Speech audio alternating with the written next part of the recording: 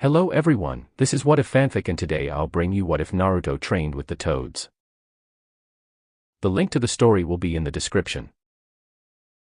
If you want to hear a fanfiction please comment down below. Now on to the story. Damn it brat, how many times do I have to tell you this? The basics need to be learned first before I teach you anything, exclaimed Jiraiya to Naruto currently glaring at him.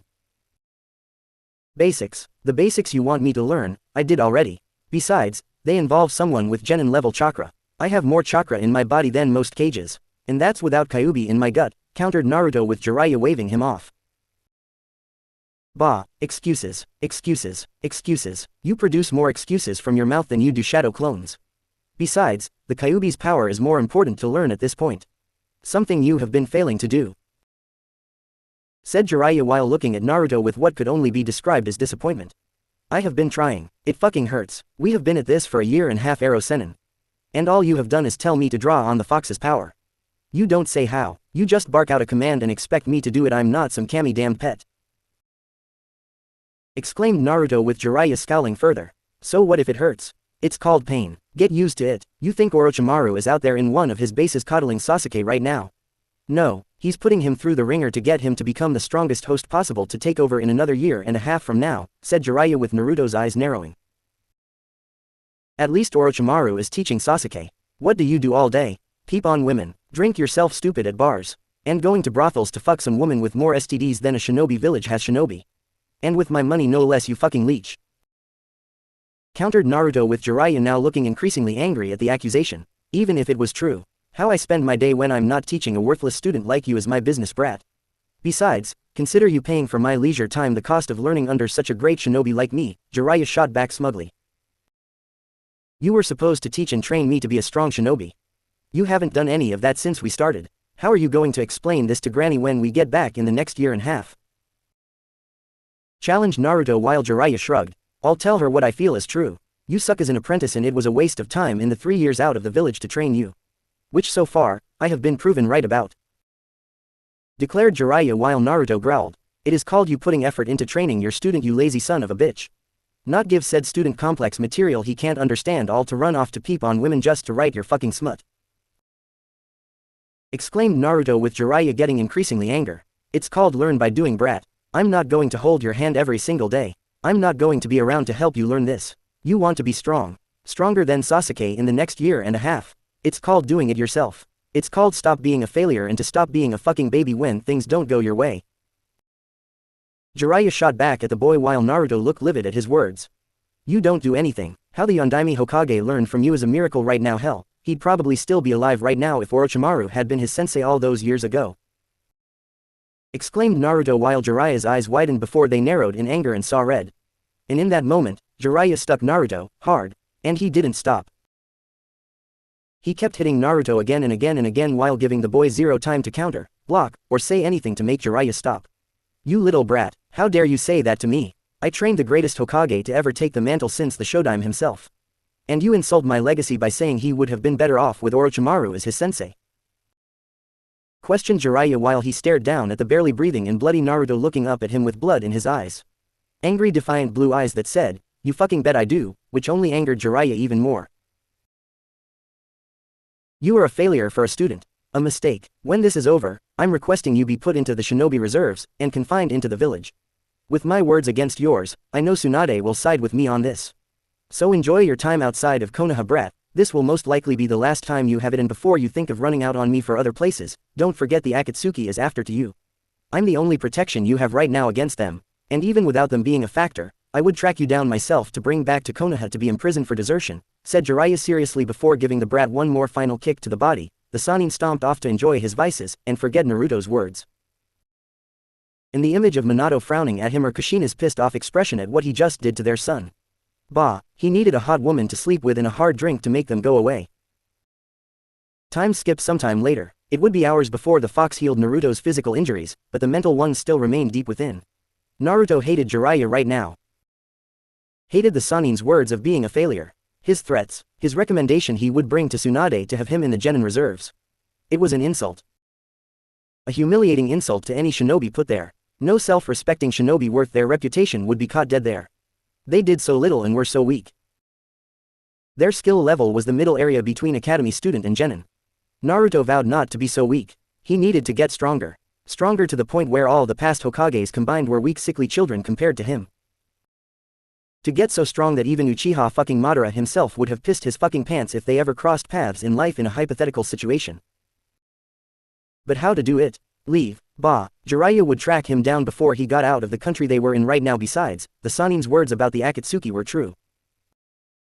They could get him too if Naruto wasn't careful. He needed a place to train, to learn from competent teachers, and above all else, grow stronger. There is a way, said Kyuubi while Naruto found himself in his mind to see the fox.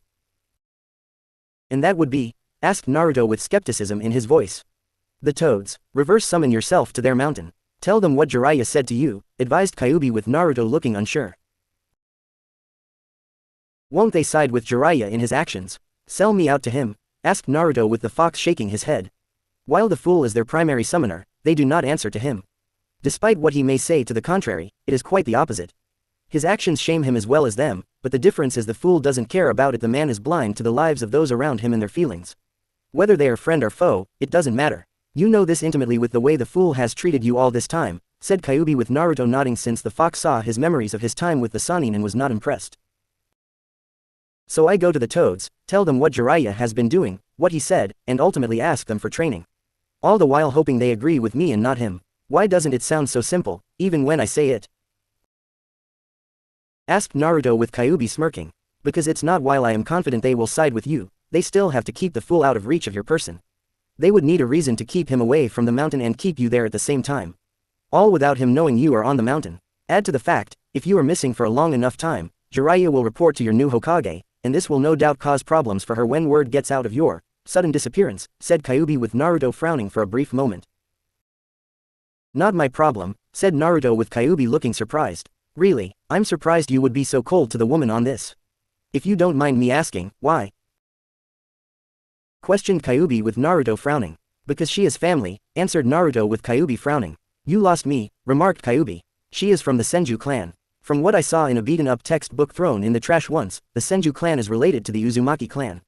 We're cousin clans. Even Granny's own grandmother was an Uzumaki, said Naruto with Kyuubi narrowing its eyes at the remembrance of Mito and how she locked him away until his anger was no longer there. What did she know? She sealed him away and never looked back. Why wouldn't he be bitter after being sealed within the woman? And all for fighting against his will. Not to mention being sealed into Mito's successor, followed by being chained, and crucified to a small moon. Used by an Uchiha again and finally sealed once more into another host to be used for his power without permission. The Biju had little doubt the woman would be so calm and understanding if she had to go through what he did. So you are going to spite them both. One for neglect in being a proper sensei and the other for being a neglectful distant cousin, commented Kyuubi with Naruto nodding. Don't you agree? She went on and on about losing her brother and lover. As if it was the end of the world. But the moment she hears my name, she doesn't bat an eye. Exclaimed Naruto with Kyuubi thinking it over and surprised the boy by agreeing with him. You do have a point. Both your clans are related at some point and I do know that the first Hokage married Mito all those years ago. Meaning your new Hokage is part Uzumaki to a certain degree. Something she has either clearly forgotten or no longer cares about, said Kyuubi with Naruto nodded. All the more reason to make her remember, said Naruto with Kyuubi smirking. And to think, I wanted to rip you to pieces and devour your remains while picking your bones out of my teeth, remarked Kyuubi with Naruto glaring. Just try it, I'll give you indigestion for the next 1,000 years, threatened Naruto before he vanished from his mind. Given who your mother is, I do believe it, remarked Kyuubi with a sigh knowing the boy's mother was exact same way in terms of personality. The fox knew that all the boy needed was the right push, the right shove, and maybe even a good punch to the face to send him the right direction. His mother was the same way in many aspects from what he recalled of her when learning how to do things. In the end, it resulted in a super-powered Uzumaki with the skills to punch you through 5 buildings, 8 fences, and 2 windows. The Biju would know since he remembered how Kushina did that to Jiraiya once when he mumbled she was getting fat when pregnant with Naruto. It set a new record on how far a woman could hit Jiraiya with super strength. One that Tsunade had not been able to break. Konoha Hokage's office months later. What do you mean? Naruto is gone, Jiraiya? Asked Tsunade in an angry seething tone that spelled doom for her teammate depending on his next choice of words. I mean he's gone, vanished, taken away, exclaimed Jiraiya while seeing Tsunade looking even angrier. Explain, commanded Tsunade with Jiraiya fidgeting a bit.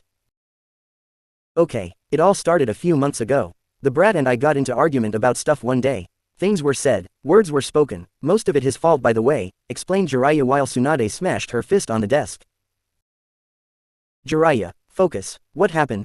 Commanded Tsunade while Jiraiya began to sweat more. Well, after I left to vent my frustrations elsewhere, I came back to our campsite, but when I did, he was not there, replied Jiraiya while Tsunade didn't look pleased.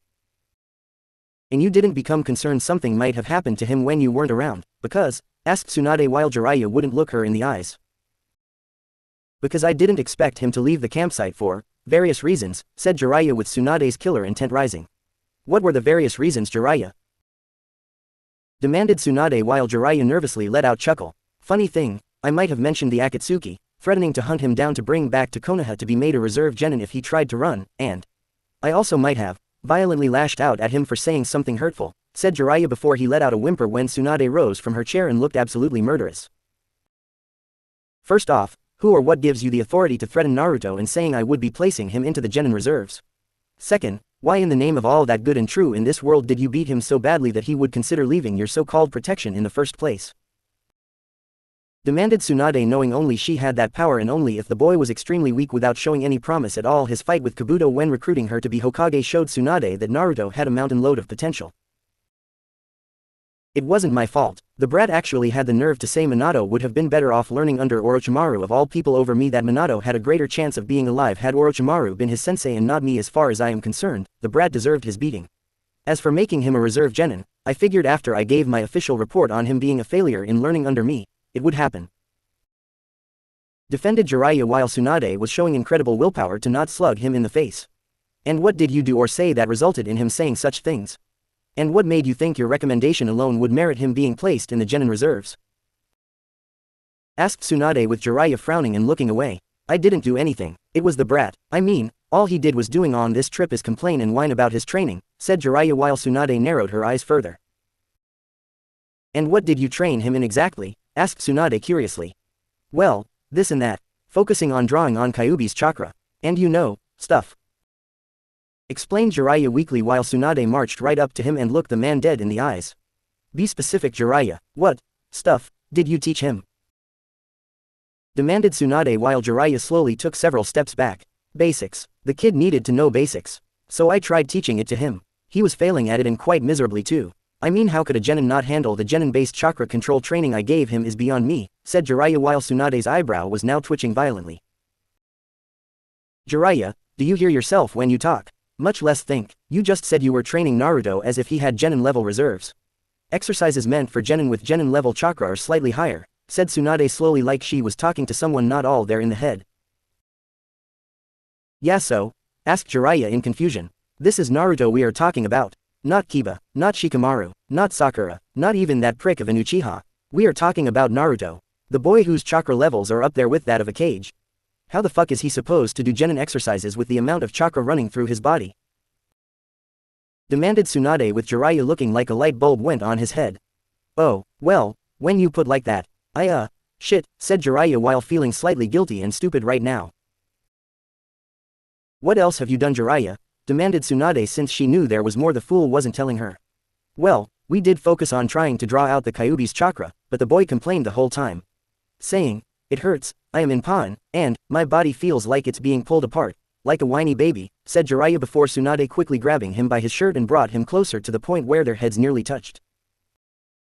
That's because the fox was fighting the seal, you nitwit. Did you really expect the Biju would let Naruto take its power by force? Questioned Tsunade angrily. Well, yeah, what? The seal doesn't allow for Naruto force the fox into submission and takes its power for himself? Asked Jiraiya with Tsunade letting out a noise like she was dealing with a complete moron and wanted to cry over how stupid he was being. No, you dumb shit. Had you gone over the notes Minato left behind, you would know that was not the purpose of the seal. And the fact you didn't even notice this or examine the seal yourself proves just how much of an idiot you really are. Even worse, aren't you supposed to be a seal master? What possessed you to do things in such a reckless manner? Why not research how the Jinchuriki in Iwa or Kumo drew on the power of the Biju before trying anything of that magnitude? Asked Tsunade while Jiraiya looked nervous. Come on Tsunade Haim, I didn't have time for it. 3 years goes by pretty fast. I had to wing it. Besides, the brat should have just took the pain. So what if it hurt? We all have to go through receiving pain to get stronger, said Jiraiya before he was thrown against the wall.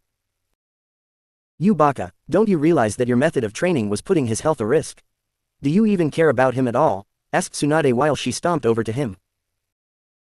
Truthfully, no, I don't, said Jiraiya seriously, which made Tsunade stop dead in her tracks. What, why, he's Minato's son, exclaimed Tsunade while Jiraiya grimaced. Naruto may be my late student's child, but the kid has none of the talent. Even if my way of teaching him was off in some manner, the potential should have shown itself easily, remarked Jiraiya bitterly since he was hoping to get another easy prodigy for a student.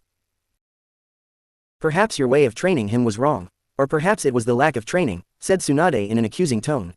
You think I would do that? Asked Jiraiya while mentally sweating since he had and did without fear of being caught. I know you Jiraiya, for years, even if we haven't seen each other for over a decade, I know how you think. You care more about peeping on women than training a student to reach his full potential. You did it with your first and only genin team, you did it with Minato, and you did it again with Naruto, said Tsunade while Jiraiya scowled at her words. There was nothing wrong with my training of the fourth, Jiraiya shot back angrily. Oh no, I saw your training method, once with Minato. You literally dumped all sorts of material into his lap, told him to study it, and left to peep on women at the hot springs for the next few hours. With each new thing he learned, you copied off of, and played it off as if his ability to learn so well was thanks to your so-called teachings. You were and are a leech Jiraiya. Everything that Minato learned, you sucked up afterwards, and made it appear to everyone who would remotely believe you that what he learned was taught by your perverted ass, said Tsunade while Jiraiya scowled. So, if it worked for Minato, it should have worked for his brat. But he has none of the potential. Always making excuses about how his teachers at the academy sabotaged him, how Itachi didn't teach him anything, and how I spend more time peeping on women instead of training him, remarked Jiraiya before he went pale in the face and saw the angry look Tsunade was giving him. So you were neglecting his training. You did the same thing you did with Minato. You gave him complex things to learn and left Naruto to his own devices, accused Tsunade with Jiraiya scowling again. I wasn't going to hold his hand Tsunade. All the brat needed to do was grow up and put effort into his training like Minato did, said Jiraiya while Tsunade shook her head. You really are blind Jiraiya. You look at Naruto and see a miniature Minato. You expect another prodigy where you put in minimal effort into the training the student. Let them do all the work knowing they will advance at it and you reap the rewards. Have you no shame? Tsunade shot back. No, don't you get it Tsunade? Shame is for the weak. I have none. Why do you think I peep on women without fear of being beaten up by them? Why do I go to brothels? Why do I go on boasting that I am a super pervert? Asked Jiraiya while Tsunade walked back to her desk and scowled further. Shame allows us to keep our morals Jiraiya. While we are shinobi and ninja with blood on our hands, I would like to think we can hold on to something close to a personal line we do not cross, said Tsunade with Jiraiya waving her words off. You are starting to sound like the brat. It was bad enough he complained and spewed excuses for his inability to do half the material I placed in his lap, remarked Jiraiya with Tsunade narrowed her eyes at him. And what if I told you those so-called excuses were true? Asked Tsunade before she brought out a massive folder containing Naruto's academic records. What is this? Asked Jiraiya curiously. Read, and see your failure, for a student wasn't always a failure. He was actually very smart. Prodigy smart, said Tsunade while she saw Jiraiya reading some papers in front of him. This is when he first started the academy? Asked Jiraiya with Tsunade nodding. Yes, Naruto tried so hard to prove how smart he was at first to everyone. From the first few pages, you can tell Minato's brilliance was strong in him early on at the academy, said Tsunade while Jiraiya frowned. What happened? His grades show they are declining over the years, remarked Jiraiya while skimming through the papers. What do you think happened you dumb shit? Beatings from the villagers when word got out he was actually smart. Blows to the head and the brain regenerating the way it did thanks to the biju in him caused his brain to shift in terms of thinking. Not to mention the teachers at the academy were sabotaging him, placing him in spars with children, who were told to go all out on him, and beat him bloody. When the children didn't do that, it was the academy instructors. One of those bakas nearly took one of his eye out by an accidental throw of a shuriken during a practice session. Not to mention no one was around to teach Naruto anything proper. In short, this village poisoned the poor boy's brain, and caused it to go from brilliant to stupid by the time he was 10 years old. Had you been in the Gaki's life, you would know this, and had a chance to stop it from ever happening, said Tsunade though she was just as guilty considering the brat was family on her grandmother's side. Why didn't sensei correct this? Asked Jiraiya with Tsunade sighing. Because he feared Naruto's brilliance. He feared Naruto becoming the next Orochimaru. Or the next Itachi, the only real difference being Naruto possibly finding a way to actually use Kyuubi's Charka, but on Konoha for all the years of abuse this village put him through. So Sensei let it slide. He would rather have Naruto be a dumb Jinchuriki capable of fighting for the village over a smart one possibly going rogue and unleashing his well-deserved anger on Konoha, said Tsunade while Jiraiya sighed.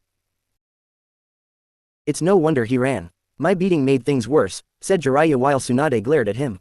You shouldn't have beaten him at all. I don't care what he said to you, Jiraiya. The fact is, you most likely deserved it honestly, throwing him into a ravine to force him to call on the fox's chakra. What possessed you to put him in an almost guaranteed death sentence like that? Demanded Tsunade with Jiraiya sighed again. I was frustrated, all right. At the time, I wanted him out of my hair. I only trained the brat because I thought he would fail and I could go back to my research. But he kept on pestering me and his summoning of the toads wasn't getting anywhere. So I figured that a life or death situation would be the perfect way for Naruto to unlock the Bijuu's power, said Jiraiya while Tsunade narrowed her eyes at him. And what if he died? What if he didn't unlock its power, Jiraiya? Asked Tsunade with Jiraiya shrugging heartlessly. Then he died. It wouldn't have hurt anyone. The half Minato sealed into Naruto can't come back without the other half sealed in the Shinigami's belly while tied to my late student's soul. When the brat died from the fall, the fox would stay dead, and no one in the village would shed a tear. Everyone wins, said Jiraiya heartlessly.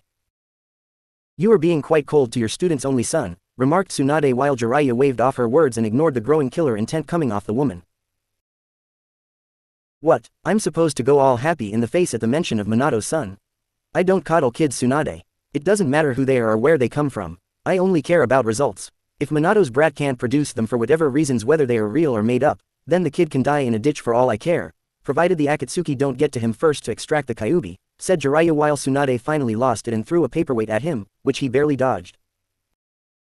Get out and don't come back, Jiraiya.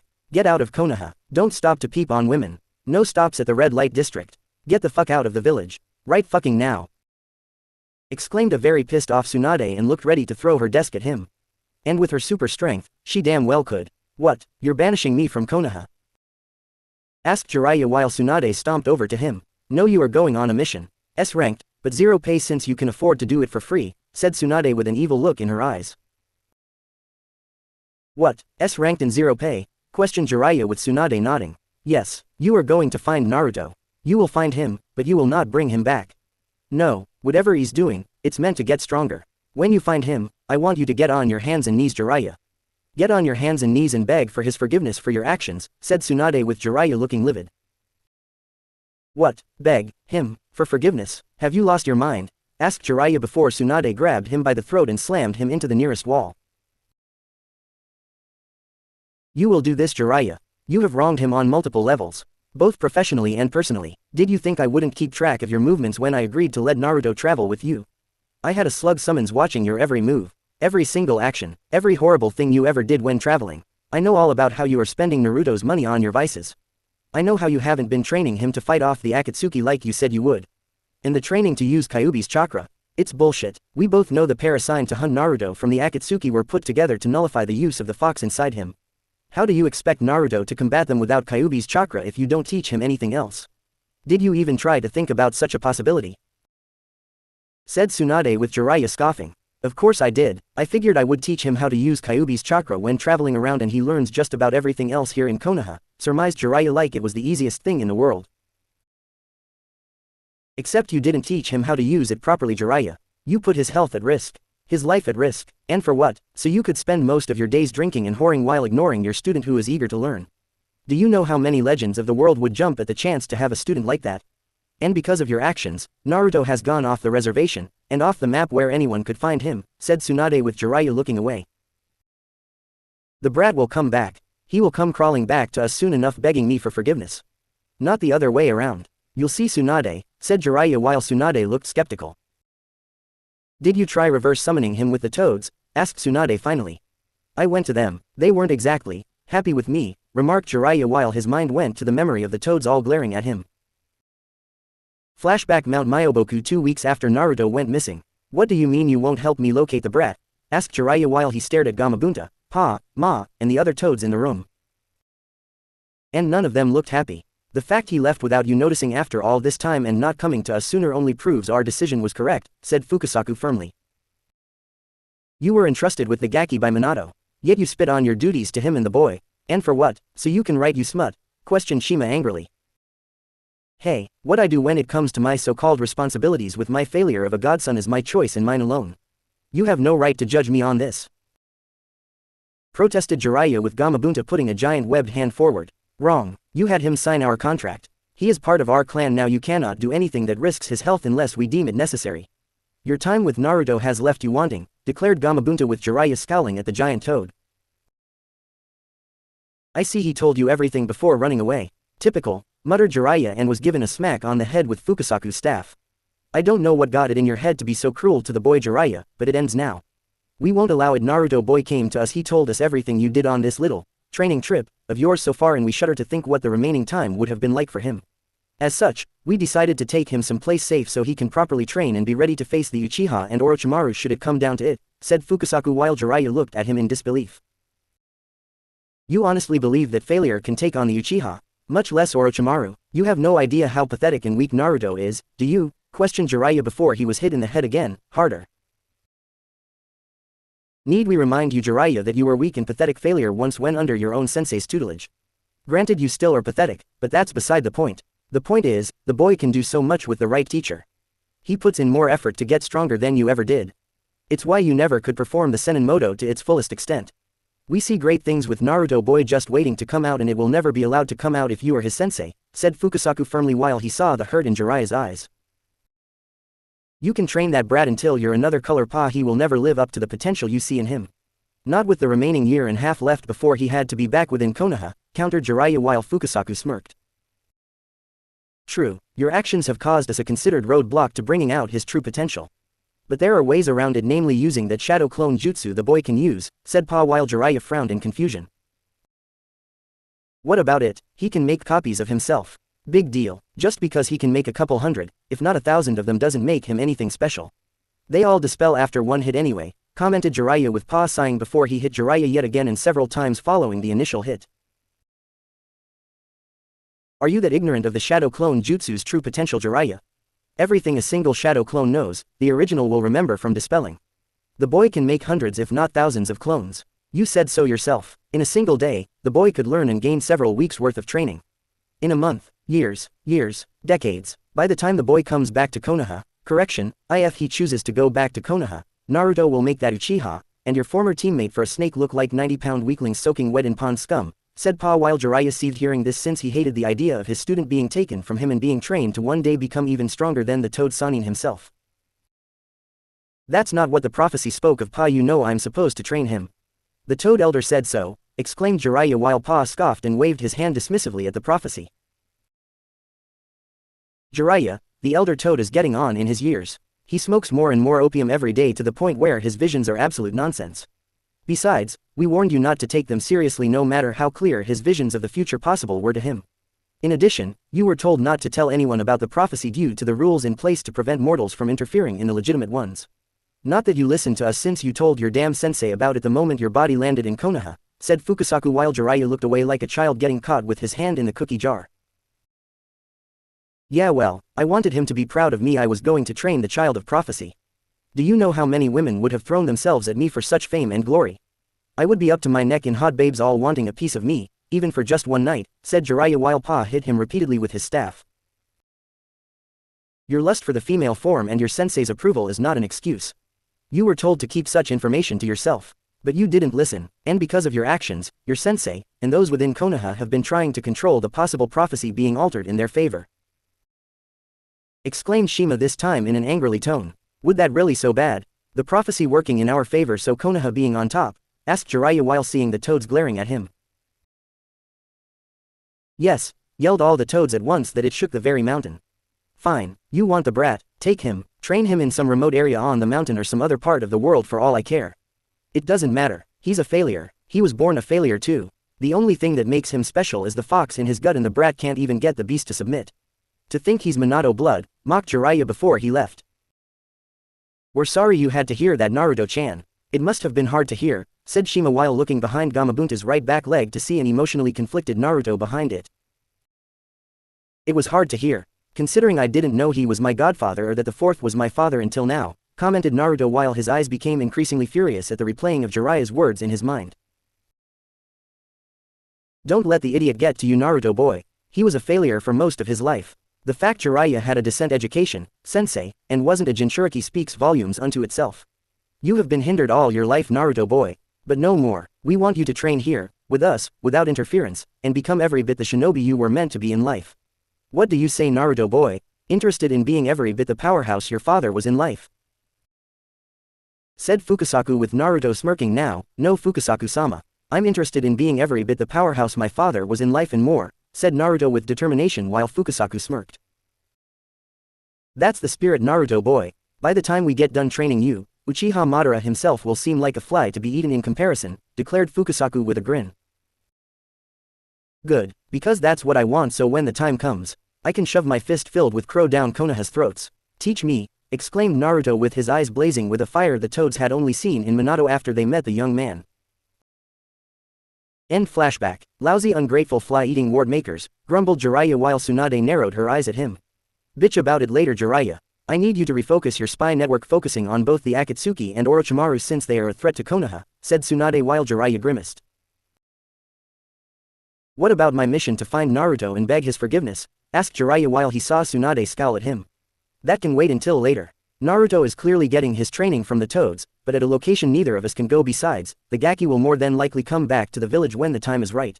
You can beg for his forgiveness when that happens, said Tsunade with Jiraiya frowning at the idea, groveling to his student. And if I say no? Asked Jiraiya with a hint of defiance in his voice. Only for Tsunade to appear in front of him, grab the Sannin by the throat, and squeeze to the point where she risked crushing it. If you don't do this, I will rip your testicles from your body and mount them on the wall behind my desk, right between the pictures of Sensei and the fourth. Got it?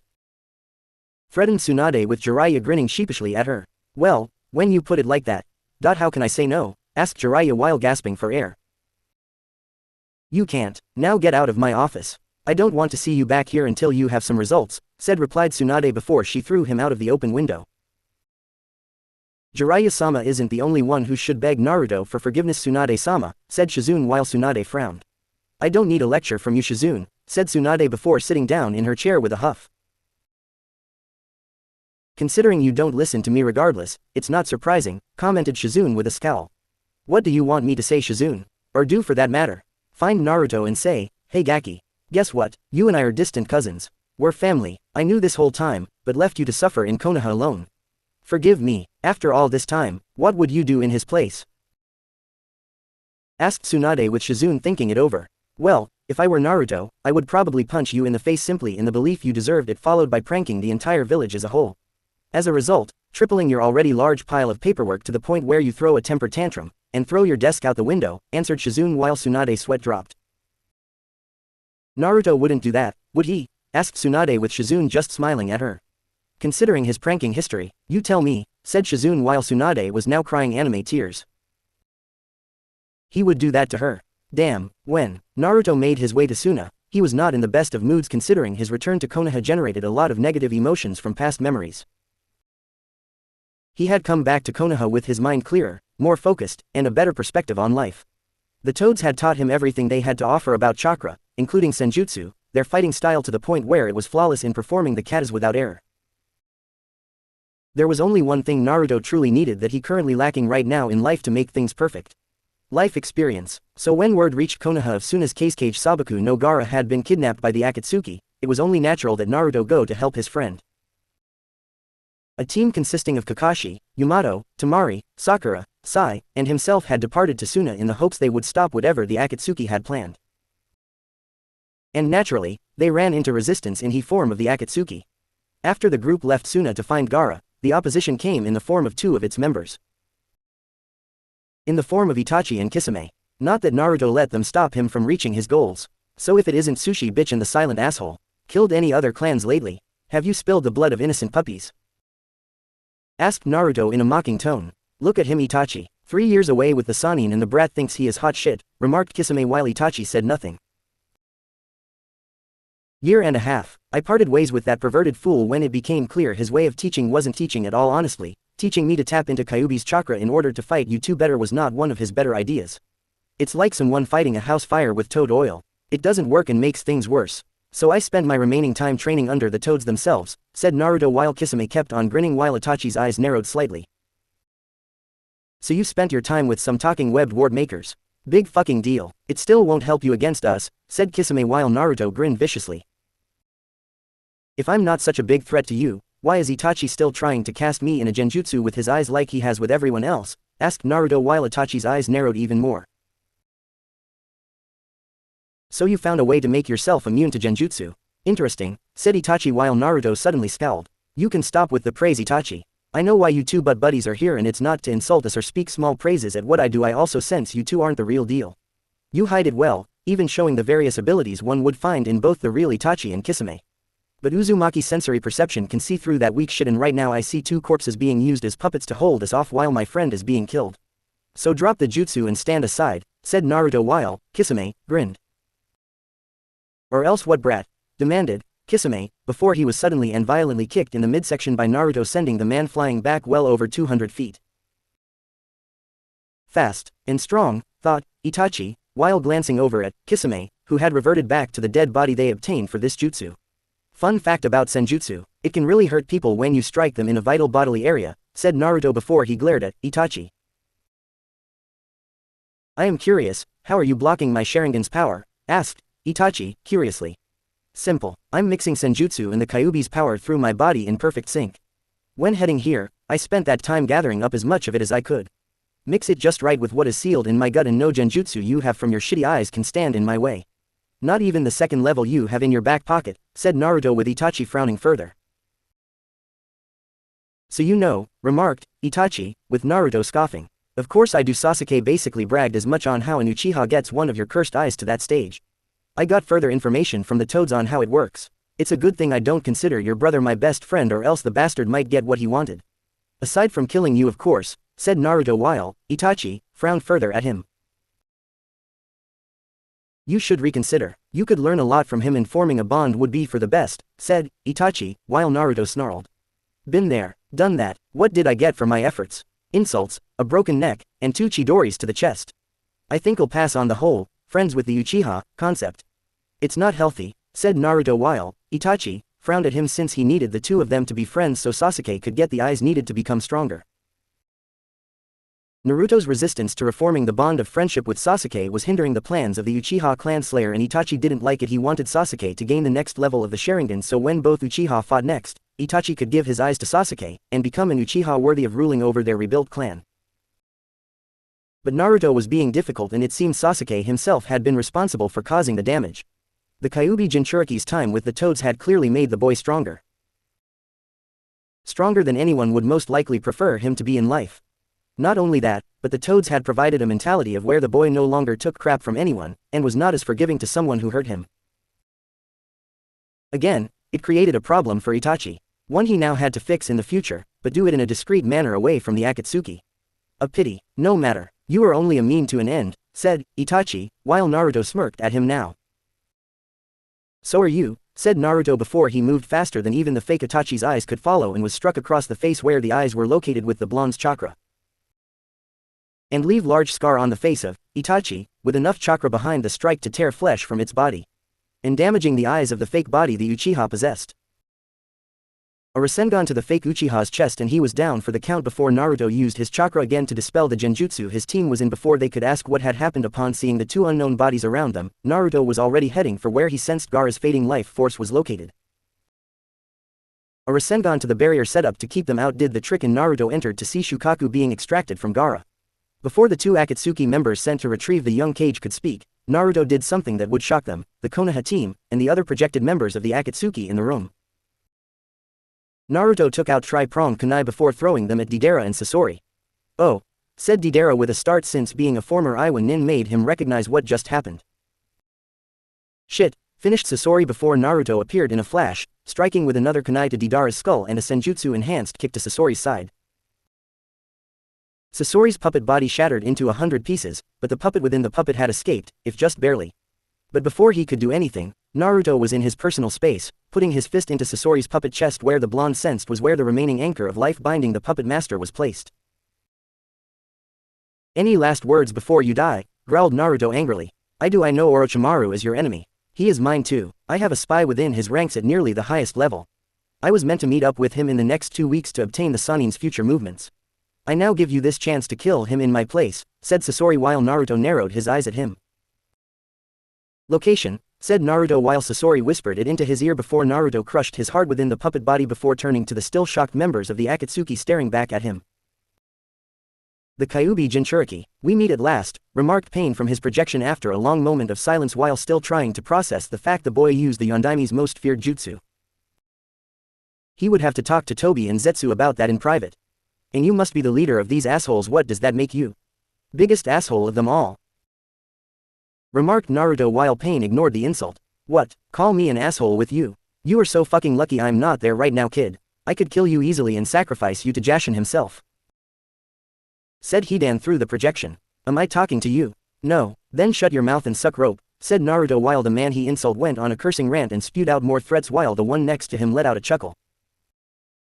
All of which Naruto ignored when he went to get a barely alive Gaara. Fortunately, they had gotten there to the point where Shukaku wasn't extracted fully from Gaara and went right back in the redhead's body. Acting quickly, Naruto altered the poor excuse for a seal to make it stronger, but also placing some various security measures into it to help prevent a future forced extraction like this one. Once done, Naruto glanced over at the projection still there watching him, and growled at Pain currently staring back at him with narrowed Rinnegan eyes. You are only delaying the inevitable. You and every other Jinchuriki will soon be an extension of my will and bring about a new era of peace through Pain, said Pain while Naruto glanced at him before turning to another projection farther back from the rest of the members. I'm going to enjoy ripping out your spinal column. I suggest you all get ready for the fight I am going to bring to your doorstep. Because I am not going to hold back and I am going to show you why it is unwise to piss off Uzumaki Naruto. Said Naruto to all of them before he picked up his friend and left without another word to them while ignoring his teammates. After what he just did, it was clear to them that the Naruto they knew, or thought they knew was no more. This Naruto was geared up for a fight and had no problems with dishing out the beating to those who deserved it Orochimaru's lair sometime later. So, where is the loser? I see a pink-haired wannabe for a kunoichi. I see my lazy pervert for a sensei, an unknown and clearly weak shinobi, but not the loser, commented Sasuke arrogantly while he stared down at his former teammate and sensei. Maybe he doesn't think you're worth the effort, commented Kakashi while Yamato was looking around for the Sannin. The last few hours, if not the past couple of weeks, had been interesting to say the least for them. Or it had been for Kakashi himself when Naruto came back to the village with a whole new feel about him. When Naruto had finally come back to Konoha, he had changed quite a bit. No longer loud-mouthy, boasting, and overall weak like he had been when leaving with Jiraiya. He was calm, serious, and had an aura about him like a storm of sorts was brewing all around his very being. When Kakashi tried to greet him, Naruto just gave him the most serious of looks that made the cycloptic Junin freeze instantly since it reminded him deeply of his late sensei when serious. It was in that moment, Kakashi knew Naruto he remembered was no more. Gone was the ramen addict, hyperactive blonde, and his yell of, being Hokage one day, for all to hear. In his place was someone ready for a fight and would gladly dish it out if push came to a possible shove. When Naruto entered the Hokage's office, Tsunade had wanted to hug Naruto, which was what almost happened if not for the blonde man giving her that same moment look given to Kakashi. He was not back in the village for hugs, kisses, well wishes, or anything else resembling friendship one had among other shinobi in the same village. He was here on business. He was back in Konoha to clear away some of his own debts and make others pay theirs to him. Namely to clear up past failures. One involving Sasuke, Kabuto, Orochimaru, and even the Akatsuki itself. He also made it clear that any such abuse aimed at him in the past and into the future would be met with retribution by people who thought they could get away with it. While Naruto wasn't going to kill anyone, as far as Kakashi and Tsunade knew, the blonde Uzumaki made it clear that people would wish they had died should they test him. He also made it clear that the Toads had helped fix whatever broken mentality or false perception he had regarding his views of Konoha and life in general. They made it clear that forgiveness was good to give out, but not when it was taken for granted. Not only that, but if they acted smug about it, not only was said forgiveness wasted, the act itself only made the offenders believe they were in the right. Since they were never punished or ignored when the acts of abuse occurred, the people got it in their heads that the cruel actions they performed on Naruto was okay. Even more so when no one called them out on being proven wrong about Naruto in the first place. If no one did that, why feel any remorse at all? Why feel anything bad about abusing the Jinchuriki if no one was going to remind them how the boy didn't do anything to deserve it? The fools could easily argue their abuse kept the boy in check. That they had every right to hurt the boy and would do it again if possible for the same result since no one had punished them from the beginning. For Naruto, such lines of thought were unacceptable. Actions have consequences, and the actions of Konoha on his person were unacceptable. The fact the powers that be did not punish them for their actions and tried to let them see the light on their own was foolish, since the group mentality would never let a single individual within think otherwise. In Naruto's mind, in order to fix this, you had to break the group mentality and target the individual fragments of the group mentality before they could reform elsewhere. Make them see that their point of view was not only stupid, but would not go unpunished. In his mind, if they didn't get punished for their past actions, it would only just encourage future generations to be abusive to any Jinchuriki following him. And Naruto wasn't going to stand for it one way or the other. When Tsunade tried to talk to him about more personal things, Naruto told her they could wait, and to give him the key to his parents' home. The one he should have had from the start, but was denied by the powers that be when younger, thanks to the Sandaime and the power-hungry council. It was clear to those select people in the room, who already knew Naruto's parents, that he also knew the truth, and was not happy with anyone who not only knew the truth, but chose not to do anything to help him. The Toads had been most supportive of him in providing Naruto with the knowledge he needed to know that was kept from him most of his life. They fixed the warped mental view Konoha, the Sandaime, and Jiraiya had given during his time living there. Naturally, they were appalled by some of things the village had done to the boy mentally, as well as the physical aspect of the abuse. It had taken a lot of effort to undo the damage, but the shadow clone jutsu producing thousands of copies each day to focus on ninja training while the real one had his mentality healed was a great counter. The Toads also suspected the shadow clone jutsu was kept from Naruto from the start, even though it was designed for an Uzumaki with high chakra reserves in the first place. It was also concerning that the Sandaime and Academy instructors had known the boy had such high reserves, yet offered no alternative to the standard clone jutsu. Hell, the Academy let Rock Lee graduate from the Academy, and the spandex-wearing boy had practically no chakra to begin with. It raised a shitload of questions, and speculative answers were all that followed.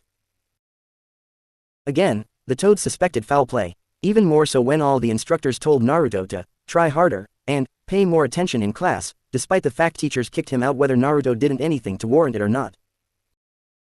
They didn't tell him anything about chakra control or any other versions of the clone jutsu he could use, much less those that were elemental like the earth or water clone jutsus. Foul play only smelled more likely and more foul the longer the Toads thought about it, and made a mental note to speak to Jiraiya about this in the off chance the fool knew or considered this outcome. Still, Tsunade wanted to test his skills in an evaluation. When Naruto asked who would perform the test, the boy unleashed a small pulse of killer intent throughout the room. It made Tsunade, Shizune, Kakashi, and the hidden Anbu watching everything shiver in fear. When it came to the evaluation, it was no longer any real surprise to Kakashi that Naruto had grown up so much since the last time he saw him. Hell, Naruto didn't even need the help of Sakura or the superhuman strength technique Tsunade taught her. The fact that he ignored her the entire time upon his return notwithstanding. Of course, Sakura would yell at him in order for the blonde to pay attention to her, but again, Naruto ignored her to focus on the test at hand. Which was naturally, the fucking bell test. Something which Naruto recalled ended in the unfair treatment of himself being tied to the post at the end. Honestly, Sakura went down from a genjutsu, and again after seeing Sasuke's head sticking up from the ground. She didn't even try to get the damn bell. So what if he tried to eat the food? Kakashi had also been a prick the entire time and was late both times they first met him. As if it was okay for him to waste their time when they could have done things instead of waiting. How Kakashi justified his decisions to punish Naruto among other things he did when Team 7 was formed, the blonde didn't know. Nor did he care for that matter. Kakashi had wronged him back when they first started out, and Naruto intended for the man to pay up with this test. Fortunately, Kakashi had basically ordered him and Sakura to attack the Junin with the intent to kill. Which was why, for his part, Naruto quickly beat Kakashi bloody all on his own within a matter of moments, took the single bell the Junin had, gave it to a stunned Sakura, and simply left the training field without saying a word. Only for Jiraiya to appear in front of him with a disapproving frown on his face. You've changed, Gaki, but not for the better. As if you have a right to judge me. After all the shit you pulled. So you're holding a grudge, is that it? It's not my fault you can't take a few hits physically or otherwise. We both know this goes well beyond a few hits, you fucking waste of space. So I wasn't there for you growing up. Do you think you're the only one with a godparent or a parent out there who ignore their obligations? Grow up. I didn't hold your hand back when you were a pathetic Gaki, and I won't do it now. Also, I have no intention of getting on my knees and begging for your forgiveness regardless of what Tsunade commands. I don't expect you to hold my hand or beg for my forgiveness. I'm too old for one of them and the other I have none to give. Even if I did wish to forgive you Jiraiya, we both know it would an emotional response wasted on a man who cares more about boobs and butts over his own surrogate family. Is it any wonder the old fart monkey liked Orochimaru far more when it came to teaching the two of you? Watch it brat, the Sandaime was my sensei and a great man. You may think yourself hot shit now, but I've got a lot more experience and can still kick your ass. You would think that, but we both know your skills are mediocre at best. When was the last time you trained Jiraiya? And I mean actually trained in the toad katas you were told required to be constantly practiced.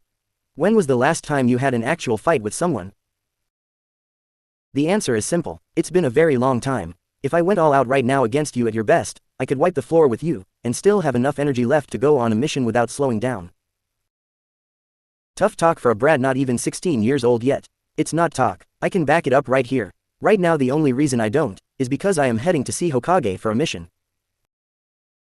Excuses, excuses, just like before a year and a half ago. If you really were stronger, you would fight me right now. I will fight you. Right after I kill Orochimaru and bring Sasuke back a broken man. You can't kill him Naruto. Orochimaru's too strong, not to mention Sasuke will decimate you if there is a confrontation. The kid's a prodigy, you're not tell you what arrow senin. After I return from killing your former teammate and bringing back mine, I will fight you. One-on-one, no holding back, you fight me with everything you've got and I'll bring everything I have to the battle too.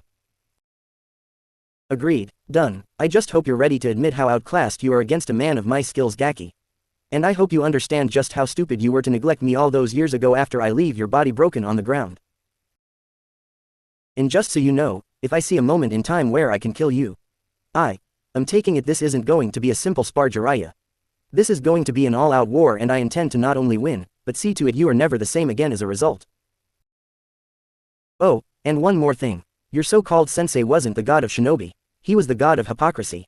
The Sandaime Hokage was a double-standard fool and out of everything he taught you, it was the only skill that the man successfully passed down onto you. I'm warning you brat, say one more bad word about my sensei and I will kill you right here on the spot. You tried that already, remember? Throwing me into that endless ravine in the hopes of activating the Kyuubi's chakra. By the way, the toads think you are an idiot for thinking up such a stupid idea. It was the fastest way to do it and if you failed, it was no big deal in my book. As your godfather, I was entitled to see how you were raised as my godson, and trained in being a shinobi. Does that include how I should die as one or the other? Cue long silence. Did the toads tell you about the prophecy? All of it? Yeah, they did. It's total crap you know. I heard it word for word. Why the elder toad told you said prophecy is beyond me. You were not meant to hear it much less blab it to the Sandaime. You do know there are rules in place made by Kami regarding prophecies, right? Though I'm not surprised. You were so obsessed with the part focusing on yourself, itself I would be surprised if you actually cared about who you would be training. Fuck those rules. Fuck Kami, you think I care about such things? Where was Kami and his rules when Madara betrayed Konoha? When Orochimaru betrayed Konoha? When the fourth Hokage died? When my sensei died? When I lost everything that mattered to me? If Kami wasn't going to play by the rule he set, I didn't have to either. Spare me your so-called suffering. You were always a lazy super pervert and leech long before you became a shinobi. Long before those so-called bad things happened to you in life. You leeched off my father and anyone else you could get your claws into for your own benefit. The only reason you didn't dig even deeper into the fourth was because my mother saw you for the wretched thing you were and put a stop to it, which is exactly why I'm glad she isn't alive here today. Your bitch of a mother had no business getting between me and my former student. If I wanted to mooch off him, it was my right. She didn't have any right to interfere with how I was interacting with my former student.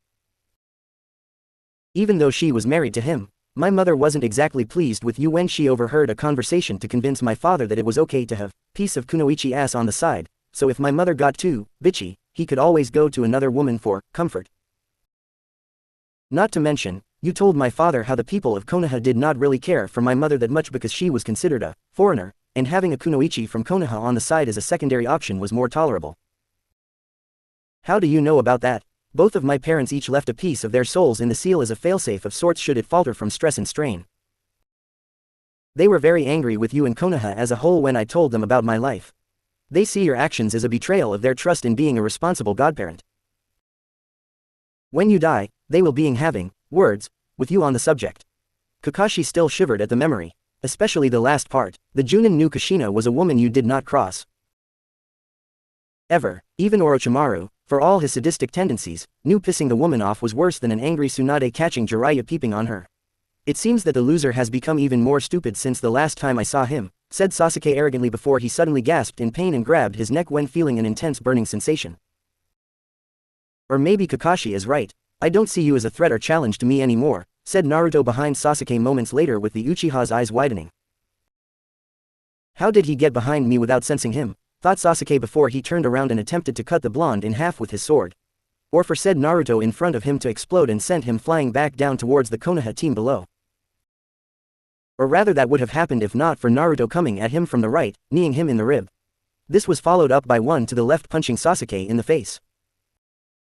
Finished off with one surprising the Konoha team by shooting right up from the ground in the lab into the air and delivering a chakra-enhanced kick to the Uchiha's spine. After this happened, an army of Naruto shadow clones made themselves into a whip, and launched the Naruto at the end to hit Sasuke in the chest to send the still shocked Uchiha back down. Not such hot shit now, are you Uchiha? Did Orochimaru spend his time training you to be a proper shinobi? Or is his personal sex pet? Asked Naruto coldly toward his former teammate struggling to stand from the hits he suffered. How can you be this strong? Asked Sasuke while looking up at Naruto with disdain in his eyes. Through training, lots and lots of training. Training day and night, I bloodied my hands, my feet, and even my face to the point where the crimson liquid acted as a second skin. I broke my bones in so many places it's not even funny. What I did to you is not even a fraction of what I can do to you, Sasuke. The force behind each blow I landed had enough power behind it to rival one of Tsunade's super strength punches. Right now, I believe you have several broken ribs, a badly bruised if not broken spine, and jaw shattered on one side with a few teeth being loose, if not falling out, said Naruto calmly while he raised a hand to stop Sakura from moving to heal the Uchiha. I should have killed you at the Valley of the End. To think I spared you on a whim, said Sasuke while Naruto had the nerve to laugh at him. At him, an Uchiha. An elite, you spared me on a whim. Once again Sasuke, you copy others before doing anything truly original.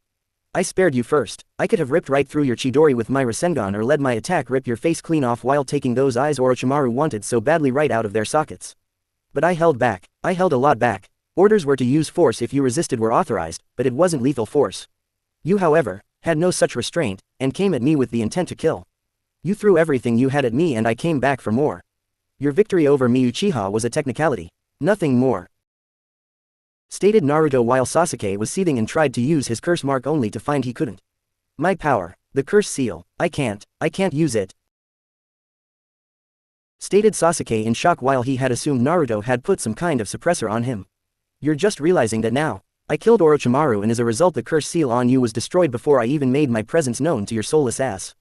Honestly, you are so arrogant and smug about yourself that you don't have any sensory awareness for having eyes in the back of your head.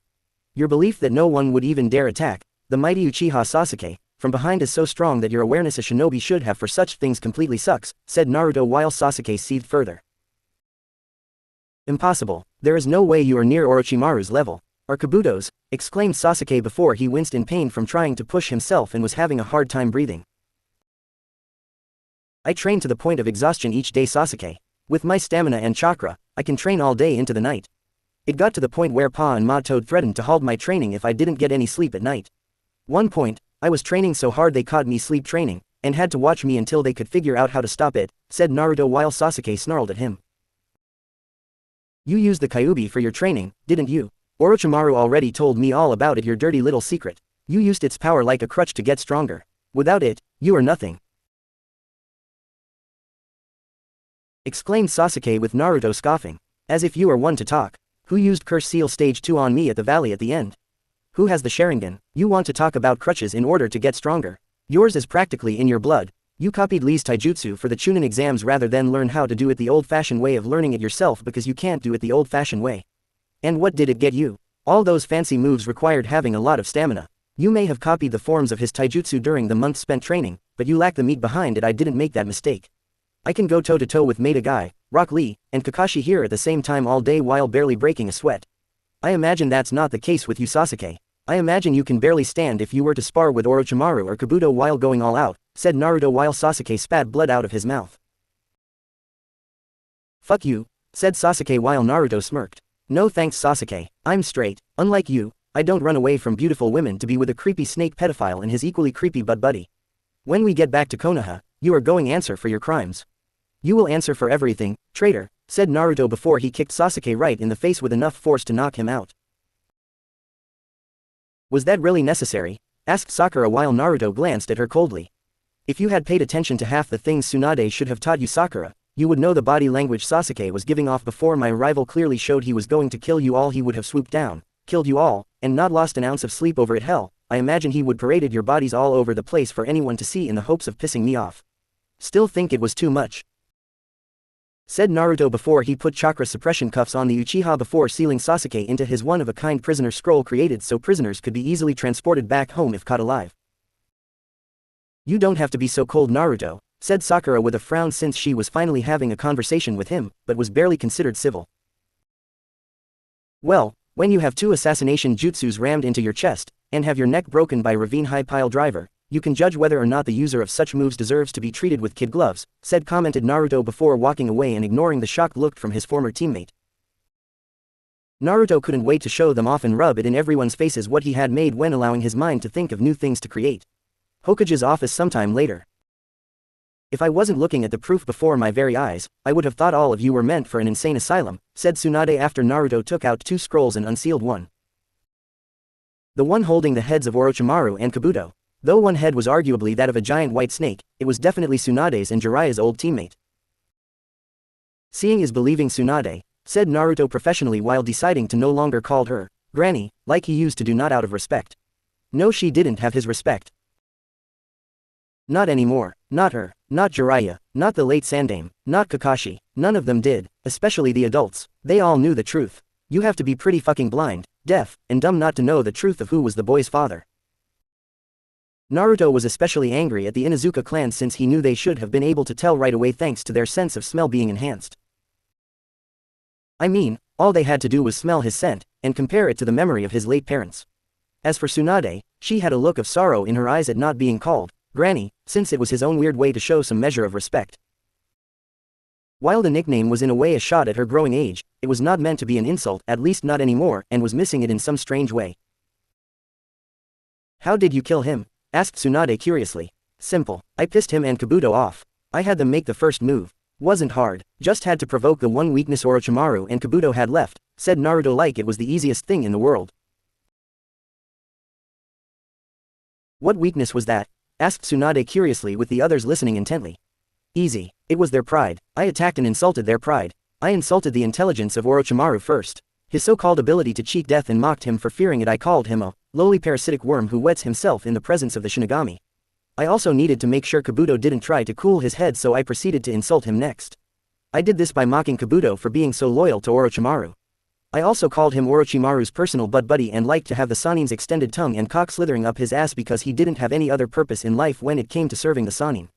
Naturally, the two didn't take my insults very well, and the fact that their pride was being attacked by someone they considered weak was something they couldn't tolerate, said Naruto while there was simply more to it than just insulting the 2 missing nin. For one, Naruto didn't waste time being flashy with them. He was quick and precise in killing them both.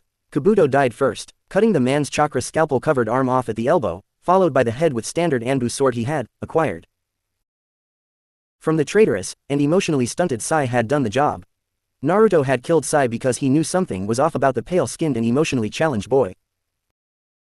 Pa and Ma had taught him well in determining when a person was not who they truly were, no matter how hard they tried to hide its sensory awareness kicked ass. As such, Naruto had interrogated Sai to the point where the boy was a bloody mess. A silent mess, but bloody all the same. It was after Naruto went through Sai's ninja gear did he see the pictures of Anbu without their masks, lists of their names identifying them, and even some of their abilities. All assigned to be given to Orochimaru from the looks of things in a message from one Shimura Danzo of Konoha asking for the 2 of them to work in taking Tsunade out. The pictures with the identities of the Anbu being a sign of good faith payment to Orochimaru and the promise of test subjects if the Sanin helped him become the next Hokage. All in all, Naruto kept such evidence for later, and killed Sai with his own sword before the rude nin could even contemplate what happened. The other members of the team didn't know this since they had gone on ahead to scout for Orochimaru's base. When they asked about Sai on the way back to Konoha, he found it was incredibly easy to just lie to them about how Kabuto killed Sai with the chakra scalpel to the chest. Considering it was how Naruto almost died at one point, It wasn't too hard to believe the story was true since the blonde used his own experience as a reference in the story.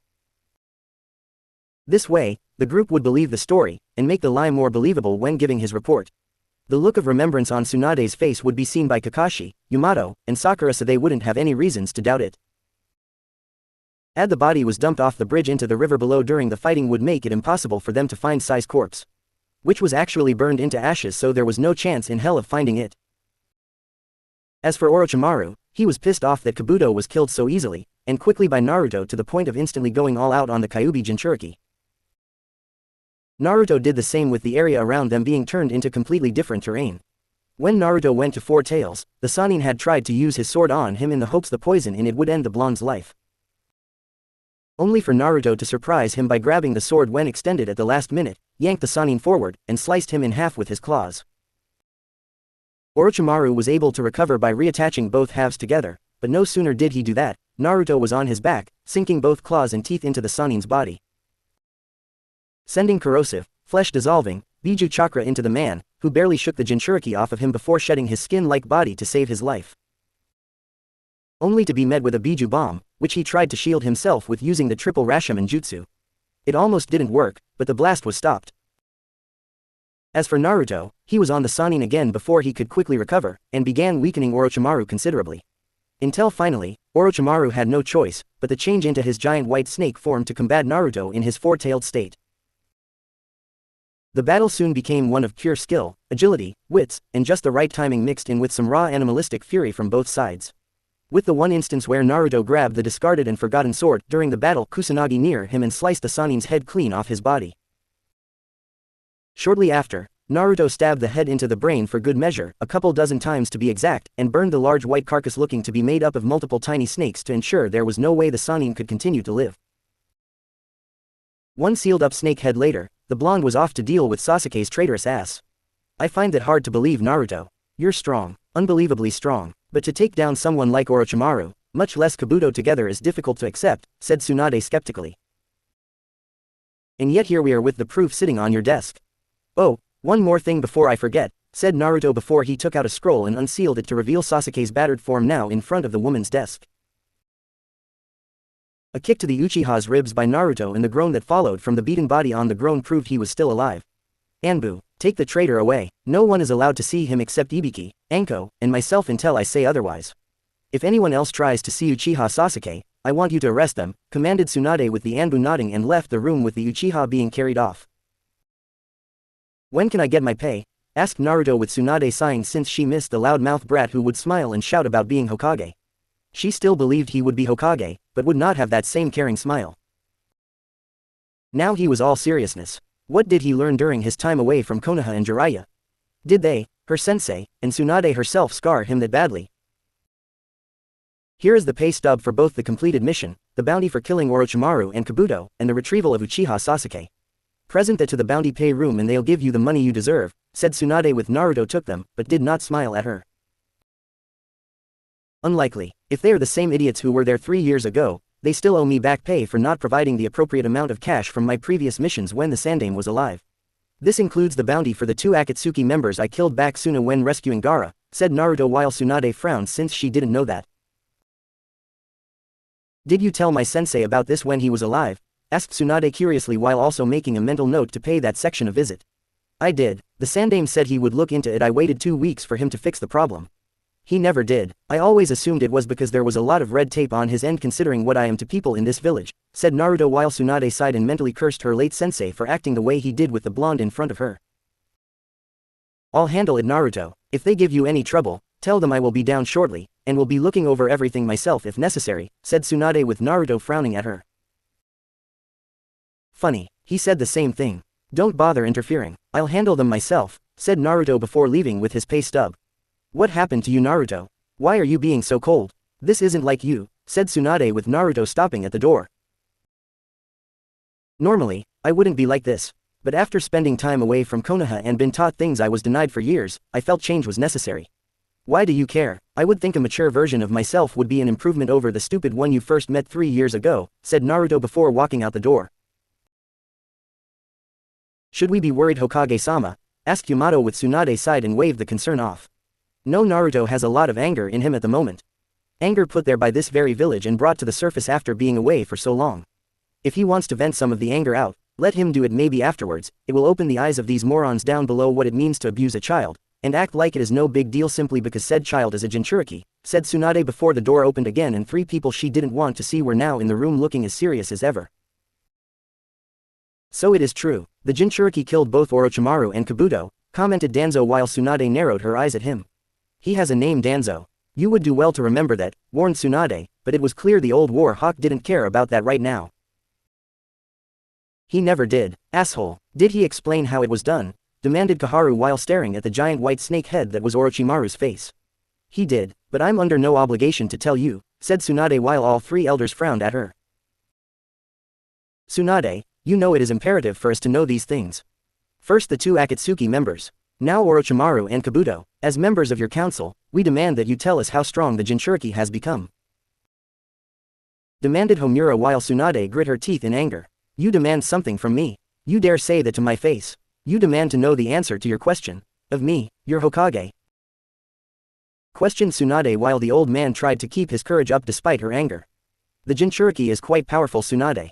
Knowledge of what he can do since his time away is crucial in keeping this village's weapon in check, said Danzo while Tsunade was seething at this continued disrespect toward Naruto.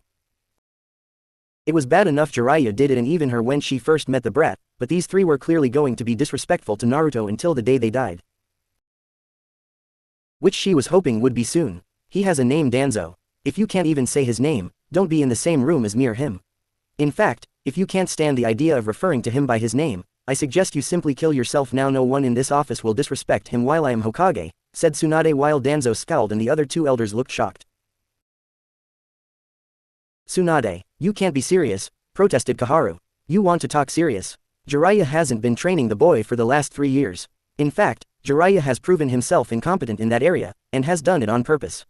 It was fortunate that Naruto decided to take the initiative and go to the Toads themselves for training. Unlike my former teammate, they were ready to help get him stronger for the enemy we know is waiting to strike, said Tsunade while the elders looked even further displeased. Whether due to Jiraiya neglecting Naruto's training or the fact Naruto got the training he needed to grow stronger was unknown. He should have been sent to me for training from the start. I could have molded him properly into a ruthless shinobi, said Danzo with Tsunade narrowing her eyes. There is no question about that last part, Danzo. Provided he wasn't a Jinchuriki. But the fact still remains, Naruto being trained like one of your old root nin wouldn't work very well for anyone. Jinchuriki need their emotions, and the lack of them will make one weak to the point where they are simply cannon fodder to be used on an enemy. Not only that, but I highly doubt you want to risk Naruto snapping mentally, and pulling an Itachi on an even greater level before we could stop him. Besides, we all know any shinobi you train, or is conditioned to your root training is basically programmed to be loyal only to you. We all know the boy would have been used in a coup to take the position of Hokage from me, said Tsunade with Danzo saying nothing since it was true and just chose not to acknowledge what the woman accused him of doing being fact. Danzo would have made the boy his loyal pawn and used him in a coup to take Konoha from his old rival or the woman in front of him. Not that he would admit it outright.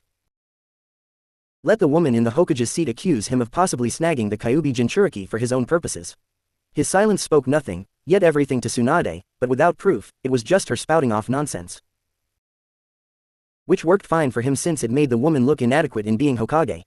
What does Jiraiya have to say on the subject of the boy? Asked Homura curiously while he changed the subject back to the village's Jinchuriki. What do you think? He is acting like an angry man-child about it. Naruto resents him for the lack of training received from the beginning and knows Jiraiya did it deliberately. Not only that, but I imagine the Toads told Naruto quite a few things that no one ever thought would be revealed to him until much later in life.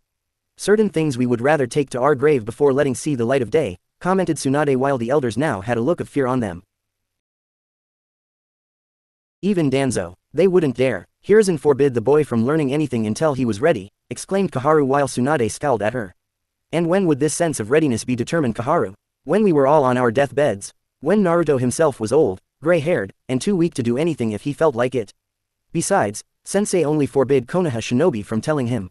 The Toad summons do not fall into that category. He is also their summoner and therefore have the right to tell him things we would not, said Tsunade while none of the 3 elders liked this one bit. His mind needs to be wiped or suppressed of these things, stated Danzo immediately while the others agreed. No, I forbid it. Naruto knows what he knows and that's fine. He should have known the things he does now from the start. Sensei made the wrong choice on how to raise Naruto in Konoha. He let the village treat the boy like a punching bag in order for them to vent out their frustrations and damn near stunted the boy's growth and potential beyond repair. We all know that if my grandfather, granduncle, and grandmother were here they would have piled a lot of bodies in the middle of the village square for what this place has done to him. And don't bother denying it. I know enough about the issue to know that all three of you helped in its very orchestration. You are all just as guilty as he was when alive and even more so to let it continue, said Tsunade while knowing these three had the pull in Konoha's own government to make it happen. To say otherwise would insult everyone's intelligence in this room. We did what was best for Konoha. Such potential had to either be stunted, controlled, or both to the point where the boy could not attack as Hiruzen understood this and decided to let things play out. Whether or not it went against the wishes of the fourth Hokage was irrelevant. The needs of the village as a whole outweighed the wishes of the select few, said Homura while Tsunade scowled. Says the select few, who preyed on the fears of the whole village to get what they had wanted from the start. Says the people in front of me who are afraid to actually make the selfless sacrificial play to ensure Konoha lives to see the next day. You three are a bunch of sniveling cowards, who throw away the true patriots of this village just to sit in your cushy seats of power while judging others for the work they do, said Tsunade while the elders made scowling faces at her to indicate she was not only right, but they hated being called out on it. So what will you do now, Tsunade? Asked Danzo curiously while wondering what she had planned to do about the village's weapon. It is Hokage-sama to you, Danzo. If you can't call me by my title, I suggest you not come to any more council meetings, and officially retire from all service. As to your question, I will let Naruto do as he wishes. If anyone tries to fuck with him from now on, it will be their own damn fault if he finally decides to smash their stupid faces through a wall or two, said Tsunade while the elders didn't like her answer at all. So you condone him lashing out at Konoha? At its people? At us? Asked Homura while Tsunade scowled. Yes, I do. As to what I do not condone, Homura-san, is people in this village, which my grandfather built, trying to hurt Naruto, and thinking they can get away with it. This village needs a wake-up call, if not a kick in the ass. Who better to kick it than Naruto? Said Tsunade with the elders grimacing. They really didn't like her decision now. The people will not stand for this, Hokage-sama, warned Homura while Tsunade glared at him. If they are looking for someone to blame on the issue when Naruto starts beating people bloody, they can either look in the fucking mirror, or they can turn their anger out on the three of you for setting this in motion from the start. Take your pick, said Tsunade while giving those three a choice, knowing the people would come bitching to them first before they went to her. Either have these old buzzards turn the blame on the people for hating Naruto since his birth, or accept the blame, the hate, and anger of the mob that would no doubt form as a result of their machinations which brought about its conception. Either way, she didn't give a shit, and something told her neither would Naruto if he were here in her position. Sure enough, the elders were right about not liking Tsunade's decision regarding Naruto, and letting him do what he wanted should someone try to mess with him. It was quite the shock and wake-up call for Konoha to see the boy they hated suddenly retaliate against them. The first to feel his wrath was the payroll department following his return to the village after killing Orochimaru and Kabuto while bringing back Sasuke. They had tried to cheat him of the full amount from the bounties and mission pay, stating, demon tax, along with some other nonsense.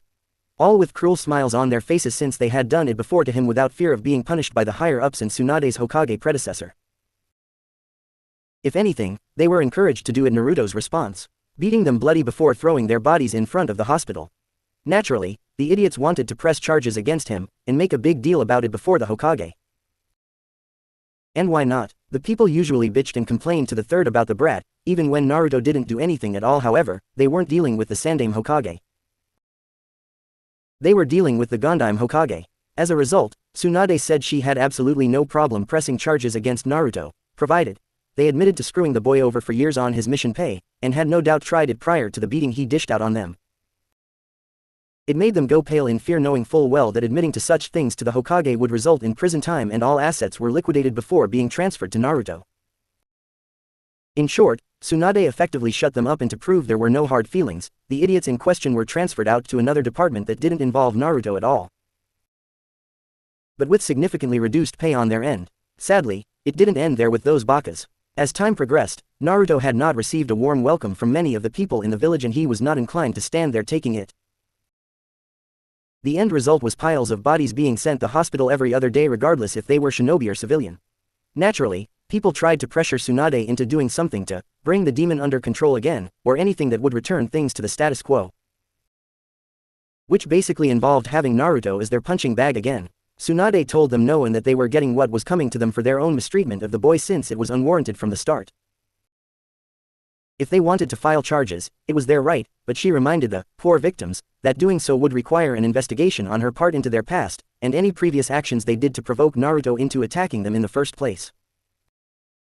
She would make sure to dig up every dirty trick, act, abuse, and horror the people had done to the boy, no matter how insignificant it may appear. After all, she had to hear both sides of the story and find out which side was telling the truth. Various other shinobi were targeted too. Kakashi for one. The evaluation spar had been one of many beatdowns Naruto had given him due to the fact the man was the student of the blonde's father. Instead of protecting him as a child or teaching him when on a team, the asshole taught next to nothing, and focused entirely on Sasuke during that time. Speaking of Sasuke, the elders were moving for the Uchiha to have his punishment from being one of imprisonment to that of house arrest. Tsunade of course, denied it, stating they might as well have pardoned Itachi, or even Orochimaru if the man were still alive for all their past misdeeds. The information obtained from various sources at the dead Sanin's many bases revealed the Uchiha had tested his skills against the many prisoners Orochimaru collected. Sasuke had killed, crippled, maimed, and tortured many people either for training or to satisfy his various dark appetites. So why give this Uchiha any leeway at all? Because of his bloodline, it wasn't as special as everyone made it out to be, given all you had to do was use flash bombs or other various methods that hurt a person's eyesight. Tsunade knew there were shinobi that didn't have dojutsu bloodline and were 10 times stronger than the Uchiha at the brat's age. Still, rumor had it the elders were going to use some law that they often used to get their way, and overrule her standing on the matter. Which they did. Only when they came to free Sasuke from his cell, they found the two Anbu, secretly root Anbu, guarding the cell were dead, killed in a very brutal fashion, and the Uchiha was found dead in his cell. The boy had both of his eyes ripped out of their sockets, a leg and arm were missing, his intestines ripped out in pile on the floor, and upon further inspection noticed blood pooling between his legs unrelated to the last one. The final injury indicating someone had castrated the Uchiha to prevent anyone from having his children and to the rebirth of the Uchiha clan. Naturally, they blamed Naruto, which he openly admitted to doing without shame once brought before the Hokage, the elders, and the clan heads. Originally, Danzo pushed for Naruto to be imprisoned for the act, calling it treason, and proclaimed him an enemy of the village.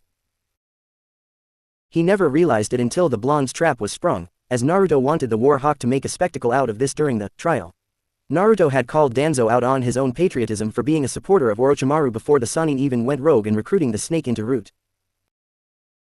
Naturally, Danzo denied the accusations fired back at him, calling Naruto a weapon speaking out of turn, and disobedient tool unfit to proudly serve Konoha, along with mentioning that there wasn't an ounce of proof the Jinchuriki was telling them the truth. Producing what Sai had on him, the letter addressed to Orochimaru from Danzo with the identities of the various Anbu loyal to Tsunade said otherwise. It was only when Danzo saw the information he gave to Sai and looking back at Naruto did the old War Hawk put 2 and 2 together on how his subordinate truly died that day. Not only that, but Naruto had the Toads do some infiltrating of Danzo's base underneath Konoha, making copies of the files there, and soon plopping them on Tsunade's desk. It was amusing to the blonde Jinchuriki to see Danzo's usually emotionless face show fear and anger at having his plans exposed to those he didn't want to see said plans. Even worse, Naruto had surprised him by using a small wind jutsu to cut the bandages around the War Hawk's face off to reveal the Sharingan eye hidden there. Before Danzo could even move to flee or summon Root to his aid, chakra chains from Naruto wrapped around him, and squeezed to the point where the man cried out in pain from the pressure. By the time a chakra suppressing tag could be put on him, Danzo was on his knees, and glaring up at Naruto's face. The boy had placed the seal right on his forehead and was so strong, it actually forced the Sharingan eye in Danzo's head to turn to a normal black orb to further prove it came from an Uchiha. Even worse for the War Hawk, his hidden arm had been exposed with the arm itself now looking like it was rotting from the lack of chakra running to it along with the Sharingan eyes literally crying bloody tears. Danzo of course, was defiant to the end when called out about his actions, stating that everything he did was for Konoha, how he was a patriot, doing what no one else had the courage or strength to do when it mattered most. How he should have been Hokage, how Hiruzen cheated him out of it the first time around thanks to Tobirama and even later on when Minato became Hokage over Orochimaru. Since the Sannin had once been in his root program, Danzo felt he could hold more leverage through his former subordinate, and be the true leader working from the shadows to bring about his version of Konoha. How following the fourth's death, Hiruzen once again took the position of Hokage again, and later Tsunade taking it upon the Sandame's death to further deny his ambition. When it came to the Uchiha clan, Danzo confessed to influencing the event to a degree where he lied to them about staying back when the Kyuubi attacked. He wanted everyone in Konoha to believe they were somehow responsible, planting the seeds of distrust and resentment knowing the village would eventually turn on them. To make things so bad for the clan that they would wish to rebel and could set things in motion to put it down while harvesting their eyes. How he used Orochimaru's desire to splice bloodlines to get him to do it with both Senju and Uchiha together to one day take control of not just the Kyuubi, but all 9 Biju. How he planned to take all 9 back to Konoha and rule from his position like a god while finding a way to use the chakra of the Biju to sustain his life eternally and becoming true immortal without equal. As to why he confessed so freely, Naruto had put a special matrix in the Fuinjutsu used to seal Danzo's chakra to force the brain into speaking the truth when asked any question. It also helped stimulate the aggression part of the brain so when answered, the person with the seal on them would sound angry, frustrated, and spiteful like they had been cheated. Which is exactly how Naruto wanted Danzo to be portrayed before having the old man's head sliced clean off. Even the seal on Danzo's torso was deactivated since there was no chakra left for the man to try sending into the system to kill everyone. With Danzo out of the way, Tsunade quickly had the other 2 elders arrested despite their own vocal protests. Until Naruto told them they had 2 choices. One being they were imprisoned in their homes until they died. The second was him killing them both here in the office and have their sins brought to light and shaming them forever along with Danzo. They quietly took option 1, but they still gave him a glare for doing this to them. As if it was his fault they had done such horrible things in life. Naruto's response to their glare, telling them to fuck off and getting the fuck out of his sight before he did to them what was done to their favorite Uchiha. He would visit and kill their wrinkled old asses later of course. They still could try rallying the root Nin Danzo had underground to stage a last-minute coup against Tsunade. No one wanted that. With the internal threat to Konoha taken care of now, Tsunade could refocus her efforts on the Akatsuki. At the moment, the group was down 2 whole members. With Sasuke's death eventually getting out, the Hokage had no doubt Itachi would come back to Konoha to pay a visit to find out what happened to his little brother. And she wasn't disappointed. Itachi had come back to Konoha to kill Naruto since he knew the Uzumaki would be the only one to go that far to hurt and kill Sasuke. The man was livid when he came back to the village after Zetsu had revealed what happened to the younger Uchiha. Itachi knew he was disobeying Pain, Tobi, Madara, and even Jiraiya himself when the Sannin got word of Itachi heading for Konoha to kill the Jinchuriki. Uchiha Itachi wouldn't hear them. He was out for blood. Uzumaki blood, Naruto's blood. Only when facing Naruto did the Uchiha realize how outmatched he was when facing the younger ninja. Naruto was ready for him. It was clear the blonde knew the Uchiha would come back to Konoha to not only get answers, but to avenge his little brother's death. An ironic twist really considering Sasuke wanted to kill Itachi to avenge the clan. So you came to avenge Sasuke. That's ironic all things considered. And the avenging part coming from you no less. Before I kill you in a way equivalent to what you did to my little brother, tell me why. Why did you kill Sasuke? Why mutilate him? Did he sever the bond you had with him so badly that the only way to make the pain stop was to kill him? Cue Naruto laughing at Itachi. You honestly think I felt any kind of pain from him severing our so-called bond that we had with each other? I felt no such pain. The only pain I felt from Sasuke was the 3 times he tried to kill me all those years ago during our fight at the Valley of the End in order to get to Orochimaru. Your brother was bastard, one you helped make with your actions in fucking over his mind. Twice, you didn't have to kill him Naruto. He could have been imprisoned. Rehabilitated from the ground up if possible. You honestly believe that after Orochimaru invested those 3 years into molding your little brother to be his next host? You think Sasuke was going to stop walking his angry path of darkness and vengeance directed at you, if he managed to end your life? What makes you think he would stop hating? Stop hurting others? Because you were dead, because of you. Hatred is the only thing Sasuke knew when it came to having a purpose. With you gone, Sasuke would have been a wild rabid animal roaming the elemental countries. Killing just about everything and anyone who so much as sneezed right in his general direction without pity, mercy, or remorse. You don't know that. Actually I do. He told me as much, before. I killed him. You lie. Not about this. Why do you think I did what I did? He was going to be released from his prison by Danzo and the elders. Going around the Hokage's authority. His guards were Danzo's root nin. They relayed to him what Danzo told them. He was going to be under house arrest with Anbu supposedly watching him. Though we both know it would be the root Anbu watching him. Not the ones loyal to the Hokage. That doesn't explain why you killed Sasuke and that he admitted to killing people after I was dead. But it does. I easily killed the root Anbu myself and saw Sasuke in his cell with chakra suppressing cuffs on. He had this knowing smirk on his face. As if everything I had done would mean absolutely nothing. You should have heard him talking in his usual superior attitude. How he was going to get let out. How he was going to train. How he was going to turn the village against me for the brutal beating I gave his ass before bringing him back to Konoha. How he was their favorite. How in eyes of the village, he could do no wrong. How he was going to play them like a fiddle into believing going to Orochimaru was a mission to grow strong while infiltrating the Sanin's base of operations. How he was eventually going to go rogue again to hunt your ass down and hurt anyone deemed a threat to his plans to kill you. Sasuke practically admitted to me that he would have no problem burning down an entire orphanage with innocent men, women, and children inside if it meant killing you. I see. In the castration, your little brother apparently likes the idea of raping any woman that remotely piques his interests. He said as much. Fortunately, he didn't, since there wasn't a woman in Sound or the surrounding regions visited in the last 3 years with one that caught his eyes. Hell, I wouldn't have castrated him if not for the fact he said, why would I care if a woman is willing or not? Any woman should be grateful I fuck her raw and was given the seed of an Uchiha elite. I will take any woman I want regardless if they are willing or not. I will impregnate any woman I want and use my Sharingan to implant a suggestive command for them to keep and raise said child. Besides, women are only good for giving men like me strong offspring to carry on their legacy. They have no other purpose in life, so it's not a crime if I do that to them. So as you can imagine, I took it upon myself to ensure there would be no future child descended from his bloodline.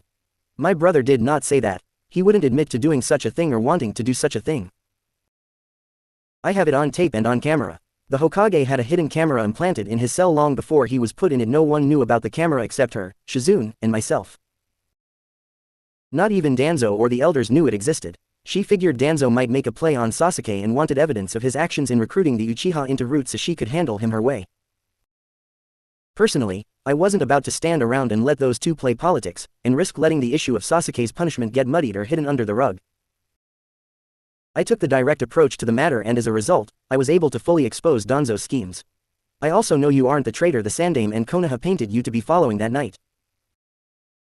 No one can know the truth. The populace would never understand. It would only make the Uchiha clan hated for all time. Even if Danzo was the one to cause it in the first place. I don't care about your clan. I don't care about what you think or feel, Itachi. You made your brother into a monster. You made him into a hate-feeling emo piece of shit all so he could one day kill you. And for what? All to redeem the Uchiha clan, when in truth, it was doomed the moment you started ending their lives. And now that Sasuke is dead, your so-called chance for the clan being redeemed is lost. No thanks to you. I'm not your brother's fucking life support. I am not going to give up my life for him and to fix your mistakes. You wanted him to redeem your clan. You shouldn't have fucked with his head twice over. You turned him into a rabid dog. You shouldn't be surprised when someone comes along in an attempt to put him down and to do it successfully. All the same, you will suffer for killing my little brother.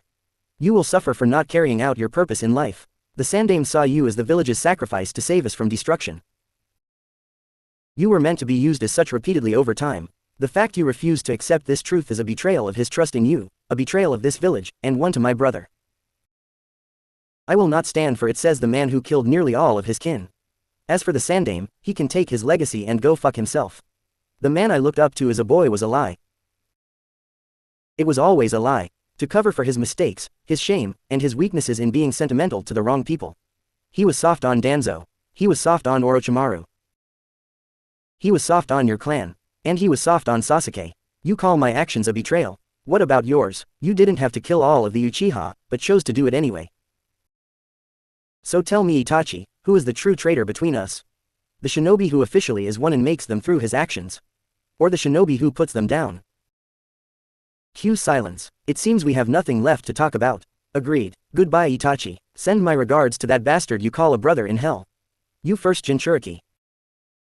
The battle between Naruto and Itachi was fierce, both coming at the other with the intent to kill. But not even Itachi, for all his skill, training, and power with his Sharingan eyes, could match Naruto's mastery of using Kurama's chakra mixed with senjutsu. The entire time they were talking, Naruto had been absorbing it right into his body and gearing up for their fight. And boy did they fight. When it was over, the training field looked like a war zone. The trees were either uprooted or incinerated. The ground had craters everywhere with ninja weapons scattered all over. And on the ground in the biggest of the craters was Itachi. Or what was left of him. The Uchiha had tried to use Susanoo against Naruto, while the Jinchuriki used his hidden ace up his sleeve in the form of his Rasenshuriken to obliterate anything Itachi could muster for a defense. When Naruto walked over to the remains of the Uchiha, he saw the man was barely clinging onto to life. His limbs were gone one way or another. His eyes were destroyed and most of his internal organs were destroyed by the overall attack. It was actually a miracle the Uchiha was still alive for as long as he was to have one final conversation with Naruto before death. You won't win, Naruto. Your enemy, your true enemy in the Akatsuki is stronger than I am. My death will only delay the final confrontation. This plan the Akatsuki has created for the 9 Biju was set in motion before you were born. Back when Jiraiya was still in his prime. How much does Jiraiya know about the Akatsuki? Has he kept things from Tsunade? From me, things not even the toads know. Yes, he knows things about the organization from what I was able to tell him. Things not even the Hokage knows. Jiraiya kept things even from the Sandaime. As for the toads, if they knew the true extent of his involvement in certain events leading up to the Akatsuki's birth, it would anger them greatly. Why? Tell me why. Because the leader of the Akatsuki is known as Pain and his partner Konan were former students of Jiraiya. He found them as orphans near Aim along with a third boy named Yahiko. He trained them to survive the harshness of their environment and saw one of them had the eyes of the sage. The Rinnegan. If that is true, why didn't he take them with him back to Konoha? Why didn't Jiraiya raise you when it was his duty as your godfather? Point taken. So what happened next? I honestly do not know. All I know is one of them died and Madara came along shortly to corrupt the organization. Capturing the 9 Biju and using their combined might as a deterrent for war was his idea he implanted in Pain's mind. The ultimate weapon to be used as a deterrent to force peace on the world. But it's a lie. Madara has other plans that do not involve such things. Madara is dead, he's too old to be alive. The man claiming to be him says otherwise. What does he look like? Does he wear Madara's armor? Does he have the Sharingan? No, he wears a spiral mask and standard ninja gear under his Akatsuki robes and calls himself Tobi in front of the group. Plus, he pretends to be an idiot so none of the other members know he is Madara. But to answer your last question, yes, he does have the Sharingan and can turn it off.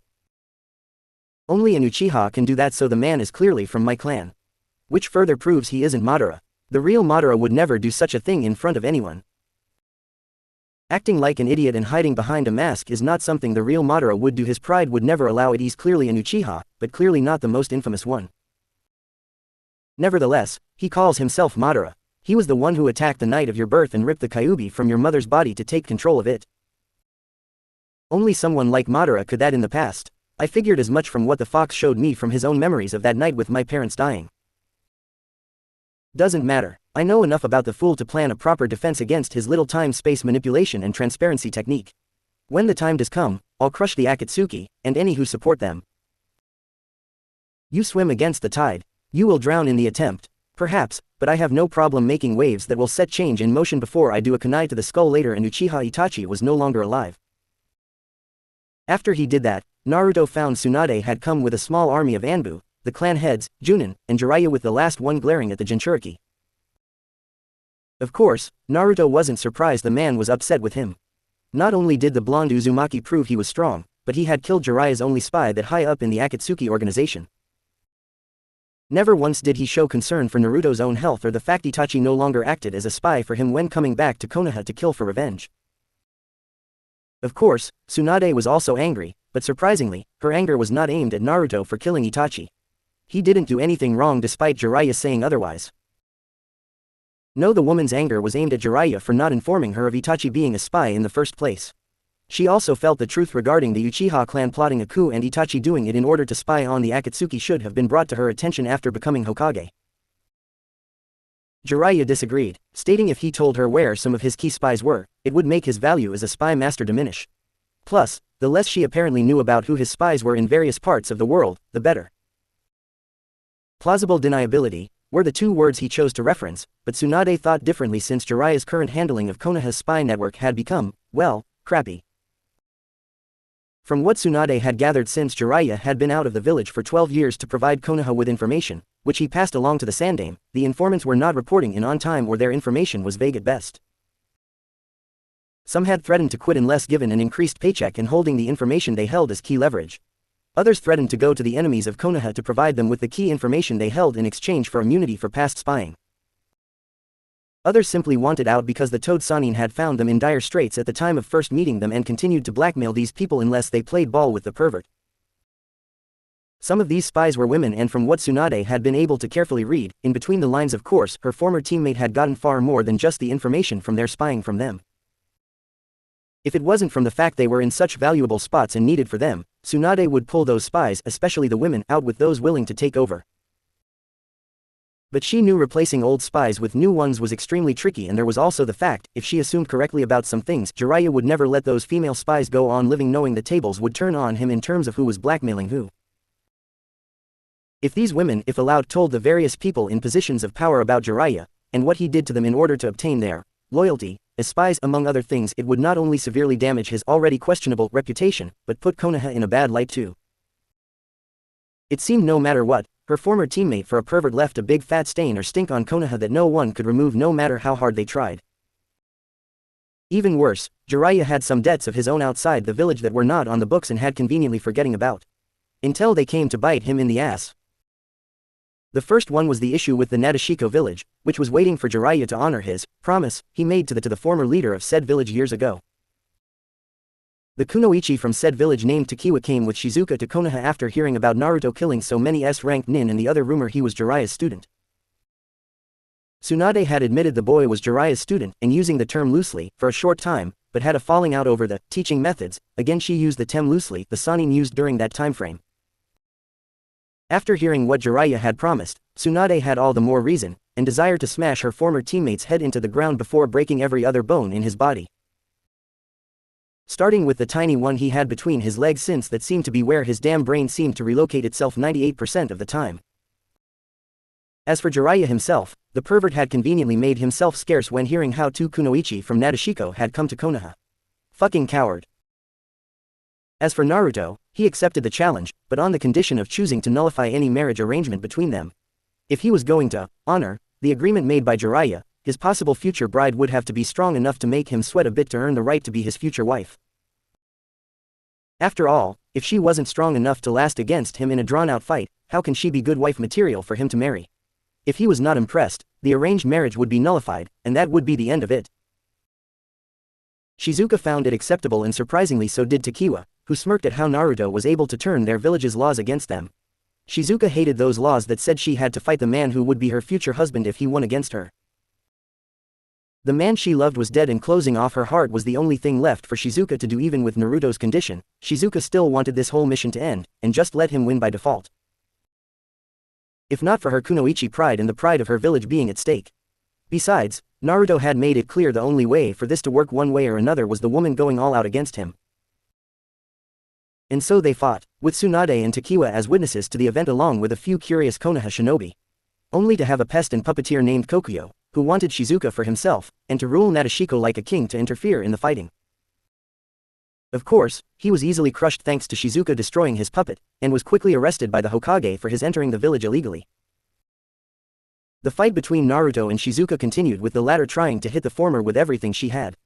But in the end, the kunoichi failed to so much as make Naruto bleed, even for 1 second. It was clear that he was just too strong for her and could not win no matter what she did. In the end, Shizuka lost, but at the same time, won the right to live freely without having to be married to someone she didn't love. Not that she didn't find Naruto ugly. Quite the opposite, she found him handsome, and after getting to know him following their fight had almost made Shizuka regret not marrying the young shinobi. The fact he was so strong and not ranked higher was a bit of a bafflement to her.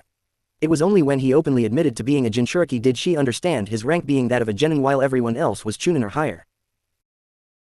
She had heard stories about the Jinchuriki in general, mostly hated, used as weapons of war, tied to the village cage on some level, how they were violent, bloodthirsty, how the one in Kiri became Mizukage and had caused a civil war with those having bloodlines. Suna's own Jinchuriki had been killing people shortly after the time he could walk and clearly enjoyed it. But seeing Naruto and talking to him showed her that not all Jinchuriki were like that in regards to killing everyone in their path. In fact, Naruto cleared up why Gaara was the way he was in the first place, and how it wasn't the kid's fault. Rather, his father did it and didn't even have the courage to consider the option of having the faulty seal looked at to fix Gaara's inability to sleep at night. Insomnia and having a biju in your head constantly talking about killing and spilling blood was not good for someone's mental health. When it was finally time to leave, Shizuka bid Naruto farewell, and even being so bold as to kiss him on the cheek while thanking him getting her out of this situation. Naruto gave her a genuine smile. One he rarely gave to anyone, but still gave to those who deserved it. He almost missed the blush that formed on Shizuka's face when she turned to leave the village and wondered if marrying the woman wouldn't be such a bad idea. He did have a clan to revive after all, and Naruto got the distinct impression his mother was on the other side saying, "Give me grandbabies right now." "You're such a pervert, Naruto," accused Sakura with her arms crossed and face forming into a scowl. "Oh really? Her kissing me on the cheek makes me a pervert? You wouldn't be saying that if Sasuke kissed you on the cheek," countered Naruto while Sakura's scowl deepened on her face. "She should have castrated you," remarked Sakura after witnessing the whole thing. "For what? Winning our fight?" asked Naruto with a scowl of his own. "That's and for simply being the super pervert student," answered Sakura bitterly while Naruto scoffed at her, knowing her reason for being this was due to Sasuke. She never would forgive him for killing and castrating Sasuke if the truth got out to her on the subject. The kunoichi in front of him would no doubt feel the Uchiha's possible future children deserved some chance at redemption. "I wasn't his student, not for the last year and a half. In the first year and a half, he did absolutely nothing except peep on women and drink himself stupid at bars. With my own money no less, after stealing it. Not much for a training trip between master and student, is it?" Naruto shot back while Sakura scoffed back. "Or maybe you were just a poor student looking for an excuse not to do any of the heavy lifting needed to get stronger," mocked Sakura, which earned her a blast of killing intent, and making the kunoichi show signs of sweating. Says the Uchiha fangirl who couldn't do anything to literally save her life when she was younger and we were on missions. It took you AC-A rank mission, an invasion by 2 shinobi villages, and 3 years with the new Hokage to snap you out of it. Of course, judging from the negative feelings coming off of you right now, I take it you still hate the fact I didn't treat our former teammate with kid gloves this time around," said Naruto while not mentioning Sasuke was now dead by his hands. As far as Sakura knew, the Uchiha was still imprisoned in a cell, and for a very long time, befitting his treachery. No doubt his pink-haired teammate thought she could one day try to convince the Hokage later to help in bringing Sasuke back into the fold. Why shatter her dreams and fantasies about the jerk? Tsunade could do that for him. He was our friend Naruto. Friends don't do that to each other, countered Sakura, but the glare and killing intent from Naruto only increased. "Oh, and what about what he did to me? You say friends don't hurt friends. Well, our so-called friend tried and succeeded in hurting me even worse. He tried to kill me. As far as I am concerned here, Sakura, the Tem was not a friend. He was not a teammate. He was a power-hungry asshole and deserved the beating I gave him, if not more," stated Naruto before he left. "I'm sure Sasuke-kun feels regret for doing what he did, Naruto. Can't you feel any at all for him?" asked Sakura while Naruto stopped and glanced back. "My only regret, Sakura, is the simple fact I didn't do worse when we fought each other for that brief moment," said Naruto before he was gone in swirl of leaves. And leaving Sakura shocked at his words. Following that incident, Tsunade wanted more answers from Jiraiya about the Akatsuki, and who was this leader Itachi mentioned before dying. It was clear by the Uchiha's last words that her former teammate knew more than he was letting on or was going to reveal for one reason or another. Of course, Jiraiya was being tight-lipped on the issue about the Akatsuki and refused to answer. At least at first, it was amazing how breaking few ribs, a leg, 3 fingers on each hand, and the threat of castration could loosen one's tongue. So Jiraiya reluctantly admitted how the leader of the Akatsuki was another former and secret student. One Jiraiya claimed was believed to be dead years ago. One he thought wasn't truly important despite the fact the boy in question had the legendary Rinnegan eyes in his possession. It was a major blunder on Jiraiya's part, and even more so when the Sannin inadvertently admitted the boy's last name was in fact Uzumaki. Possibly a distant relative of Kushina's in some manner, or at the very least a cousin from within the Uzumaki clan itself. A boy named Nagato, who apparently abandoned his name for the new one he gave himself and was now called Pain. Jiraiya further admitted he had known for some time who Pain really was and wanted to go to aim to fix his mistake in letting Pain become too powerful. Tsunade forbid it if Jiraiya was going to go, it was not going to be alone, and on some self-sacrificing mission designed to redeem himself in the eyes of Naruto. She knew Jiraiya well enough that he would do such a thing for 2 main reasons. 1, to avoid the fight that she knew Naruto really wanted to have with him. And second, to make sure that his noble actions left a powerful impression on Naruto's own psyche to influence the boy to doing things while following Jiraiya's beliefs. Not his own, essentially hijacking Naruto's own free will and trying to control it from beyond the grave with his memorable actions of sacrificing himself for the greater good. Naruto wouldn't have it and told Jiraiya as such. He wouldn't allow Jiraiya to get out of their fight using pain as an excuse. Nor allow the man to sacrifice himself in the hopes his death would have some kind of influence from beyond the grave. Angered by this, Jiraiya shot back saying he didn't give a damn what Naruto wanted, and never did care from the start. He was going to ensure the prophecy was fulfilled and his dreams would be realized over all others. Before either Naruto or Tsunade could try to do anything else, Jiraiya reversed summoned himself back the home of the Toads to recover there. Tsunade swore and cursed at Jiraiya for being a moron and trying to do something that had long-lasting consequences for those who had to clean up his messes. Naruto, however, chose to be calm about it like the Toads taught him when training under them. Focus your mind, young tadpole. Rushing into things can get you killed. Your past history of doing so is proof of this. Think about what is happening and who is involved. Think how they might act and react accordingly. You do not need a dojutsu like the Sharingan to predict every single move your opponent makes. Just the major ones. Your mind can do that if it knows what to look for in a person and their own personal beliefs. Those had been the words of wisdom Pa had given him when training Naruto and wanted the boy to learn about looking before leaping. It was okay to sit still and think about the things around you before making the leap. It was the way of the Toads, but it was also important to never sit for too long. Something Jiraiya had never been able to learn on his own and often abused in terms of knowing when to act or not to act on matters he deemed to be important. I know where he is going once healed, said Naruto while Tsunade scowled since it was obvious to her too regarding Jiraiya's destination. Aim, I'll get an Anbu squad together along with some Junin. They'll drag him back before he can get halfway there, said Tsunade angrily.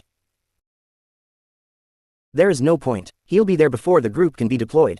Just send me, said Naruto with Tsunade looking shocked. Absolutely not. First off, you are still ranked a genin. Second, I would be giving the Akatsuki exactly what they want. Even if they didn't extract your Biju right away, it does not mean they will make your time there as a prisoner any less pleasant. Some of them are pure sadists. Protested Tsunade while Naruto scoffed. First, they won't get me. You don't train as hard as I do, only to get captured. Second, you can promote me easily enough. Not to mention rank doesn't count for shit in the real world. And third, if I can kill Itachi, Orochimaru, Kabuto, Sasori of the Red Sands, and Deidara the Mad Bomber of Iowa, I can handle the others, said Naruto with Tsunade now glaring at him. Even if what you say is true, I would be an idiot to send you to aim alone without backup, said Tsunade with Naruto frowning. Perhaps, but it really depends on the backup, said Naruto with Tsunade looking like she had been slapped by him.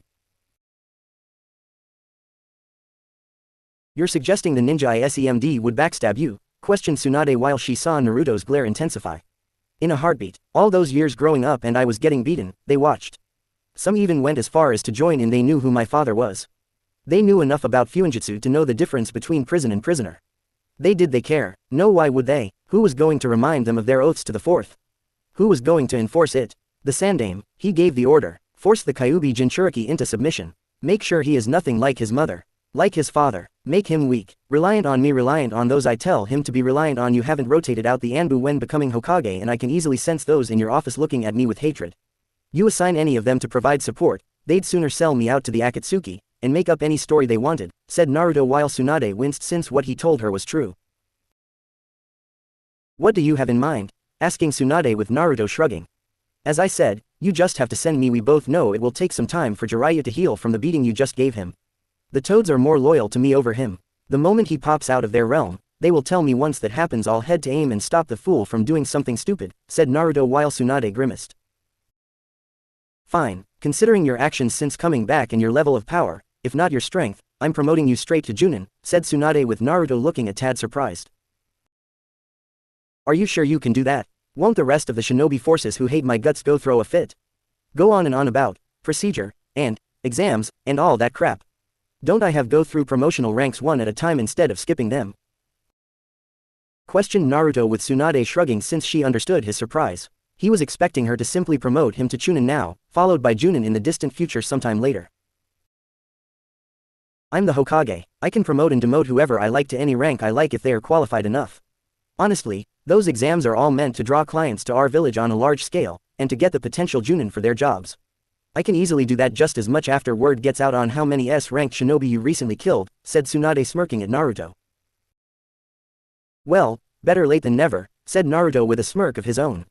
Sometime later, sure enough, the Akatsuki were not happy. Losing Itachi, Sasori, and Deidara was a very crippling blow to the organization.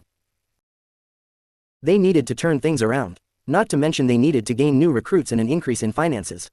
Which meant they needed to go out and collect high-paying bounties of various targets. Hence why the zombie brothers of the Akatsuki had sacked the fire temple for their intended target there, knowing the money would help the organization greatly. Not to mention it would make the infamy of the Akatsuki grow, knowing just 2 of them had destroyed the fire temple simply to collect the bounty on 1 person. Naturally, the monks fought back, only to fall and die bloody death by their hands. It wasn't long before they encountered and fought Konoha shinobi in the form of Junin Sarutobi Asuma, who had nearly died at their hands from their 2-on-1 assault. Nearly. Well, if it isn't the undead bitches of the world, how is it hanging? Or do you undead assholes not even have dicks? Taunted Naruto from his spot behind the 2 Akatsuki members and getting their attention. I'm going to enjoy sacrificing you to Jashin-sama, exclaimed Hidan angrily. Come out of that circle and do it yourself. Or do you have to ask your Jashin-sama to do it for you, like a pussy? Mocked Naruto with Hidan looking livid while Kakuzu looked at the blonde with narrowed eyes and sensing the boy's strength. He's not weak like our initial reports claimed 3 years ago. Itachi said he was weak and had no way of mastering the Kyuubi's chakra within him. It was only because of Jiraiya that we failed to grab him. But if reports are to be believed, the Jinchuriki killed quite a few S-ranked missing nin since his return, thought Kakuzu, knowing the bounties Naruto earned from his recent kill count of high-valued targets had really pissed off the assigned treasurer of the Akatsuki to no end. The only reason Kakuzu didn't rush at Naruto was twofold. 1. He wasn't a hot-headed idiot like Hidan. 2. He sensed Naruto's power easily enough to be reminded of the first Hokage all those years ago when trying to assassinate him. Kakuzu learned from his past mistakes regarding the late Shodaime and knew going all out on Naruto was a mistake. Damn it, kid, run, protested Asuma while Naruto surprised them all by glaring at him. Am I talking to you, Sarutobi-san? No, good, help is on the way, so stay still and try not to bleed to death, said Naruto before refocusing on the 2 Akatsuki members. A little harsh on your fellow Junin, I see, commented Kakuzu while getting ready for a fight. His father wronged me when I was a child. Not to mention the fool took a shot at me once when coming out of a bar drunk off his ass when I was 6 years old, said Naruto while Asuma winced from the memory since he did have a slight remembrance of that moment despite the drunken haze. He had been drunk at the time and angry with his old man Hokage duties having driven a wedge between father and son. So when he came around a corner, near an alley, Asuma saw the 6-year-old Uzumaki Naruto digging through a dumpster for food.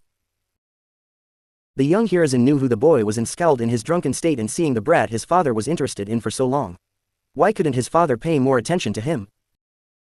His son, instead, his father focuses his attention on Naruto, regardless of the reason, which Hiruzen refused to specify about, and ignore the wishes of his own son. Anger and alcohol mixed in a chaotic swirl, and Asuma's vision had mixed with red when attacking a surprised Uzumaki Naruto. The boy had dodged the first couple of punches, but the rest not so much, and soon Naruto had found himself pinned to an alley wall with a kunai to his shoulder. What followed was beating from the drunken shinobi along with those trench knives the man had on hand to slice up the brat pretty bad and give the poor blonde a near-fatal experience. And not once did the now Konoha Junin ever come forward and admit his shame or give Naruto and apologize for it. Instead, he acted like it never happened. Secretly buried under the rug, and those who knew acting like it never happened. But Naruto knew. Naruto had a distinct memory of the faces of those who wronged him, and Asuma was no exception. The only reason the blonde Jinchuriki didn't hunt the asshole down sooner was due to the Sarutobi being out of the village on a long-term mission. It was only fitting the cig-smoking Junin suffer near death, bleeding from his many life-threatening injuries given to him by Hidan. The man's team would be here soon anyway. Ino was trained as a medic nin, so healing her old sensei wouldn't be too difficult for her. Ha, the little shit is hated in his village just like the others, exclaimed Hidan with a grin on his face. At least I have a shinobi village. Unlike you, I heard all about you, Jashin priest. Your shinobi village lost its balls to be one and you went on a rampage as a result.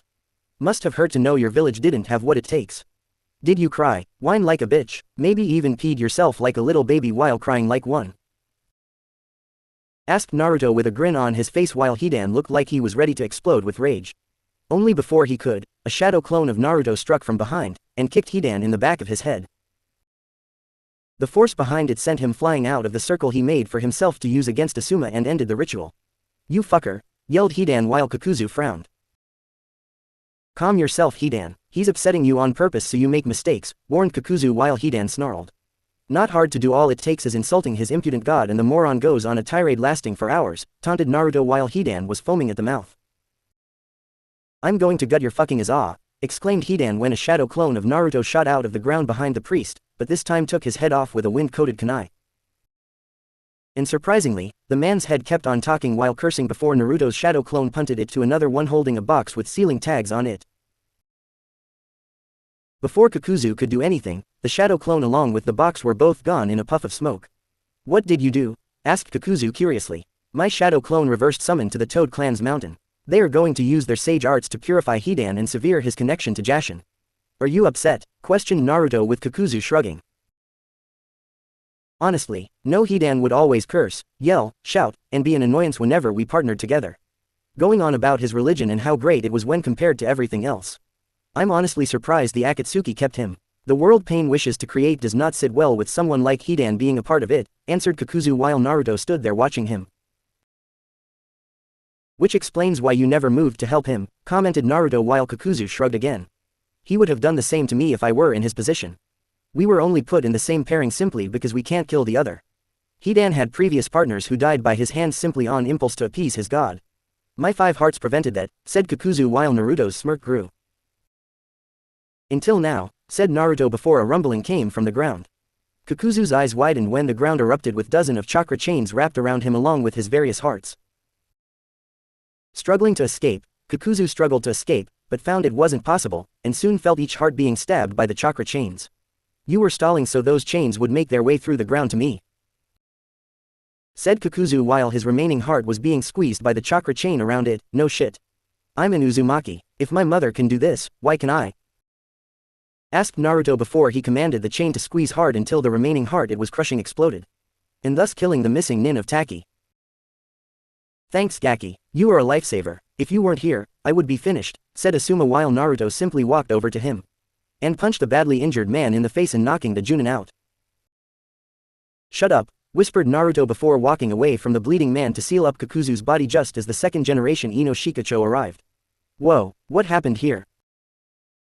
asked Ino while rushing to Asuma's side. "The Akatsuki. They killed a former shinobi and guardian 12-turned-fire monk, a good friend of mine. I intercepted them after they had sacked the fire temple. They were too much for me," said Asuma weakly while Ino went to work on healing him. "But not for Naruto?" asked Shikamaru curiously. "He didn't even break a sweat," said Asuma while deciding to keep the fact the blonde boy had punched him in the face or revealed their past altercation years ago. "Really? What did Jiraiya-sama teach you? How did you get so strong?" asked Choji to Naruto, who finished sealing up the body and hearts of Kakuzu. "He didn't teach me shit. The only thing that asshole did was drink in bars, peep on the women at hot springs, and sleep with whores with more STDs in their bodies than the overall populace of Konoha. He took my money, left me alone at various points in time while dumped scrolls in my lap without any means of understanding the material.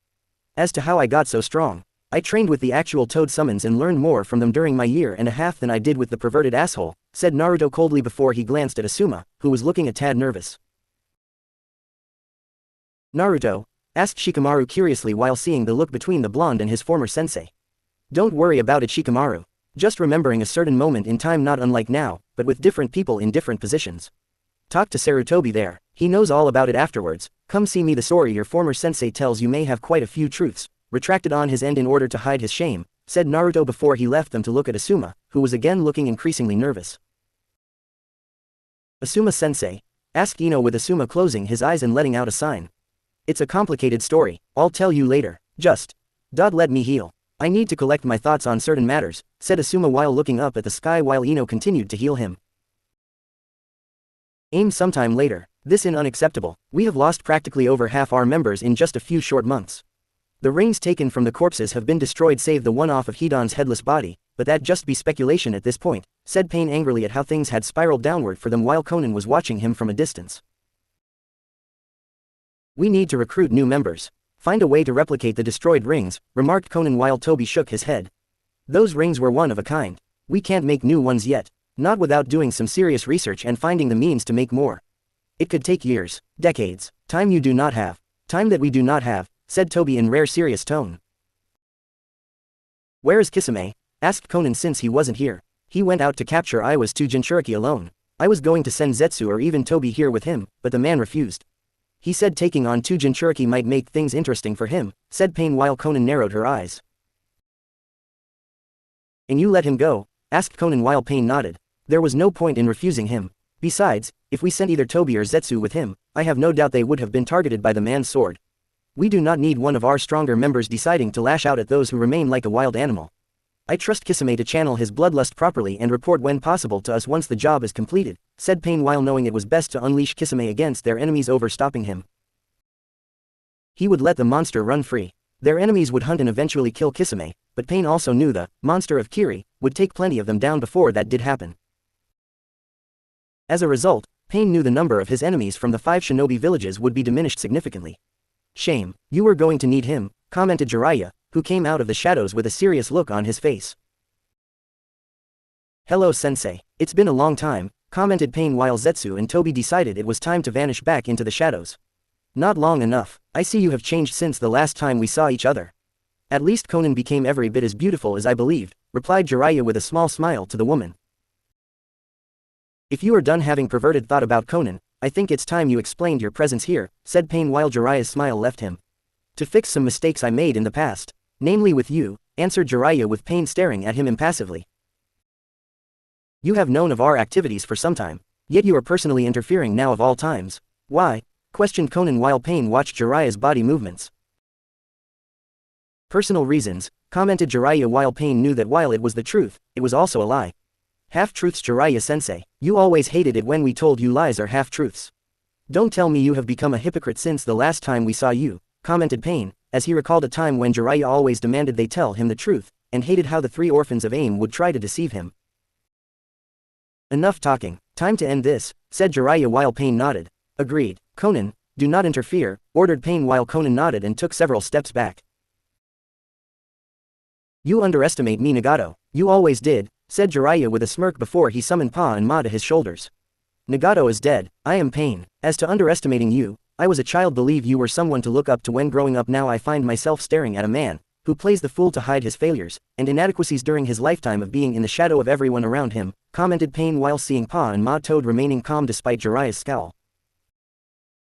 And did they secretly place something on the back of Jiraiya? After today, I will show why I am the strongest of my 3 teammates despite the fact I was the dead last of my genin team, said Jiraiya with Pain looking unafraid. Hardly something to boast about. Orochimaru was the weakest of us when he joined for our protection once going rogue from your village. He is focused on staying young and dissecting things over expanding his actual skills. Tsunade was a drunken gambler for over a decade, so her skills have no doubt declined. You haven't improved on anything since the Yondaime Hokage was alive. You are the strongest of your 3 teammates due to their skills being rusty or neglected while yours have stagnated, said Pain mockingly while Jiraiya grit his teeth. We'll see, said Jiraiya before he used his imperfect version of Senin Moto after he had gathered enough senjutsu during their conversation. Not see, more like, I know, said Pain before his other 6 paths suddenly appeared and now made Jiraiya a tad nervous. Ah crap, thought Jiraiya while he braced himself for the fight that was to come. This fight was going to hurt. Jiraiya was right. This fight did hurt. In fact, the last time he was this badly beaten in a once-sided fight, Tsunade had caught him peeping on her in the hot springs. If he didn't get medical attention fast, Jiraiya was certain death would descend upon him. Pa and Ma were bested and sent back to the mountain where they would no doubt report this incident to Naruto, if not Tsunade. Man, was she going to be pissed off at him. Damn, and here I was hoping to fix things and set Naruto on the path I wanted for him by proving my superior strength. Oh well. Maybe my death will be just as effective since the brat does appreciate those who act as martyrs for a cause, thought Jiraiya while he let a small chuckle leave his mouth. You shouldn't laugh Jiraiya, I have won, you have lost, the time has come for you to die, said Pain while a chakra rod was in his hand and ready to stab the Sannin. Only for a sudden orange flash manifest itself in Naruto was there glaring down at the Toad Sannin. I figured as much, look at what he did to you. It's bad enough you fled when those 2 kunoichi from that kunoichi-only village came regarding your promise, but you had the never to run after Tsunade tried to beat some sense into your perverted ass. She told you not to come here and do this. You practically committed treason for disobeying her. And for what? To make sure the prophecy stay focused on me and not on him, said Naruto angrily before he glared up at Pain. Kyuubi Jinchuriki, you made a fatal error in coming here of all places. And to save him no less, said Pain while Naruto snarled. I didn't come here to save his dumb ass out of the goodness of my heart. I came to bring Arrow dumb shit back to Konoha so Tsunade could heal him up just so she can beat him bloody all over again. Pa and Ma only came here when summoned by the Baka so they could put a Hiraishin tag on him so I could interfere shortly after they got knocked off his dumb ass. Good thing too since not even Tsunade can repair the loss of his arm if left off for too long. Still, With all the groping he did on women, whether consensual or not, it seems fitting he lose at least one of them, explained Naruto before he kicked Jiraiya in his already broken ribs for good measure. No respect, whispered Jiraiya while Naruto glared at him. Considering you tried to grope my mother when she was slightly drunk one night and thought you could get away with it, you should have lost your raisin-sized balls years ago. Just another reason for me to fight and beat the living shit out of you, exclaimed Naruto before he picked up the Sannin by the back of his coat. You will not be leaving here with him. He knows too much, as do you, said Pain while his 3 remaining 6 paths to pain surrounded them. And you think you do? Itachi was Jiraiya's spy. He told this idiot everything and passed it along to the Sandaime. After the old shit monkey died, it went to the Gondaime. Not only that, but I have it on good authority that you aren't the true leader of the Akatsuki. Just the puppet. Ironic considering you command quite a few of them around us, said Naruto with Pain showing emotions on his paths with each one scowling. I am a god, my eyes are that of one. You will fall to me, said Pain while Naruto just scoffed. Like I haven't heard that one before today. Also, the masked idiot calling himself Uchiha Madara. He's not the real deal. Just an Uchiha for a student using his name. If he were the real Uchiha Madara, the fool would wear the armor of the man, and not act like a total idiot in front of others from the start, said Naruto while Pain narrowed his eyes at this and so did Konan. Why tell me this? To divide us? Asked Pain while Naruto shook his head. No, so you are aware of him lying to you. So you can be ready for when he betrays you for the real plan for having all the Biju. Or did you really think he would be honest with you regarding the purpose of the giant statue several rooms away? Asked Naruto since the toads had been to aim earlier to scout ahead and saw the statue itself before Jiraiya was even ready to come here. Are you saying it's not a weapon of ultimate power? Asked Konan with Naruto smirking since he had the toads do some serious investigation work and using shadow clones to spread out through the elemental countries to dig through all dusty libraries. Kurama also helped fill in some blanks too. It took some serious leaps of faith from the fox to disclose things, but it was worth it. I didn't say that. It is a weapon of sorts. A living weapon, dating back to when the sage was still alive. One that some people think they can control if they have a certain dojutsu in their possession. Ask your fake Madara about it. Ask about the story of Jubi and how it was defeated by the sage. See what his reaction to hearing it is and see for yourself if I was telling the truth. Hopefully, you two can put the pieces together in relation to that ugly-ass statue and the 9 Biju being needed for it, said Naruto while Pain looked at Konan, who was frowning further. And you wish for us to let you go with Jiraiya as compensation for this information, surmised Konan with Naruto shrugging before the blonde picked up the arm Jiraiya had lost during the fighting. Perhaps, as I mentioned earlier, I have a personal score to settle with Jiraiya regarding his past slights against me. You already got your 10 pounds of flesh off of his perverted ass. Now it's my turn. Think about what I said. And don't worry about Kisame. I killed him 2 days ago before he even made it to Iowa and returned Samahata to Kiri and the new Mizukage, said Naruto while Pain and Konan were both shocked by this. How? Asked Pain while tempted to use a chakra rod to stab Naruto and force him into submission. Simple. Take away his chakra-eating sword and the man runs out of chakra fast without gaining any back at a later time. That sword feeds him chakra because his own body can't sustain any reserves for long due to a genetic defect his body possesses. Naturally, the man did have chakra, but he can't increase his reserves through training, and what he uses does not come back. It was one of the main reasons he could use Samahata's ability to eat chakra in the first place and why he liked to fight. Absorbing all that chakra through the sword and no one realizing that the man was a walking chakra-eating factory like his sword.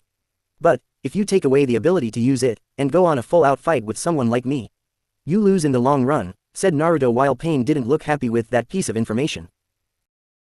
Kisame was considered a Biju without a tail due to his massive chakra reserves, but no one had suspected he only obtained such reserves through Samahata. Most assumed the sword took the majority of the chakra eaten off of people and gradually channeled some of it into him. No one assumed the man needed the sword just as much as the sword had a need for Kisame. The shark man basically threw himself into fights knowing his enemies would generate chakra his sword could devour and send to himself to keep his reserves up. Kisame's death wasn't expected, but was no real loss to us either.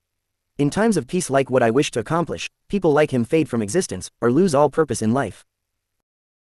No doubt Kisame preferred the idea of going down fighting and did just that against the Kyuubi Jinchuriki, thought Pain, as he watched Naruto readjust Jiraiya onto his back. I'll see you soon. Also, I wouldn't be surprised if the plant man with your fake Madara was in on the original scheme they kept from you. If you do use your Uzumaki sensory abilities like I have, you will know what I am talking about, cousin, said Naruto while seeing Pain and Konan look at him in surprise. And in a flash, the young blonde-haired Uzumaki was gone. Do you think he was telling us the truth? asked Conan with pain narrowing his eyes further in thought.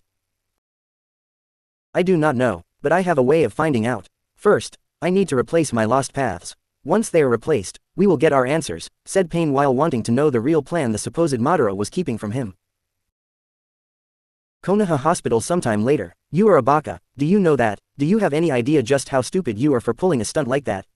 Going to aim without my permission. For defying me, do you know just how much I want to beat you within an inch of your life? Demanded Tsunade angrily at the person in the hospital bed, in a fully body cast, and was at an angle where injured person could not look away.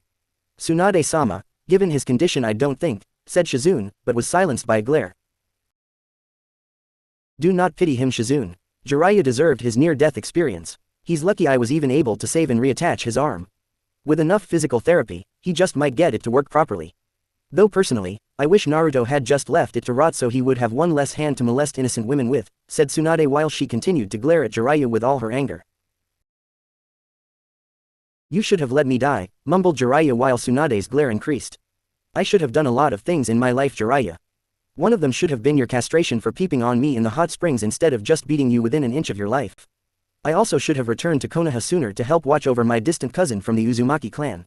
Again, a mistake on my part. Hell, I should have every single person our sensei allowed to hurt Naruto be put to the sword in a public execution. All while making the offspring of the soon-to-be executed watch. Exclaimed Tsunade, as she had been tempted to do so given her sensei and former teammate plotted against the boy since he was a baby into being their loyal weapon without the boy even realizing it. The only reason she didn't do such a thing was due to Naruto having no problems with venting his anger out on those who had wronged him in the past. No one in Konoha thought the boy would fight back when he came back from his training trip with Jiraiya. Many assumed the man would successfully mold Naruto into a subservient weapon they could abuse and command at a moment's notice. And as a result, they could sleep soundly at night in the belief their actions would bring down some measure of punishment upon them. It only further enforced their belief that any slight, harm, or abuse aimed at Naruto was the right decision. If it had been considered even remotely wrong, would they not be punished in some shape or form by the village's governing body? Sensei taught you better than to give in to such thoughts and feelings, said Jiraiya while he winced in pain from shifting only slightly to the right. Sensei was a liar and a hypocrite. If he were here, I would have beat him within an inch of his life too. I don't care if he was stronger than either of us. The old man betrayed just about everything my grandfather believed in when founding Konoha. The fact you even support his decisions without hesitation on your part only infuriates me further. Stated Tsunade further while she was so tempted to smash her fist into Jiraiya's face. The only reason Tsunade didn't was because it would have killed him. What about Naruto? His coming to save me put the brat's life at risk. I doubt you would have sanctioned that mission or assigned it to him, said Jiraiya while Tsunade smirked. Actually, I did sanction it and yes, I did assign it to him. Naruto figured your stunt to reverse summon yourself back to the Toad Clan's mountain to heal was a mere detour to get to aim. He believed that when you made it to aim to face the leader of the Akatsuki, you would fight the man one-on-one in some attempt to make yourself a martyr. To pass down your stupid beliefs using your own death, if necessary, to leave a lasting imprint on Naruto's mind. Naruto believed you would use Sage Mode and contacted the Toads to tell them that when you did, they were to plant a Hiraishin marker on your back so he could save your ass after being defeated, said Tsunade while Jiraiya grimaced since his former student had outthought him. It was for his own good, Tsunade. The prophecy needed to happen. It has to be Naruto who completes it, not Nagato. Only one student may fulfill it, said Jiraiya with a look in his eyes that told Tsunade he was obsessed with the damn prophecy. Say for the sake of argument Sake that Naruto is this child of prophecy the elder Toad spoke of years ago. What happens when Naruto does fulfill it? Will he get the praise and recognition with it? The love he rightfully deserves not only from within Konoha after so many years of being hated, but with the rest of the shinobi village. Or, perhaps a certain perverted idiot named Jiraiya Baka, and a poor excuse for Godfather goes on a loud and boastful propaganda campaign to claim it all for himself. To finally cast a large shadow over the world and all the other shinobi in it after being in the shadows of other great shinobi of the past. Questioned Tsunade while Jiraiya refused to look her in the eyes. I deserve the recognition, whispered Jiraiya with resentment while Tsunade scowled.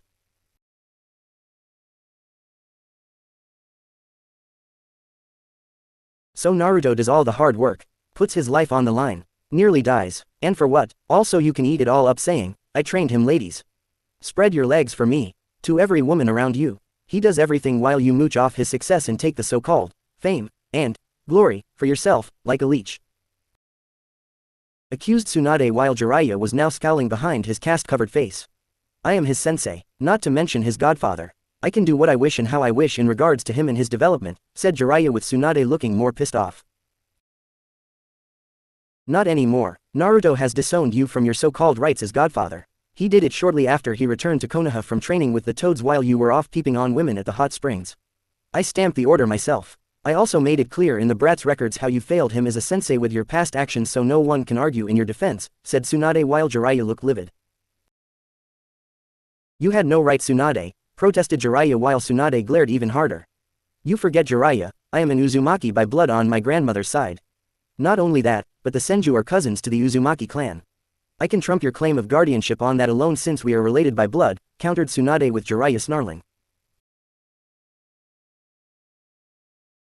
Said the woman of blood relation who wasn't there for him for over a decade. Jiraiya shot back, maybe it had something to do with both you and Sensei keeping things from me at the time. I asked Sensei about Kushina and the child after the Kyuubi attacked in a message. Do you know what he said in return? They are fine, nothing to worry about, keep on wandering and heal. It wasn't until I met Naruto that I thought Kushina had done a bad job of raising him, only to find that the boy wasn't raised by her at all. Because she was dead, something Sensei decided not to tell me, something you conveniently decided not to say or mention. After finding me in the bar you had plenty of time to tell me things in secret, but chose to keep your mouth shut. We both know you did it for selfish reasons. You knew I was close to Kushina and knew if I found out about Naruto, I would have come back and gotten close to him. You and Sensei wanted him isolated and dependent on your shared presence, said Tsunade while Jiraiya glared back. That's not true, protested Jiraiya, but it was clear Tsunade didn't believe him. Don't bother denying it, Jiraiya. I read Sensei's journals, every page, every verse, every chapter, every word written in his handwriting, everything related to Naruto and how you two tried to screw him over. Exclaimed Tsunade to the point of nearly shouting and saw Jiraiya's denial fade away to admittance almost instantly. It had to be done. Don't you get it, Tsunade? Naruto has to be balanced. Not too weak so he crush Konoha's enemies, but not too strong the brat will be able to turn on us without fear of losing. It had to be done. Jiraiya shot back, bullshit, you didn't need to do what was done to him to make the boy loyal. Naruto's status as a Jinchuriki didn't have to be made known to the council by Sensei. He did that deliberately knowing it would set off the chain of events needed to make the village hate him. Also you could swoop in one way or another to provide him the only support you were willing to let Naruto have in life and force your beliefs down his throat. He has the right to choose, Jiraiya. You had no right to force your beliefs on him. Stated Tsunade while Jiraiya growled angrily. I have every right. I don't care what you say, Tsunade. I am the boy's godfather and still his legal guardian. I can do what I like in terms of dictating the brat's future. Do you know why? Because the boy is mine. Mine to mold, mine to control, mine to make sure the prophecy is fulfilled the way it was meant to be fulfilled. And if the end result allows me to mooch off that disrespectful shit and live a life of happiness at his expense until the day I die, then so be it. Exclaimed Jiraiya with a hint of madness in his voice and eyes. For years, Jiraiya had been in the shadow of everyone around him. Sensei, Orochimaru, Tsunade, Minato, Kushina, just to name a few. Even Itachi was getting up there in terms of his own infamy. Had Naruto not crushed him as the fight they had clearly showed or had been declared a missing nin, the Uchiha prodigy would have truly been one hell of a Hokage.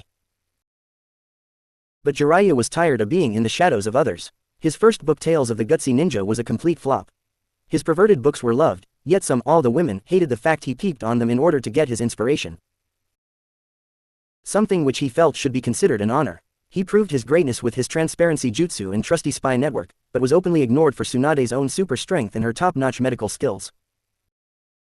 Orochimaru showed off his genius daily before it got all sick and twisted, which only inflated the snake Sanin's ego to keep holding the bar higher than Jiraiya could reach.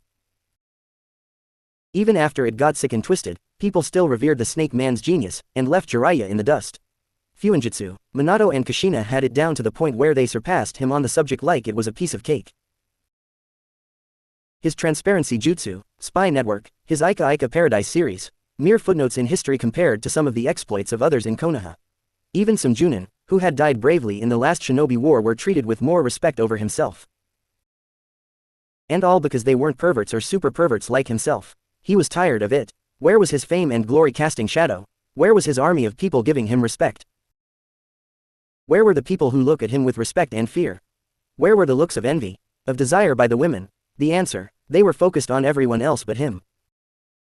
So when the Toad Elder spoke his prophecy, Jiraiya decided to seize a rare and golden opportunity for himself.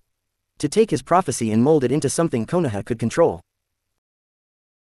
could manipulate, could ensure made them the top village among the Big Five for decades, not centuries to come. It was why he told his sensei about it. Together, they could set things in motion, put pieces on the board who would act accordingly to their actions, and the actions of those around them with just the right nudge. And Jiraiya would be the one to reap the glory behind it when the prophecy was finally fulfilled, with everyone speaking his name with respect. He could and would boast on how it was through his training that Naruto was so strong. Not really a lie, but no one needed to know that particular part, and Jiraiya doubted the brat would say anything to the contrary when the time came. Especially given how good-natured the boy would have been once the Sannin gave him just enough mentoring to make the brat see things his way. No longer would a kunoichi glare at him for his perverted ways or for peeping on them to write his wonderful novels. They would practically invite him into the female section just so they could sit next to the man and rub their bodies against his own.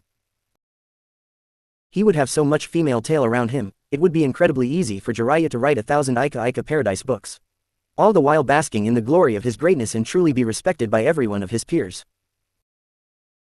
But the brat had chosen to be resistant to his method of training. His sensei had assured Jiraiya that the need to prove himself and getting stronger to obtain the approval of those from within Konoha was imprinted into the brat's brain. How all Jiraiya had to do was dangle a few jutsus in Naruto's face, put the gaki down with negative criticism, and make it seem like nothing the boy did was enough. By doing this, they could force the boy's drive to improve himself to focus on getting stronger for Konoha. To fight for Konoha when its enemies came knocking. Never questioning, never thinking outside of doing what he was doing, unless the village benefited. The only reason Jiraiya and Hiruzen didn't do it to Kushina was because Mito was alive long enough to imprint the Uzumaki way into her.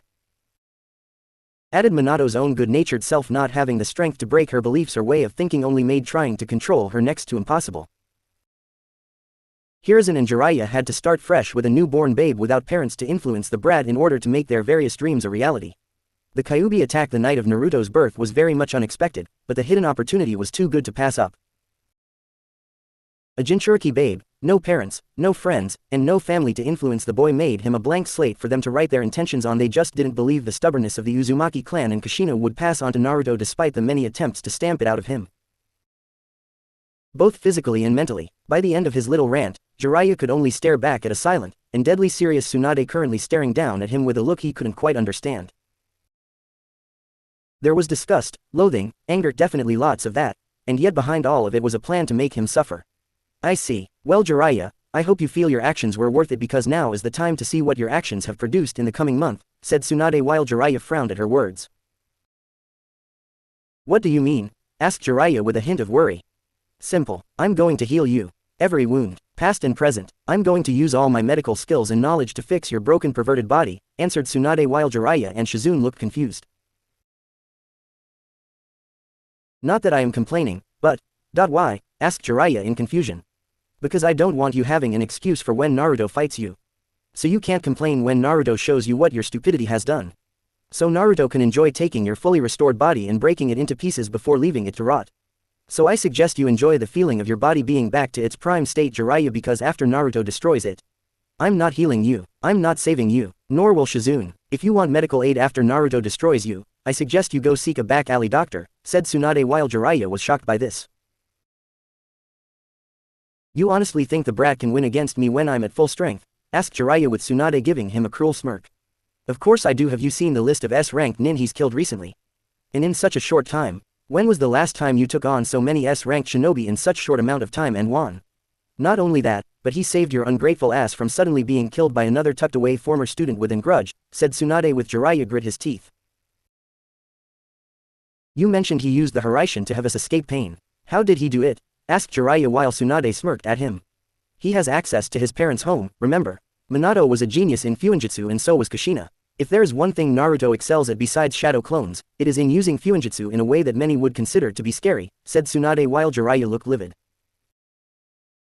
What? No, he can't have it yet. The Sandaime decreed he couldn't until he was mature enough or was Junin with considerable experience, exclaimed Jiraiya, knowing his old sensei had done this to make it nearly impossible for Naruto to have access to the vast knowledge left behind for him. He is mature enough, no thanks to you. As for his rank being a possible issue, I recently promoted him to Junin. The fact he killed quite a large number of notorious S-ranked nin tells me the brat has accomplished the requirement of getting experience. so you can take senseis and your stipulations regarding the boy and shove it. What's the matter, Baka? Are you now afraid the brat will actually fuck you up in your eventual fight? Countered Tsunade with Jiraiya growling. He's still immature, throwing a tantrum on how I train him, bitching about the Biju's chakra hurting him. As for him kicking my ass, never. Besides, you should be more worried about yourself. He might challenge you for the Hokage seat in a one-on-one fight. Do you really expect him to hold back if that happens?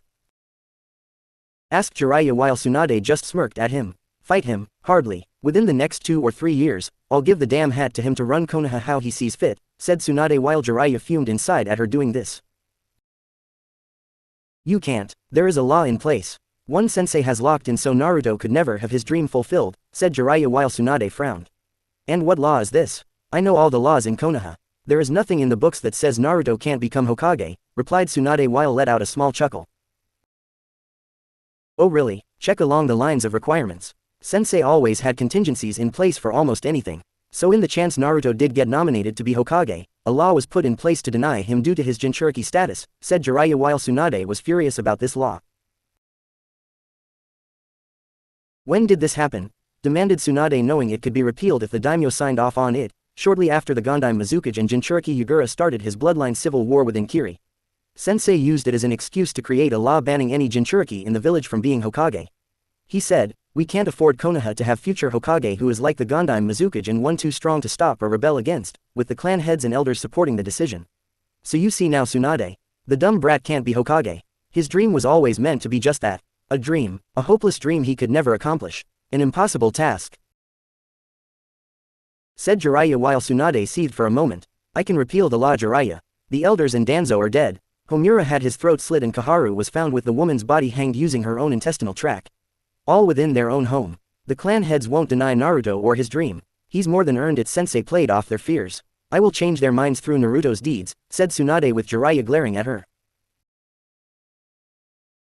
You honestly think Sensei didn't think everything through? That there was a chance the next Hokage after him would take this to the daimyo?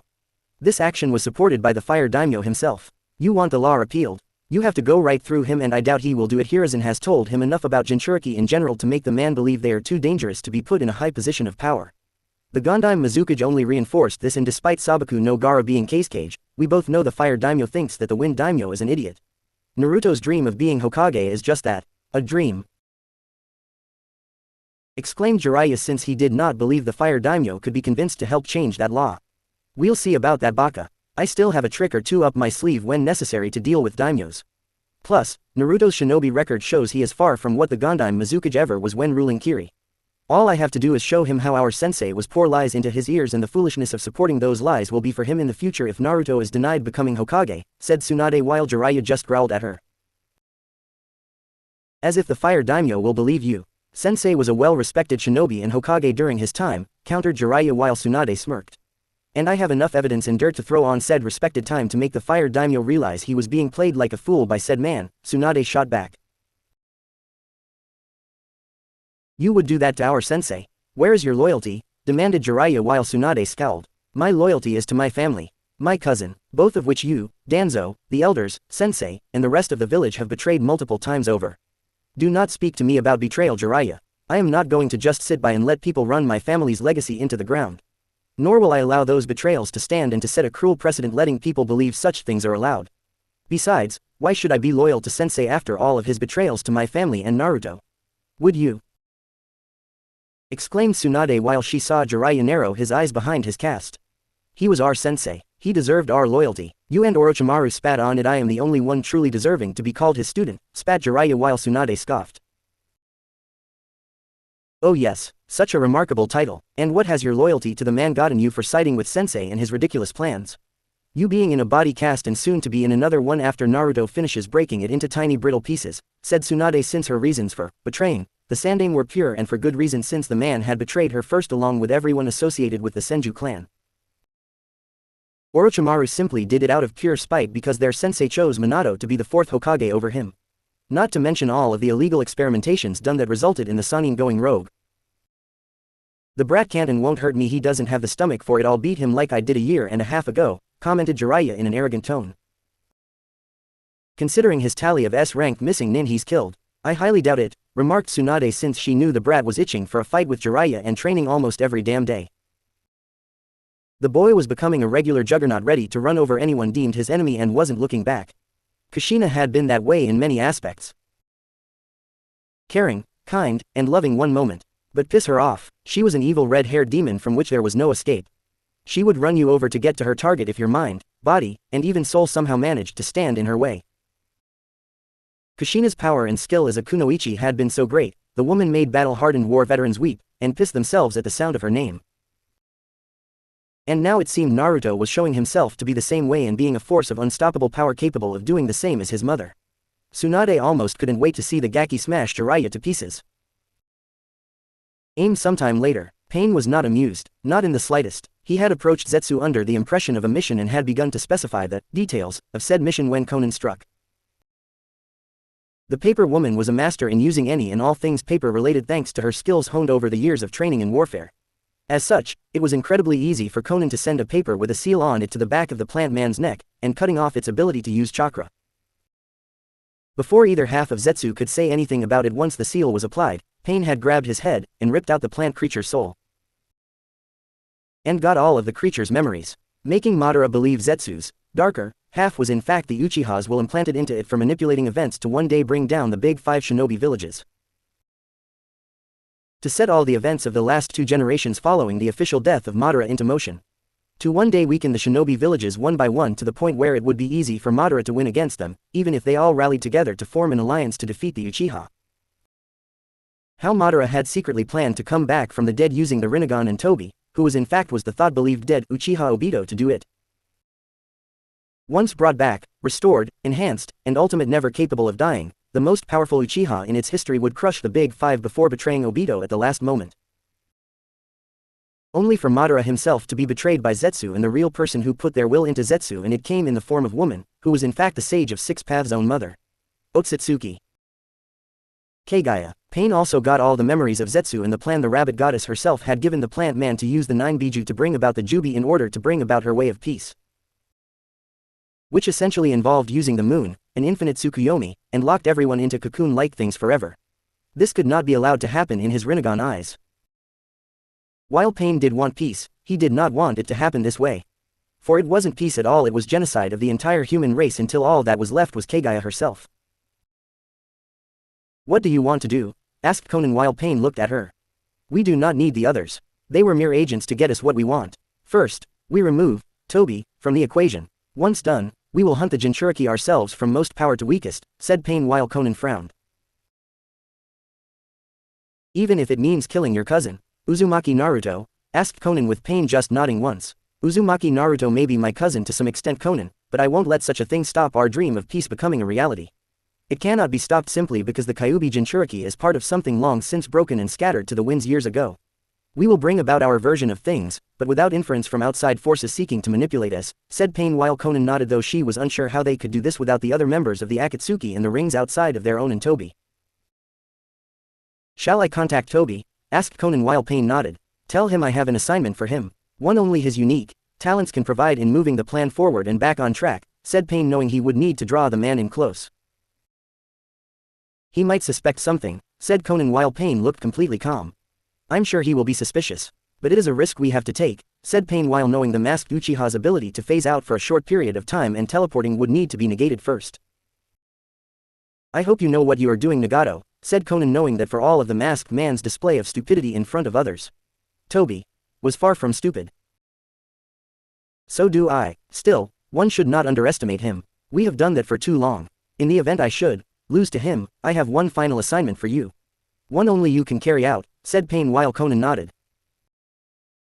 I'll help any way I can, said Conan while Pain gave her a small barely noticeable smile on his path's face. I know you will, Conan. This is my command should the Uchiha defeat me, said Pain before he told her what was to happen afterwards should the Uchiha win. Konoha sometime later. You can still back down, Gaki. Admit I'm your better and we can stop this right now with your pride, somewhat left intact, said Jiraiya with a smirk. Why, so you can go around boasting and bragging about how you supposedly best me in combat while trying to swoon some whore in the red light district so she'll put her diseased mouth on your junk? No thanks, you already have enough STDs in your body to be labeled a biological weapon. We don't need you adding more to a possible mutation and outbreak, said Naruto while Jiraiya scowled at him. You sound like your mother, brat. If she had just kept out of my relationship with Minato when growing up, I could have made him into quite the ladies' man, commented Jiraiya with Naruto rolling his eyes. Yeah, I'm sure my mother would love the idea of marrying a womanizing adulterer with a small army of STDs running around in his system. Or the fact, if you had your way, I would have several dozen, if not 100 half-brothers, and half-sisters born from loveless sexual escapades, said Naruto sarcastically while Jiraiya summoned Ma and Pa to get into his imperfect sage mode. Both had been informed of the match ahead of time, and while both would have preferred to fight for Naruto's and the winning side, they had to do their duty in fighting for their senior summoner on the contract. Not that it mattered. Pa and Ma knew their presence on Naruto would result in the boy being unable to use sage mode properly. Besides, they had seen firsthand his ability to get around the imperfection despite the difficulty of doing it thanks to Minato's seal holding a certain nine-tailed Biju within Naruto. There is nothing wrong with my way of doing things. Everyone else is wrong in judging me for how I do things, said Jiraiya while Naruto gave him a flat stare. That has got to be one of the most stupidest things I have heard come out of your mouth since I came back to Konoha. It is all the way up there with you ditching me for whores and you throwing me into a nearly endless ravine to access the fox's chakra, said Naruto with Jiraiya looking unapologetic for the act. Sink or swim, brat, it's the way of life. If you can't handle it, I suggest you drown quickly so others don't get dragged down by your dead weight, said Jiraiya with Naruto entering his version of sage mode now. And unlike Jiraiya, it was perfect. The only thing about to be dead around here is you, said Naruto before getting into his toad fighting stance while Jiraiya did the same. Tough talk for a brat barely reaching puberty, said Jiraiya mockingly. Says the man who never achieved it after reaching his twilight years. The only thing you can do early is age and ejaculate into an unsatisfied woman, said Naruto while Jiraiya was seething at the insult to his male pride. I'm going to enjoy hurting you, said Jiraiya while his eyes narrowed. Says the man who was ducking me and going on a suicide mission to get out of our fight you had originally wanted from the start. Naruto shot back before he was gone in a mere second before his fist was barely caught by Jiraiya. The impact forced the man back several feet while still holding the fist. You call that fast? Your father could move faster and hit harder too, said Jiraiya while Naruto smirked before leaping away from the Sannin. I know, I was just taking it easy on you at first. Being old and frail at your age, I felt a sudden moment of pity and compassion for you. It's gone now, said Naruto mockingly before he got serious and moved even faster. Shit, thought Jiraiya with wide eyes and suddenly felt a pain in his sides from an elbow blow to the ribs. Jiraiya stumbled and nearly fell over from the blow, but managed to stabilize himself. If just barely. Before he could even realize it, a kick hit Jiraiya in the face, followed by a knee to the spine, and finished up with an elbow to the chest. Each one causing incredible pain for the Sannin, and the impact from the ground further proved to Jiraiya his former apprentice was no longer holding back. You were always a fool and a loser, Jiraiya. You spent so much of your time focusing on the pleasures of the flesh. So much time wasted peeping on women, using others for your own personal gain, and trying to get people to see you as something outside of being the preverbal parasite. But people aren't as blind as you think, Jiraiya. They saw you for what you are in life, said Naruto while walking around Jiraiya like an animal stalking his prey with calculating eyes. And what does that say about you? People must see a demon when they look at you, right? Asked Jiraiya while slowly getting off the ground. I said they saw the truth when looking at you. With me, they're blind as a bat's, said Naruto with Jiraiya laughing and spitting out some blood in his mouth. Is that so? Nearly an entire village sees you as a demon. As a monster. They can't be all blind. Maybe they do see something about you that you can't see about yourself. Asked Jiraiya while Naruto scoffed. And how exactly am I a demon? A monster? If it is simply for holding the Kyuubi, then they are just as stupid as they are blind. Just because I hold a Biju doesn't make me one of them. I am not some weapon or tool or pet you can command and expect to obey without question, replied Naruto before Jiraiya moved to hit him. Only for the Sannin strike to be blocked by Naruto, who countered by punching Jiraiya just as quickly. That's where you are wrong, brat. You are a weapon, a tool. That is what Jinchuriki are to their respected shinobi villages. They fight and kill like good little attack dogs and are punished when they don't follow orders, said Jiraiya before he went on the attack and tried to land a decisive blow against Naruto. Key word being tried, so my mother was one too. And Uzumaki Mito? Asked Naruto before dodging another arm strike and viciously broke Jiraiya's elbow, followed by kicking the man in the back 3 times before throwing him onto the ground. Of course they were tools. The only difference was neither one knew it and were too strong to remold into the image others wanted them to become such things. Despite her old age, Mito made sure Kushina wasn't turned when my sensei became Hokage. Even when she grew up to be a kunoichi, Kushina was untamable thanks to Mito's influence, and later with my student when they fell in love, snarled Jiraiya while hating the concept of the word and how he felt it poisoned his student. What do you have against love? I thought you loved Tsunade. So why say the word like it was something foul? Asked Naruto while Jiraiya glared and charged at the younger man with the intent to kill. I don't love Tsunade, I love her body, the body she had when younger. The breasts, the ass, and the legs that show off her physical beauty. Ever since I first laid eyes on her in that hot springs, naked from head to toe, I loved the idea of being able to mount that fine piece of senju tail until my balls were drained. But she never gave me the time of day. She had eyes for that sissy boy Dan and all because he believed in the same things she did. When my student fell in love with Kushina, but does he exploit her love she gave in return? Does he try to act like a real man and take charge of his home? Put his future wife in her place? Does he use his ever-growing reputation as a highly skilled Junin and soon-to-be Hokage to sleep with multiple women on the side? No, he stayed faithful to her. Because he was as in love. So yes, I hate the concept of love as you, Minato, and even Tsunade see it, said Jiraiya, who finally managed to land a punch on Naruto's face. Only to find it didn't do much. In fact, the younger man's face barely moved from the blow Jiraiya had delivered. Not only that, but unknown to the Sannin himself, Naruto allowed Jiraiya to hit him in order to gauge the man's overall strength. He wasn't impressed. Is this it? Is this all the strength you have? I was expecting you would at least move my body back a good 2 inches. But this, I didn't even feel it, commented Naruto before he batted away the fist of the stunned Sannin and kicked Jiraiya in the chest. That was my hardest punch. I put everything into that hit. How did you take it and not lose your head? Demanded Jiraiya while seething at his failed attempt to kill him in one blow had failed. Simple, I'm stronger than you. While you spent your days peeping on women, sleeping with whores, and drinking heavily at bars. I actually bust my ass to get to this level. Had you trained me properly like a true sensei would, you would have seen the writing on the wall. But like a fool, which everyone called you when growing up, you chose to be a lazy bastard. I was right when I said Orochimaru would have made a better sensei over you. Hell, maybe my father could have helped curb your former teammate's own lust for the darker powers, and notions of immortality since Minato would have been his legacy to the world when dead. Alas, we will never know. Not that you would have allowed it. I get the feeling you would have killed my father out of spite for Orochimaru if that were to happen, said Naruto while Jiraiya spit out more blood and rubbed his chest. Of course I would have killed Minato. That boy was a genius. A prodigy one sees and comes around once in 100 years. Whoever trained him would gain fame, glory, and the recognition for decades to come. Do you really think I would let such a thing like that be given to that pale-faced freak of nature? It was bad enough Sensei favored Orochimaru all those years ago, but I would have drawn the line at my student not being mine. Said Jiraiya while the look of madness was in his eyes and Naruto narrowed at it. You sound as if the old monkey had planned on it after telling him of Minato's potential as a shinobi, said Naruto with Jiraiya's smirk increasing. Actually, he did just that. My former teammate was so well loved by Sensei at the time that any other choice for master and apprentice relationship was out of the question. I told him to hold off until after the boy was Chunin to make a decision on who would take the boy as an apprentice in the future. So I spent that time running a little smear campaign against Orochimaru using my spy network. Falsifying various reports about my former teammate's actions. I had my spies spreading all sorts of lies about him, about his sexuality, his preferences, and even possible hints of his loyalty being put into question. By the time Minato became Chunin, I had convinced my sensei to have me take your father as an apprentice while Danzo offered to take Orochimaru into his root program, said Jiraiya while Naruto narrowed his eyes at him. I see, so because of you and your clearly inferior ego, if not insecurity, Orochimaru of the Sannin was sent into the arms of Shimura Danzo.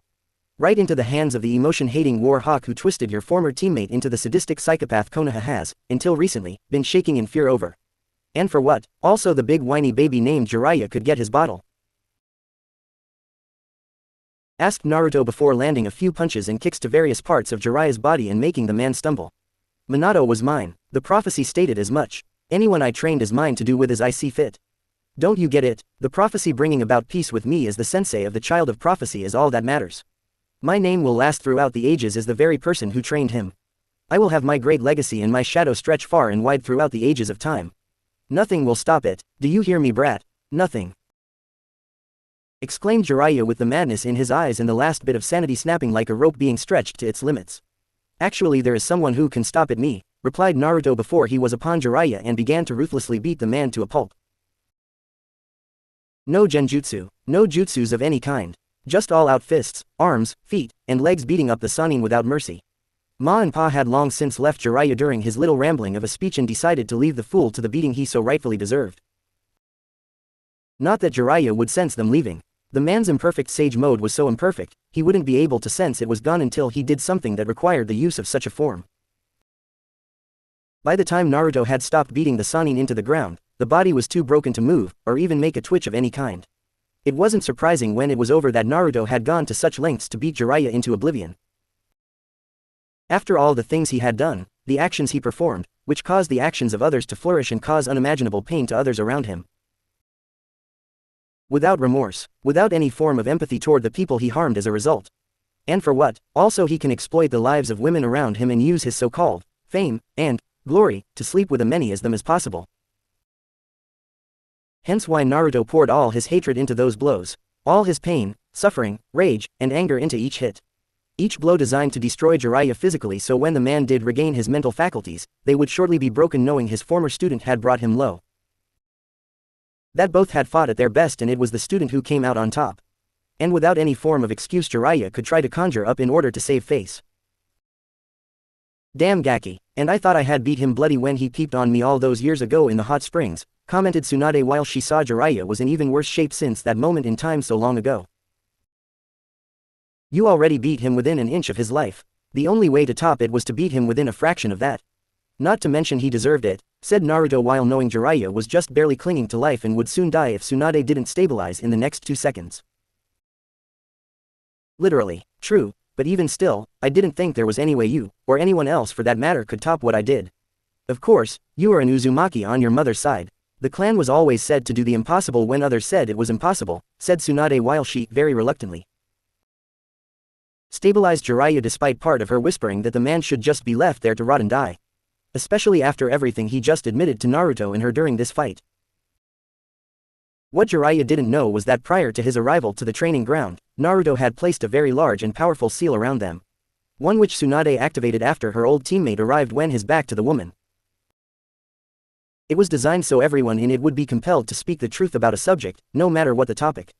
Naruto had wanted to know just how low Jiraiya had sunk so he could justify beating the idiot the way he had just done now. While Naruto had suspected Jiraiya was one of the lowest forms of life in existence, he didn't expect the Sannin to have fallen this low.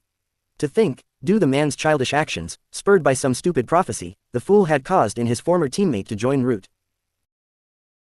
As a result, Orochimaru became twisted by the man running it, which eventually caused the Sannin to go rogue for a various number of reasons. One of which was the Sandaime choosing Jiraiya's student and Naruto's future father as Hokage. Even worse, Orochimaru could have been Minato's sensei, which could have prevented the Sannin from becoming so twisted, and so obsessed with immortality to going down such a dark path. One that Naruto suspected Danzo had a hand in nurturing and the Sandaime Hokage himself encouraged down the road, if only to make sure his former student channeled his newfound interests for the betterment of Konoha as a whole. Heal him as best you can, Tsunade, but not too much. I don't want him being a shinobi anymore. He has no right to be one after the shit we just heard him say, said Naruto while Tsunade could only agree with him. In truth, Jiraiya's time as a shinobi was ending. The man had lost the respect of his peers, his fellow shinobi, and the next generation of Konoha itself. His spy network was messed up with internal problems, he was hated by Kunoichi in and out of Konoha, and the man had not been in an actual fight in years, so his skills were no doubt rusty. Even if Tsunade could fix all of the damaging injuries Naruto had just inflicted on Jiraiya, which was a big if at the moment, the perverted fool would never be worthy of being a Konoha shinobi ever again. It was best to just leave the man in a crippled and semi-vegetative state in the hospital where he could slowly wither away, and ultimately die. All the while trapped within his own body, unable to move, and realize just how big a fuck-up he truly was before the end came for him. That was the punishment Naruto wanted for Jiraiya, the punishment the man ultimately deserved for his actions, for his crimes. Because of him and his selfishness to make a possible prophecy come true, the world had been slowly thrown into chaos. Had the man just been responsible, actually took his own training, and the training of his own students seriously, things would have been different. Without question. But the man didn't act responsible in any shape or form. He didn't train seriously. He did not train any of his 3 students. His actions set things in motion for darker powers to make their moves and bring about pain and suffering to the world. So it was only natural that the man suffering such an end. To be alone, in the darkness of a room. No one to visit, no one to see, no one to speak to anyone about anything.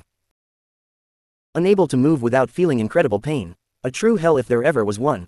And it was one Naruto believed Jiraiya deserved with all of his being. Pain was dead, not just his paths, but the man himself. To Uchiha Obito aka Tobi, of the Akatsuki, it was of not great loss.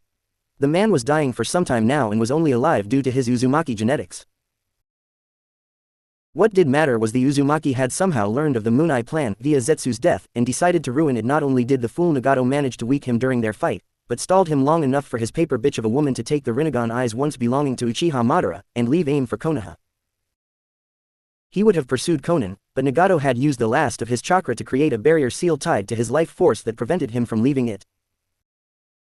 Even the Uchiha's own Kamui ability was proven ineffective and had to wait until Nagato died, which sadly was several days. Damn Uzumakis and their seals. It was any wonder their clan was destroyed. Zetsu had done his job well over the years in manipulating certain events to bring fear to the hearts and minds of others when it came to that clan. The Uzumaki and their intimate mastery over Fuinjutsu would have been a threat to the overall plan, at least according to the plant creature, and he had gone from village to village to spread fear of the clan. All in order to make them ally against the Uzumaki clan and prevent their skills in Fuinjutsu from being allowed to grow. Only now, it seemed that skill had come back to bite him, and the Moon Eye plan right in the ass for one last act of defiance. By the time Obito got free from the seal barrier, he was sure Konan had already made it to Konoha. Going anywhere else would be foolish, and told them everything she knew. Considering she was Nagato's right hand and knew about him being the true leader, Obito knew he would have to act on his own at this point. He would have to take out all the heavy hitters from each shinobi village in order to truly break them long enough for him get all 9 Biju into the statue. The Uchiha had hoped to revive Madara to make things easier in crushing the future opposition of the big 5 shinobi villages, but without the Rinnegan, or the Edo Tensei for that matter. Obito was on his own. Not that it mattered. Obito was strong enough to handle them all should a fight break out against them should they band together. Once all his enemies were crushed, Obito would form the Jubi once more, and use his eyes to take control of it in order to seal the creature into his body. With his newfound power, the Uchiha would use the moon itself to cast a worldwide Tsukuyomi, and bring the world under his control. A world where Rin lived and they could be together. A world without Kushina, a world without her son or the Uzumaki clan. A world without people like Danzo, Orochimaru, and even Kakashi. A world where all things were perfect to him and him alone. We have been doing this in the wrong order. We have been targeting the weakest to the strongest of the Biju. We should have done it in reverse.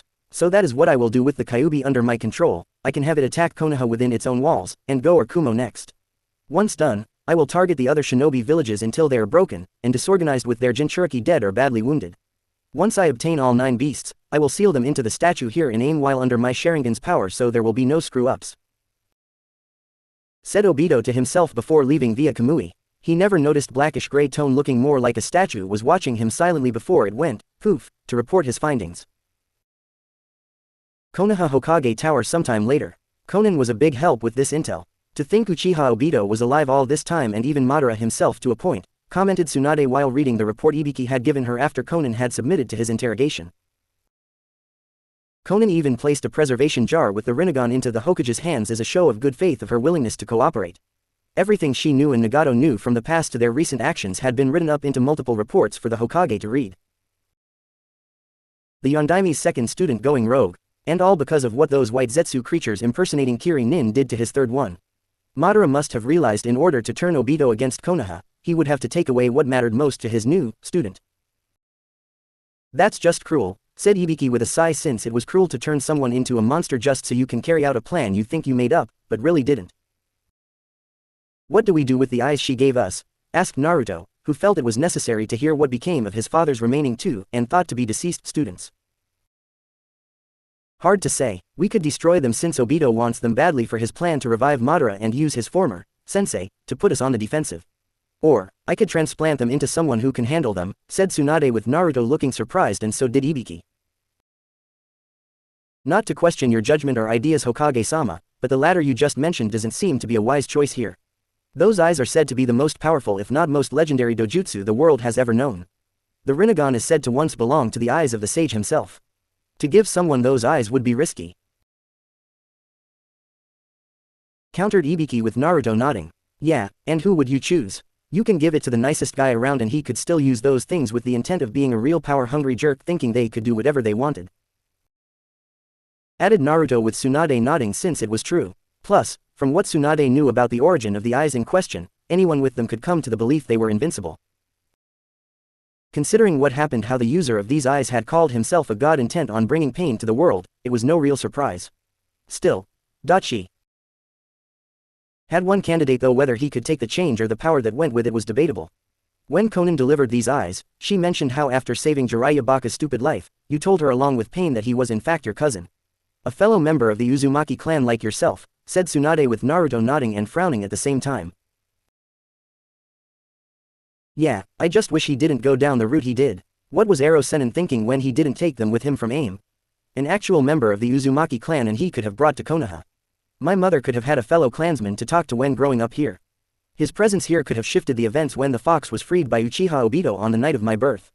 After my birth, even with him raising me due to blood relation if my parents didn't survive, said Naruto while he was inwardly cursing Ero Sennin for his stupidity and arrogance. He was no doubt thinking with his penis. As usual, which would explain why his IQ is so small since it matches the size, remarked Tsunade while Ibiki winced at the insult and felt as if almost all the pride males everywhere had was just downsized considerably. Naruto didn't look the least bit affected by the statement, which made Ibiki conclude the boy was well secure in his masculinity on all fronts. You were about to make a point, Hokage-sama, commented Ibiki while Tsunade was looking at the jar on her desk holding the eyes of the sage. Yes, when Konan came here with the eyes, she asked that if we decided to give them to someone, it would be a person she believed would use them wisely, said Tsunade, as she saw the two shinobi in front of her look on with interest. Really, who did she recommend? Asked Naruto curiously. You. She recommended you, Naruto, answered Tsunade while Naruto looked shocked. Me, seriously? Asked Naruto while Ibiki looked like he was just told everything he did in life never mattered and he had wasted years doing what he did best. Either that or the man was envisioning the horrible pranks Naruto would cook up with the power of those eyes at his command. Maybe both. Yes, she sees greatness in you. Konan believes in you, Naruto. While respectfully not in the way of bringing the everlasting peace Jiraiya's stupid prophecy foretold, she believes you can at the very least keep things with all 5 shinobi villages balanced. I'm inclined to agree with her. After all the good you have done, cleaning up Jiraiya's mess, exposing Danzo, Orochimaru's death, Kabuto's death, the vast majority of the Akatsuki being killed off, is it any surprise? Answered Tsunade while Naruto looked at the eyes in the jar with a sense of hesitation. This wasn't like stealing the Forbidden Scroll incident where he opened it and learned a jutsu to graduate. No, this was worse since these eyes had the power to do all sorts of crazy shit and all at the command of whoever had them in their eye sockets. Do you trust me with these things? These are the eyes said to belonging to the Sage of Six Paths after all, warned Naruto, showing a great deal of maturity for his age. Clearly the toads had taught him well. Be respectful when using power unless you wish to be corrupted by it. Strangely enough, I do trust you. Besides, if what Konan said is true, our enemy will not stay delayed for much longer. From what the woman informed us about Obito, he was badly injured, so it will take time to recover. We can use this time to transplant the eyes into you and use them against him when the attack comes, said Tsunade with Naruto nodding, and decided that if these people, one of which was a former Akatsuki, were all willing to trust him with the sage's eyes, why not? I would also provide additional security on the Forbidden Scroll. If these eyes were part of a larger plan to bring back the real Madara, I'd bet 10 years worth of ramen the second part involves the Forbidden Scroll, said Naruto while Tsunade agreed, since using both of those mentioned parts would spell complete doom for anyone opposing Obito if he got either one and using them together. I take it you have something in mind? Asked Tsunade with Naruto nodding. I do, but I need the blood of Uchiha Obito or a close family relative you have on file to make this work, said Naruto with Tsunade raising an eyebrow. I'll get you a sample of the blood on file, but it won't be much. After the Uchiha clan was wiped out by Itachi, Danzo and the elders pushed for all the stored Uchiha blood at the hospital be destroyed since there was no point in having so much from dead people, replied Tsunade while Naruto frowned. Let me guess, he oversaw the operation? Asked Naruto with Tsunade frowning. Yes, though we have confirmed Danzo did destroy most of the blood from all of the documents found in his root base underneath Konoha. I would wager he gave some to Orochimaru to help with the experiment regarding that abomination for a hidden arm he was concealing, said Tsunade, knowing that whatever samples Danzo gave Orochimaru was not enough for the Sannin to use for his own personal use. I just need enough of what is on file. Barely a vial of it. His medical records have a seal holding some right, offered Naruto, since he knew medical records also held a single vial of the blood taken from the patient's last physical. Yes, though we'll have to dig through the medical archives to obtain it. Up until now, the man has been presumed dead after Kakashi and fellow teammate Rin reported his death. Though the file should be there. I did the physical myself and drew the blood in it, so getting the vial shouldn't be difficult, said Tsunade with Naruto nodding. I'll do the security measure first. Once done, you can begin the transplant, said Naruto, since securing the scroll of seals first was the best choice. Besides, Tsunade would need time to prepare for the operation for transplanting the eyes anyway. Konoha sometime later. Obito was not in a good mood. The phantom pain from his injuries were acting up. He was able to get some of the white Zetsu parts to replace what was damaged during the fight with Nagato's six paths and Konan's interference. Unfortunately, the parts Obito needed were not up to par with what he had prior to the injuries sustained in the battle. The paper bitch had sabotaged his entire supply of body parts and organs, including his own supply of Sharingan eyes he obtained when the Uchiha clan was killed before Danzo's root had come to take the rest.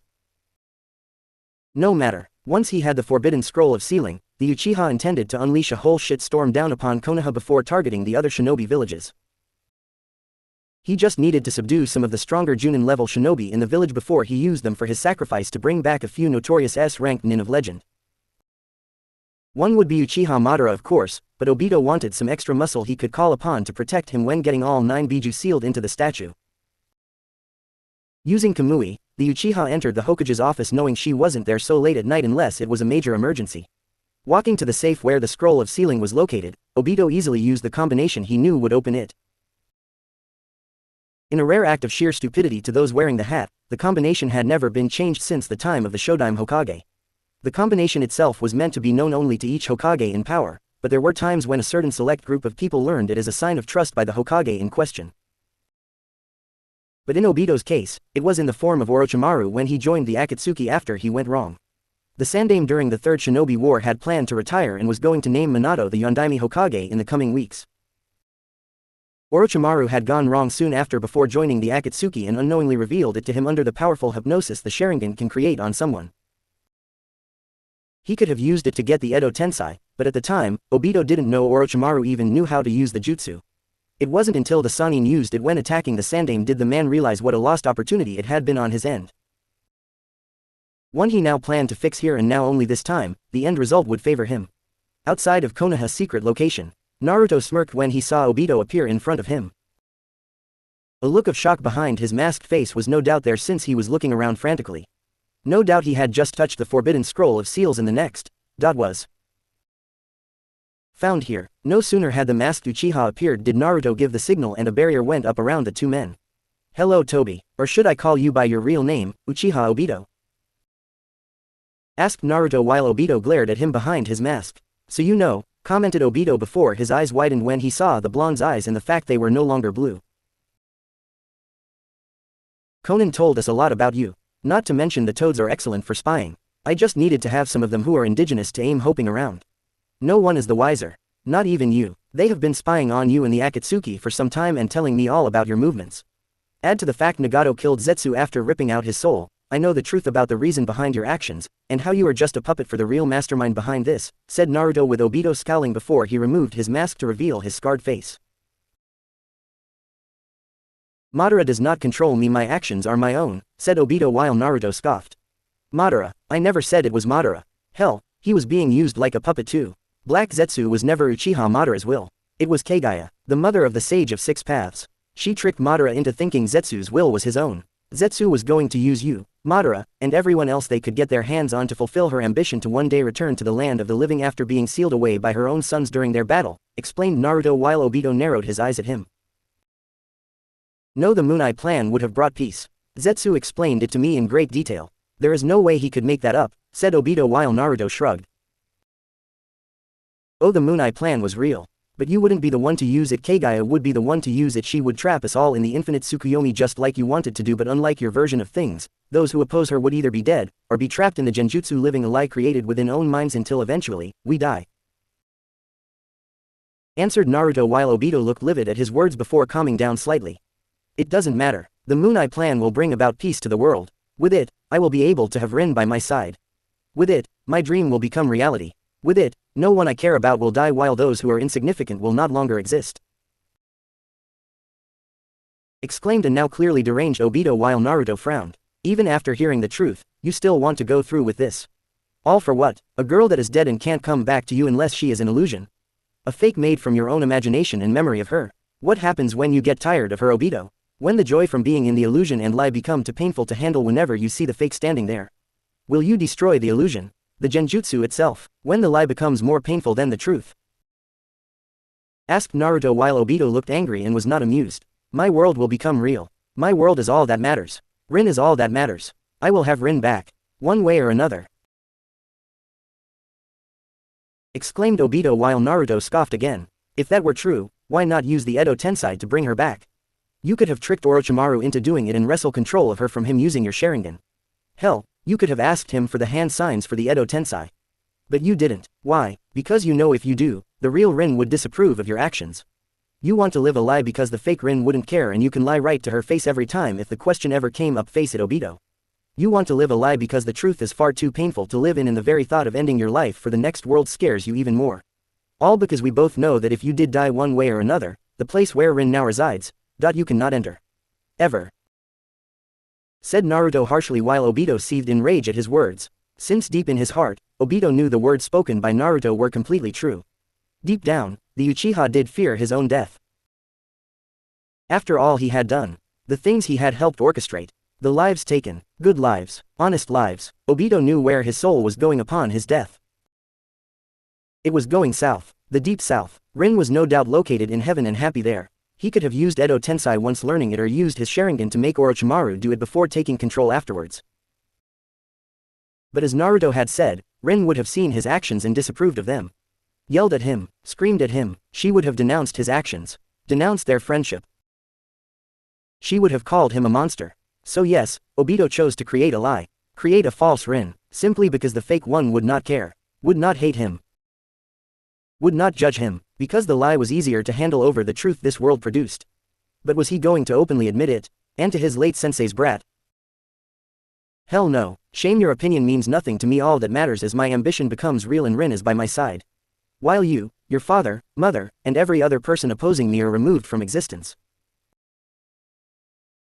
Exclaimed Obito while Naruto smirked. Then come at me. I have something you want. Something you need. Not only the fox in my belly, but the eyes of the sage himself.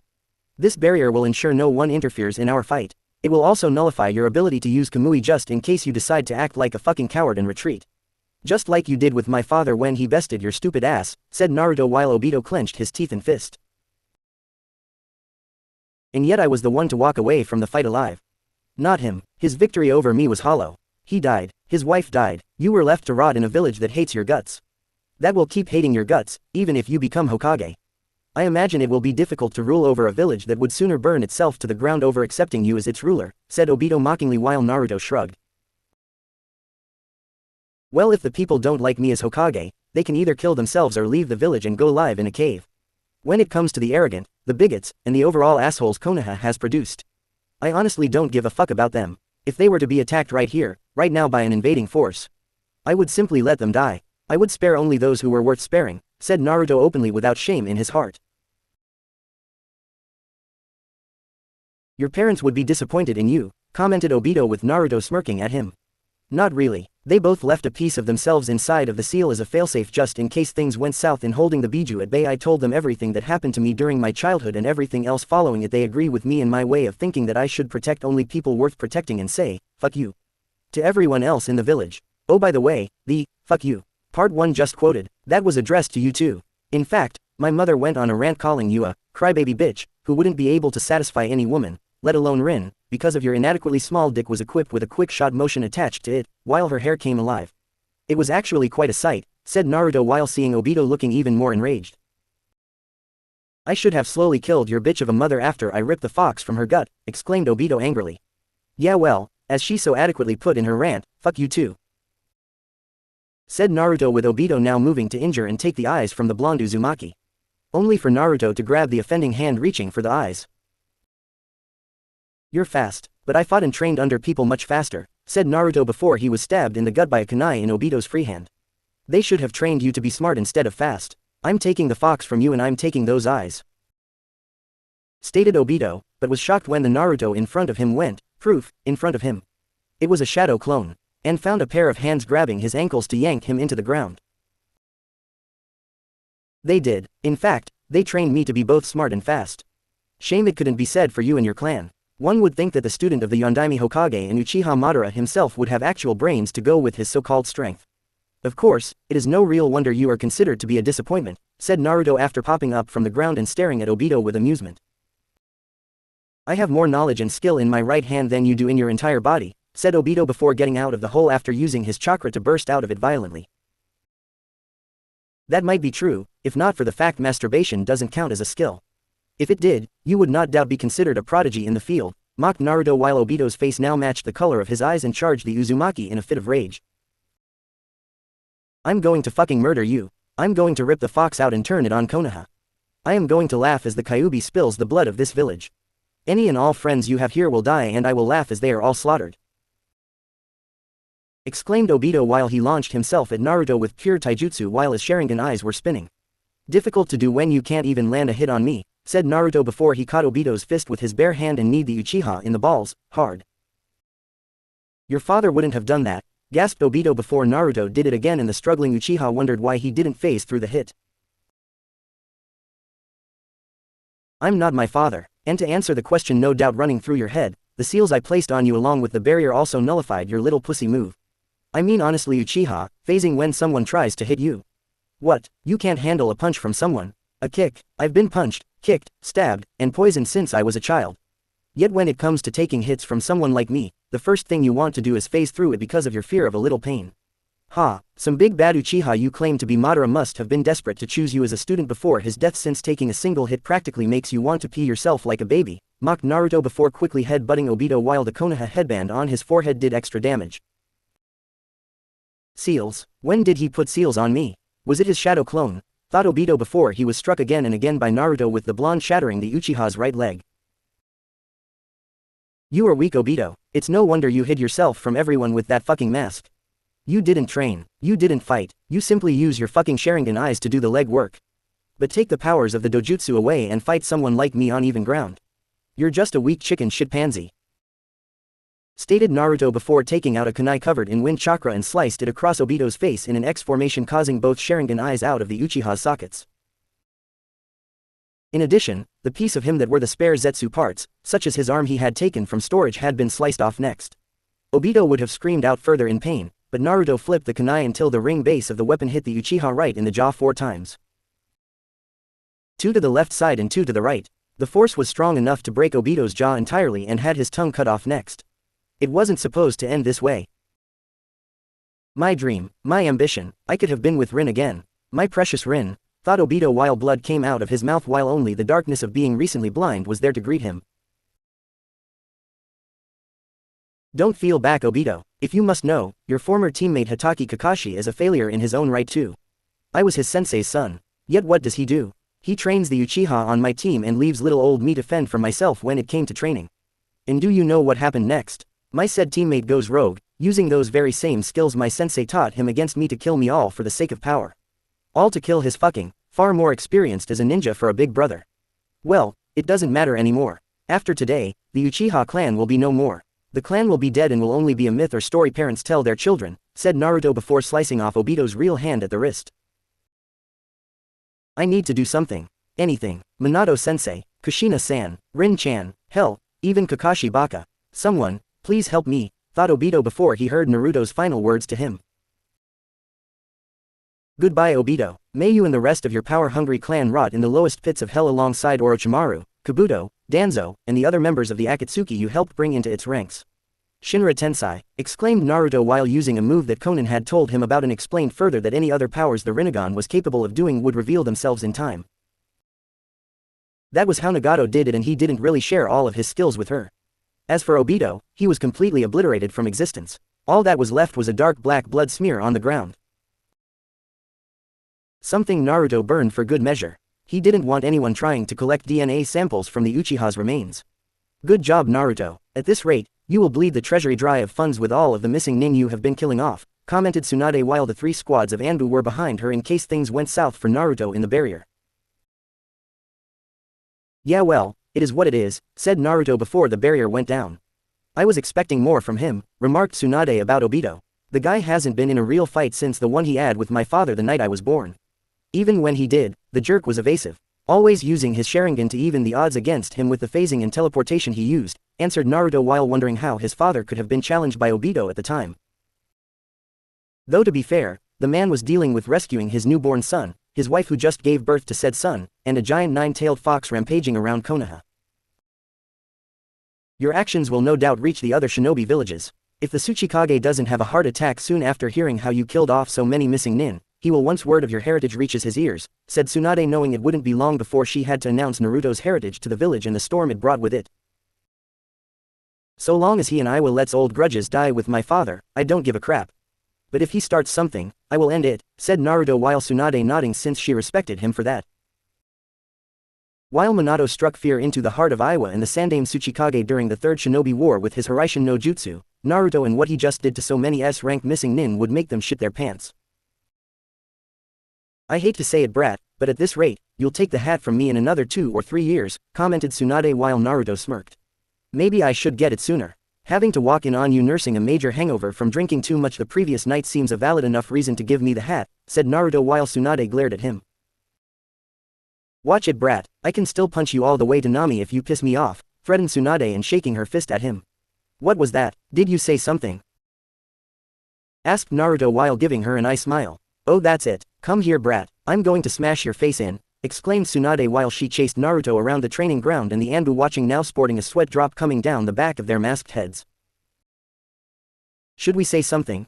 Asked one Anbu ferret while watching Tsunade try, and fail, to smash her fist into Naruto, who at that point leapt into the air and flipped her the bird and blew a raspberry at the woman. Do you want to die or be sent to the ER and ICU? Asked the Anbu captain while they saw Tsunade looking livid and continued her pursuit of Naruto into Konoha. That depends. Do I get hazard pay? And if I do, how much? Asked the ferret Anbu while hearing Tsunade cursing Naruto the deeper they went into Konoha. In order, no, and even if you did, it wouldn't be enough to cover your medical bills, said the Anbu captain since he knew Ferret had been looking for an excuse to get some form of vacation time. Though there were less painful ways to do it. Konoha Hospital Jiraiya's room later that night. Sleeping well, Aro Sennin? Asked Naruto while walking into the room casually. So, you have come crawling back to me, I knew you would, grumbled Jiraiya while Naruto smirked and stepped out of the darkness and showed the sun in his eyes. You couldn't be more further from the truth. The Akatsuki is no more. Your former student Nagato is dead. Your second student, Konan, gave me the man's eyes to use how I see fit. The Uchiha who freed the fox from my mother is dead too. I killed him. I have done what you could not twice over. I avenged your pathetic sensei by killing his most favorite of students. And I avenged my parents by killing the man who murdered them through his machination the night I was born, said Naruto while Jiraiya grit his teeth in anger and frustration. You shouldn't have those eyes. They are not meant for an immature brat like you, said Jiraiya bitterly. And who do you think is a better choice? You, Kakashi, maybe some other person who is a big fan of your cheap smut perhaps. Do you honestly think Tsunade or even Konan would trust these eyes to a whiny man-child like yourself? They would sooner revive the infamous Uchiha Madara and start the next shinobi war before entrusting you with such things, said Naruto coldly while Jiraiya glared at him with an intense amount of hate. And you are a better choice. A whiny brat who couldn't handle the Kyuubi and whined like a baby when I didn't give him his bottle, countered Jiraiya angrily. First, I am a far better choice over you, Aro Sennin.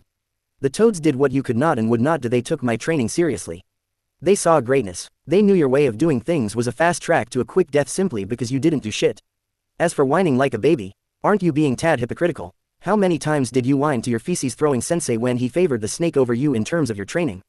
How many times did you whine when no one gave you the respect you claimed to deserve for peeping successfully on women for one day without being brutally beaten to a pulp? How many times did you whine when my mother viciously stopped you from mooching off my father and his fame during his shinobi career? Do not speak to me about whining and not getting my bottle from you, Aro Sennin. We both know you have been trying to milk multiple bottles for years just to stay relevant. As of right now, the tap for any such bottles is officially turned off, said Naruto coldly while Jiraiya was livid at being told his attempts to stay in the limelight and cast his shadow were now over. If he only knew Naruto destroyed the statue using explosive tags filled with nature chakra to turn the area underneath AIM with Konan's assistance into a giant sinkhole. You can't do this to me. People will know something is happening when I'm not around.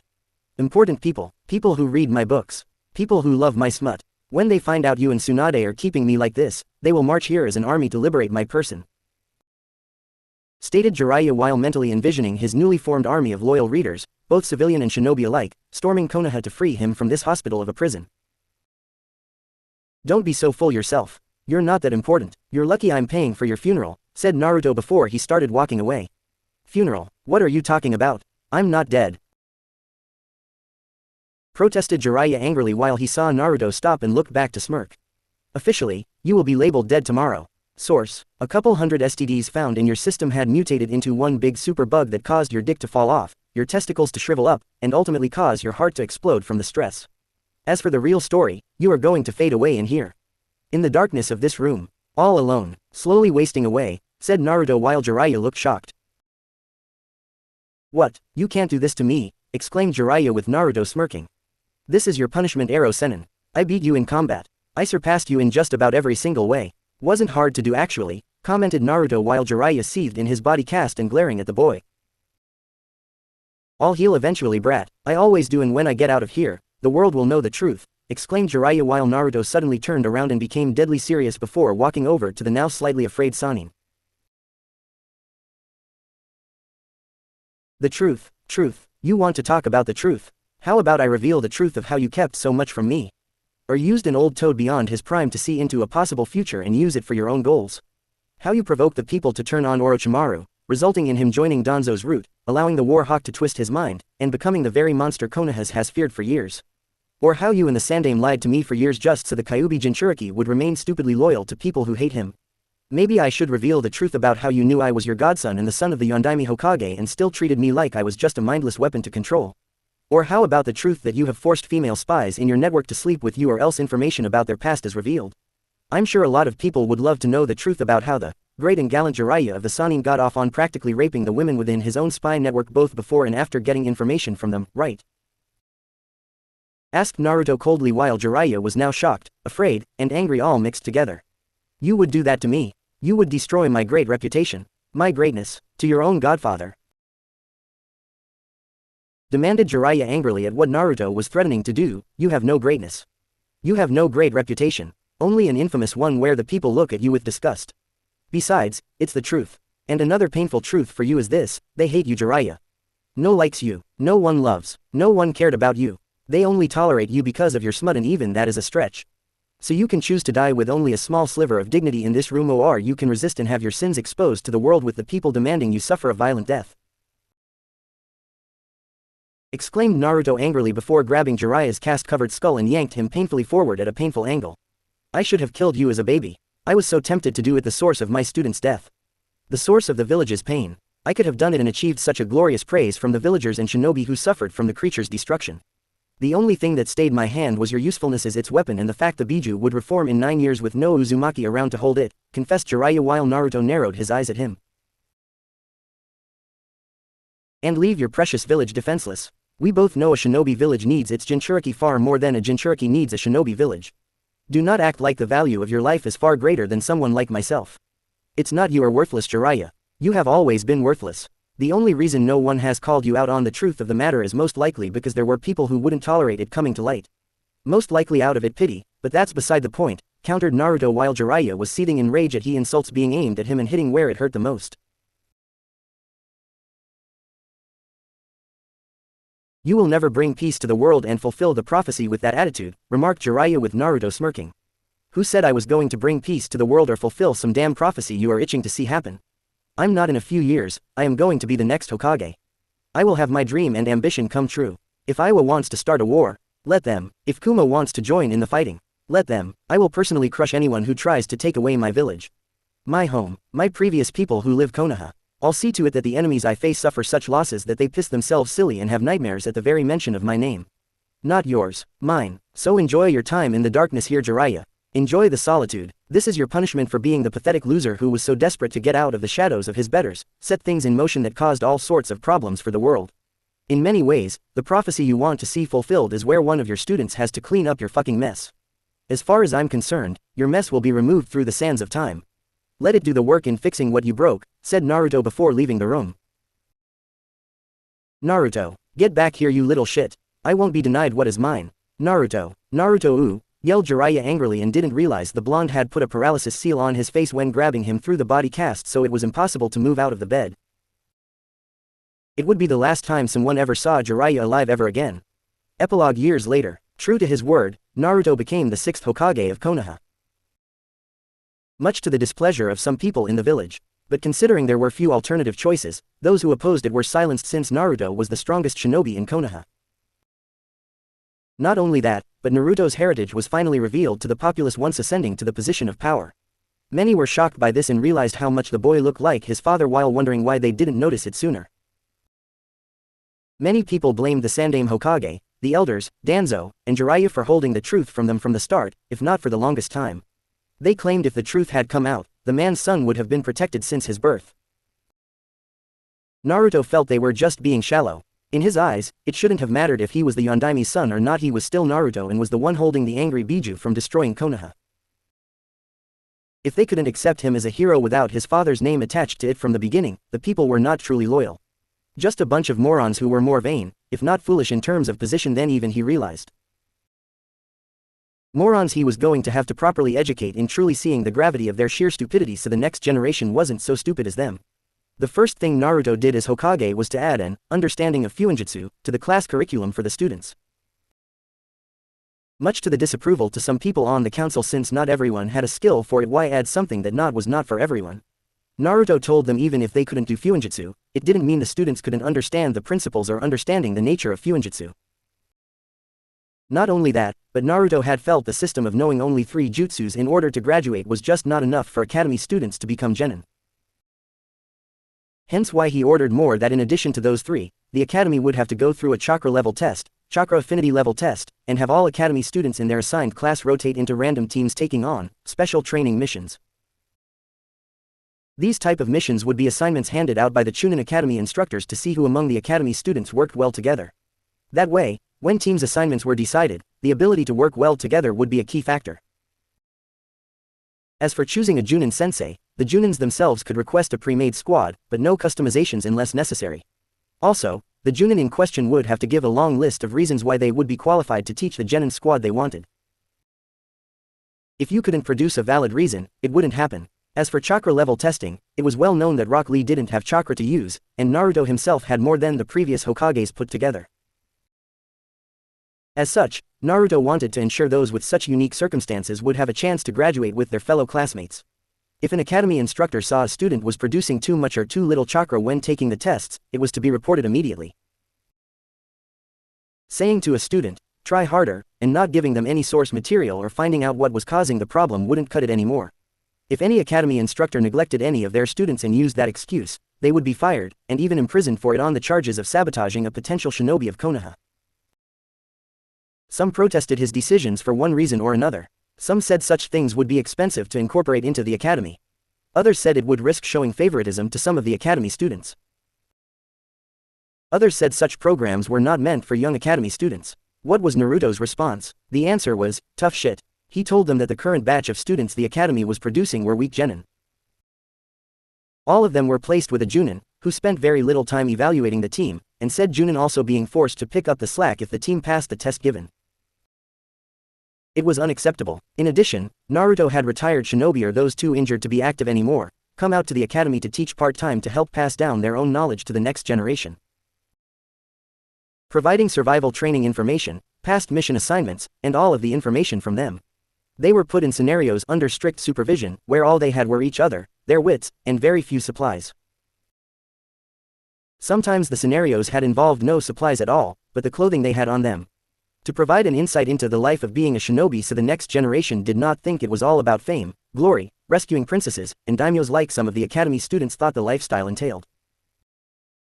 The fact Naruto had done and achieved such things didn't mean they would in his place. Still, the end result of his decision quickly produced results, with the genin that came out of the academy being more prepared for the real world.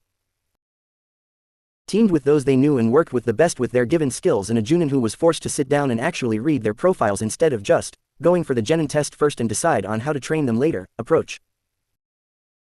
If Junin were going to train their genin teams, they were damn well going to put in the goddamn effort. As for the paperwork, Tsunade thought the boy would be pulling out his hair at the sheer mountain of it. Imagine her surprise when he made 5 shadow clones and had them do all the work while he kicked up his feet with a knowing smirk. When Tsunade angrily called him on not only knowing how to defeat paperwork, but also knew how to do it for years, and didn't tell her at all. Naruto just smiled at the woman. Perhaps I did know how. But if I told you, all the hard work, and the responsibility of running the village would have never truly hit its mark on an old hag like you. Tsunade's response: she tried to strangle Naruto and had to be held back by 2 squads of Anbu, Shizune, Guy without his weights, and Kakashi using Sharingan to eventually put her to sleep. And all the while, Naruto had a knowing smile on his face. It was good to be him in the seat of power. That and revenge on Tsunade for being a neglectful member of his family was sweet. As for Kakashi, the new Hokage wasn't about to let the man get away in life without being punished swiftly, yet very much cruelly. And by cruel, Naruto was thinking of something truly diabolical, if not something close to a war crime. The punishment for Kakashi: he must avoid being hugged in a vice grip by Guy. While that doesn't sound so bad, Kakashi has to do it for 1 week straight. Again, nothing too cruel about such a punishment at first glance, except that Guy would be completely naked. Yes, naked, no weights, no clothing, no hiding his youthfulness to the world. But to give Kakashi a somewhat fighting chance of escape, Guy would be covered in grease, and had to hold on to Kakashi for a good minutes to make it stop ahead of the week's end. Why would Guy agree to this? Because Naruto played on his pride of never refusing an actual challenge, and the hint the new Hokage gave of Guy not being able to carry out his mission challenge would look badly on the Junin's record. It was only natural Guy would jump at the thought of completing such a challenge, while Kakashi got on his hands and knees and begged Naruto with crying eyes to reconsider this harsh punishment. Naruto of course looked Kakashi right in the eye and said 5 simple, yet earth-shattering words. Not a chance in hell. Needless to say, the entire week was pure hell for Kakashi. He spent it running through the village, dodging, ducking, running, leaping, digging, and everything else short of all out flying in the air to avoid Guy's naked form trying to hug him. While he could have let the extremely weird and naked man hug him for 30 minutes and be done with the entire punishment Naruto laid out for him, Kakashi still had some measure of pride in himself, and as a man, what little was left in not being hugged like that. Unfortunately, even he underestimated Guy's persistence in carrying out his mission. On the last day of dodging the naked man, a picture of a supposedly long-lost Ika Ika Paradise book was being sold, which distracted Kakashi for a solid 5 seconds. Those 5 seconds were all Guy needed to leap onto Kakashi from behind in a massive bear hug from which there was no escape. His screams were heard throughout the village for miles. This incident aside, Naruto's progress with his new reforms got the attention of Iwa, and Kumo too, since neither one liked the idea of the Yondaime's offspring having the title of Hokage. Both had poor history with the man for one reason or another, and the fact he was also the Kyuubi Jinchuriki was irrelevant. Well, for Kumo it was irrelevant since they didn't see Jinchuriki mindless creatures. Iwa was pissed off and scared all the same. Jinchuriki were seen as weapons of war and had no rights as far as they were concerned. You didn't give a weapon free will to think on who it could and could not fight. As such, Iwa made sure their 2 Jinchuriki were repeatedly disciplined, at a young age, told they were weapons of war, had no rights, no real purpose outside of fighting for Iwa, and to have any form of independent thought was treasonous. And naturally, true to their previous actions regarding Konoha, the 2 Kages conspired to take Konoha down. Or rather, attempt to take Naruto down. Something which Naruto knew would most likely happen long before being mentioned offhand somewhere, and had a reformatted spy network cover things for him both inside and outside of the village. And truth be told, the 6th Hokage was no longer surprised by the sheer volume or level of information he obtained from it, as it turned out, Iwa along with Kumo were being secretly helped by a small sect of the civilian and even shinobi within Konoha who hated Naruto. It didn't matter if his father was the former Yondaime Hokage or not, they hated his reforms, his changes to policies, and the fact those who wronged him were punished one way or another further fueled them to secretly commit treason. They had even hired several of Danzo's route that went into hiding. The old war hawk had not put these men on his secret roster yet due to how recent the time was when entering into its ranks just before his death. They apparently felt they owed Danzo to kill the one who ended his life and destroy the village rather than see their lord's murders have it in his place. Such a spiteful bunch, it didn't take long to round up all the traitors within the village and put them to the sword after revealing their crimes to the masses. He had already sent copies of the proof to the Fire Daimyo to further validate his decision to execute them all before anyone within Konoha became a possible sympathizer and knew people with influence who could make some appeal on a guilty person's behalf. As for Iwa and Kumo, They were met with quick, but brutal beatdowns by Naruto along with his chosen Anbu squad he assigned himself when reports came in of incursions from both villages. Each time Naruto was on the battlefield, he sent the enemy shinobi back to their villages in pieces with a warning each time with one survivor to tell both cages to back off or else. They chose, or else, when both cages sent their 2 Jinchuriki against Naruto in the hopes the numbers from both Biju from their respected sides would be to their advantage. Only for Iwa to lose both Jinchuriki to Naruto after killing the Iwa Anbu with them in the Hokage meeting everyone within a shared mindscape where they could talk without any interruption. After removing the various seals that were on Han and Roshi to ensure they were punished should they possibly step out of line, Naruto took them home back to Konoha. Keeping their status as Jinchuriki a secret, the 6th Hokage merely called them defectors who wished to leave the cruelty of Iwa behind for greener pastures. Naturally, it raised a stink with the Tsuchikage, who demanded the return of his weapons when the daimyos had called for a sit-down to prevent a war from happening. Naruto's diplomatic response was, if you didn't want to lose either one, they shouldn't have been on the front lines. Not to mention how they were treated since birth and how Iwa saw them as things instead of people. Throwing down stolen files and showing just how Iwa treated Jinchuriki since the Shodaime Hokage divided up the Biju in order to promote peace. This was, in many ways, Naruto's response to the Tsuchikage as an Uzumaki. Which was, in a sense, a big, fuck you. With 2 middle fingers to the old man. As for Kumo, B was given his own beatdown, as was Niyugito when they fought Naruto in battle. When an offer was made to join Konoha, they refused, as the 2 were loyal to their village. Still, the fact Naruto beat both Jinchuriki at their best, and barely looked winded made the Raikage rethink his aggressive strategy aimed at taking down his late rival's son. Which was unknowingly the smart move on the Raikage's part since Naruto intended to cripple A and Kumo in the event he didn't back off. Not only that, but given how Naruto had the sage's eyes, both the 8 and 2-tailed Biju told their vessels that under no circumstances would they give their power to fight the blonde Hokage. Not just because of Kurama sealed inside of the man, but the eyes were those of their father. To them, it would be as if they were fighting the very man who gave them all life. Not only that, but the 7-tailed Jinchuriki named Fu had found her way into Konoha after running away from Taki. When asked why she came, the green-haired girl told him that Chome had heard through her bond with the other Biju of your actions. She wanted to be free of the hatred her village had for her and to not be treated like an attack dog for them. In fact, Fu had never set foot in Taki, but was always speaking to a handler, who had sent orders from the Taki Shinobi Council to protect their village or else face the ever-painful consequences. And naturally, such a story pissed Naruto off to no end since it wasn't fair to Fu in the slightest that she had to fight for jerks in a village they wouldn't let her even live in. Naturally, an envoy from Taki came after hearing Fu was there.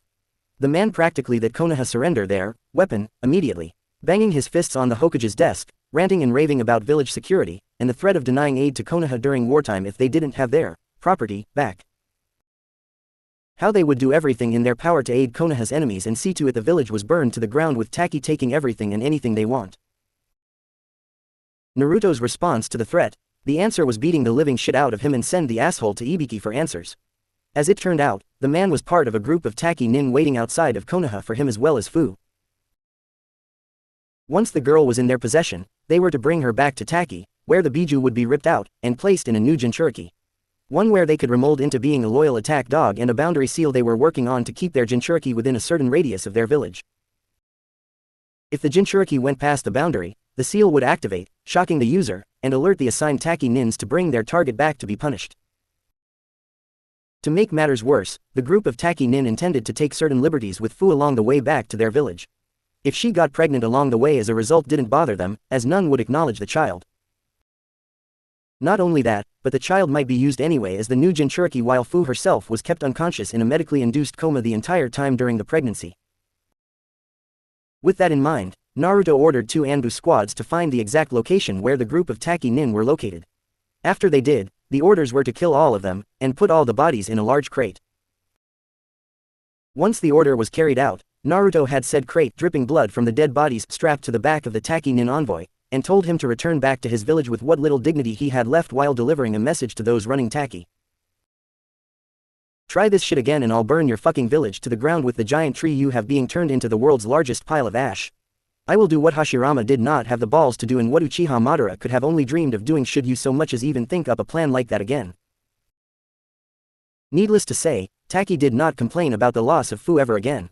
As for Kiri, They had decided to stay neutral in regards to Konoha since they were still recovering from the past sins of a Sharingan-influenced Yagura.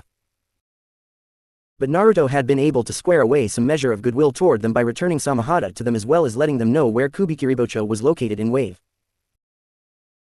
He only asked that if they took the sword from the grave of Momochi Zabuza, a suitable and respectful grave marker be put in its place. In addition, he asked that the grave next to Zabuza's not be disturbed under any circumstances. If it was, Naruto made it very clear that Kiri would wish they were still fighting their civil war with Yagura again. Needless to say, Kiri had no intention of provoking the 6th Hokage with a threat like that, and knowing Naruto had the power to back it up. As for Suna, it was on good terms with Naruto. With Gaara being Cage, it helped in that regard since both men had mutual respect for one another given what they both went through growing up. Add to the fact that Temari married a certain lazy Nara Shikamaru to further cement their alliance between their two villages. Naruto found it hysterical that Shikamaru's feet were consumed in Sant Gaara's to keep him from running while Naruto himself performed the marriage ceremony. The lazy Nara had gotten the woman pregnant months prior to it and Gaara had demanded, see any and all terms and definitions pertaining to threats of inflicting painful bodily harm, that one Nara Shikamaru marry his sister right away when the news reached him about it. The Nara would have tried to flee in terms of taking a long S-rank mission, but any attempt was stopped by Naruto, who smirked at the pleading Nara at the time, and Shikamaru's mother Nara Yoshino in the room with them. The strict woman was carrying her ever fear-inducing frying pan of doom before she dragged the pleading lazy bastard out of his office while he left nail marks all along the floor in the process. And yet despite the whole thing being troublesome, Naruto knew that Shikamaru was a happily married man. Sure, he took a few hits the head via Temari's iron fan, but nothing Shikamaru couldn't take given his track record with his own mother with her frying pan. It was a Nara family tradition for the wife to give their husband the occasional hit to the skull when they were being lazy. Or calling their wife troublesome. As for Naruto himself, he had planned to rebuild his clan with the aid of the women in his life who cared about him. Those individuals in his life were Hyuga Hinata, Mitarashi Anko, Shizuka. She came after him again after doing much soul-searching in her life and was able to prove herself worthy, but had live in Konoha and his just distance enough cousin Uzumaki Karen after finding her in one of Orochimaru's labs. They had found out about Naruto wanting to rebuild the Uzumaki clan and decided they would help him in that regard. It was the least they could do for him outside of their own love for the blonde Uzumaki considering he had helped them out on multiple levels. Even now, Hinata was expected to give birth soon to their son Boruto. She was going through the painful contractions, crying out in pain, trying to crush Naruto's hand with her now suddenly obtained super strength granted to her from the pain. "Ah, you did this to me. Suffer, suffer as I suffer," yelled Hinata while she kept trying to crush his hand and her eyes were blazing with fury. Only Naruto wasn't feeling any of the pain. How is this possible? The answer lay in the fuinjutsu he put on his hand. Hinata was currently squeezing in a bone-crushing grip. The seal he put on it would transfer the pain to someone else who unknowingly had a seal on their hand. As to the unsuspecting person, well, with Shikamaru, why am I feeling so much pain? Yelled Shikamaru while gripping his hand and rolling around on the floor. Serves the lazy bum right. He actually tried to get a long-term mission around the time I was going into labor with our child. Crushing his hand during the contractions was too merciful. This is so much better to watch and see from this perspective, thought Temari with a smirk while feeding their child and seeing her husband suffer. Naruto had secretly put the seal on Shikamaru after the man had fainted from the pain he got from holding Temari's hand during her pregnancy. It wasn't hard to convince her to let him do it in secret given Suna woman's hormonal imbalanced state when giving birth. The angry, at the time, woman demanded the lazy bum suffer long after she had brought their child into the world and Naruto's proposition fit in perfectly with her form of revenge. "Why aren't you helping me? It hurts," yelled Shikamaru while Temari just watched Shikamaru rolling around in the ground in the pain while their child laughed at the man's suffering. "Back with Naruto. I am not giving you another child after this. Never," yelled Hinata while she glared at Naruto while he looked completely calm despite the vice grip his wife had on his hand currently turning purple from the strength applied to it. "They say that now, but later will come the apologies, kissing, groping, and apology sex that comes with it," thought Naruto from his past experience with Anko, Shizuka, and Karen with their pregnancies. Naruto was actually surprised Shikamaru didn't realize what was wrong with his hand or suspected what was wrong had been done by him. Then again, the man was dealing with his own wife, their child, Gaara as a brother-in-law, and the overwhelming pain the seal on Shikamaru's hand sent when Naruto's wives tried to hurt their husband when in labor. Oh well, best not to think of it after all. Why make the Nara suspicious?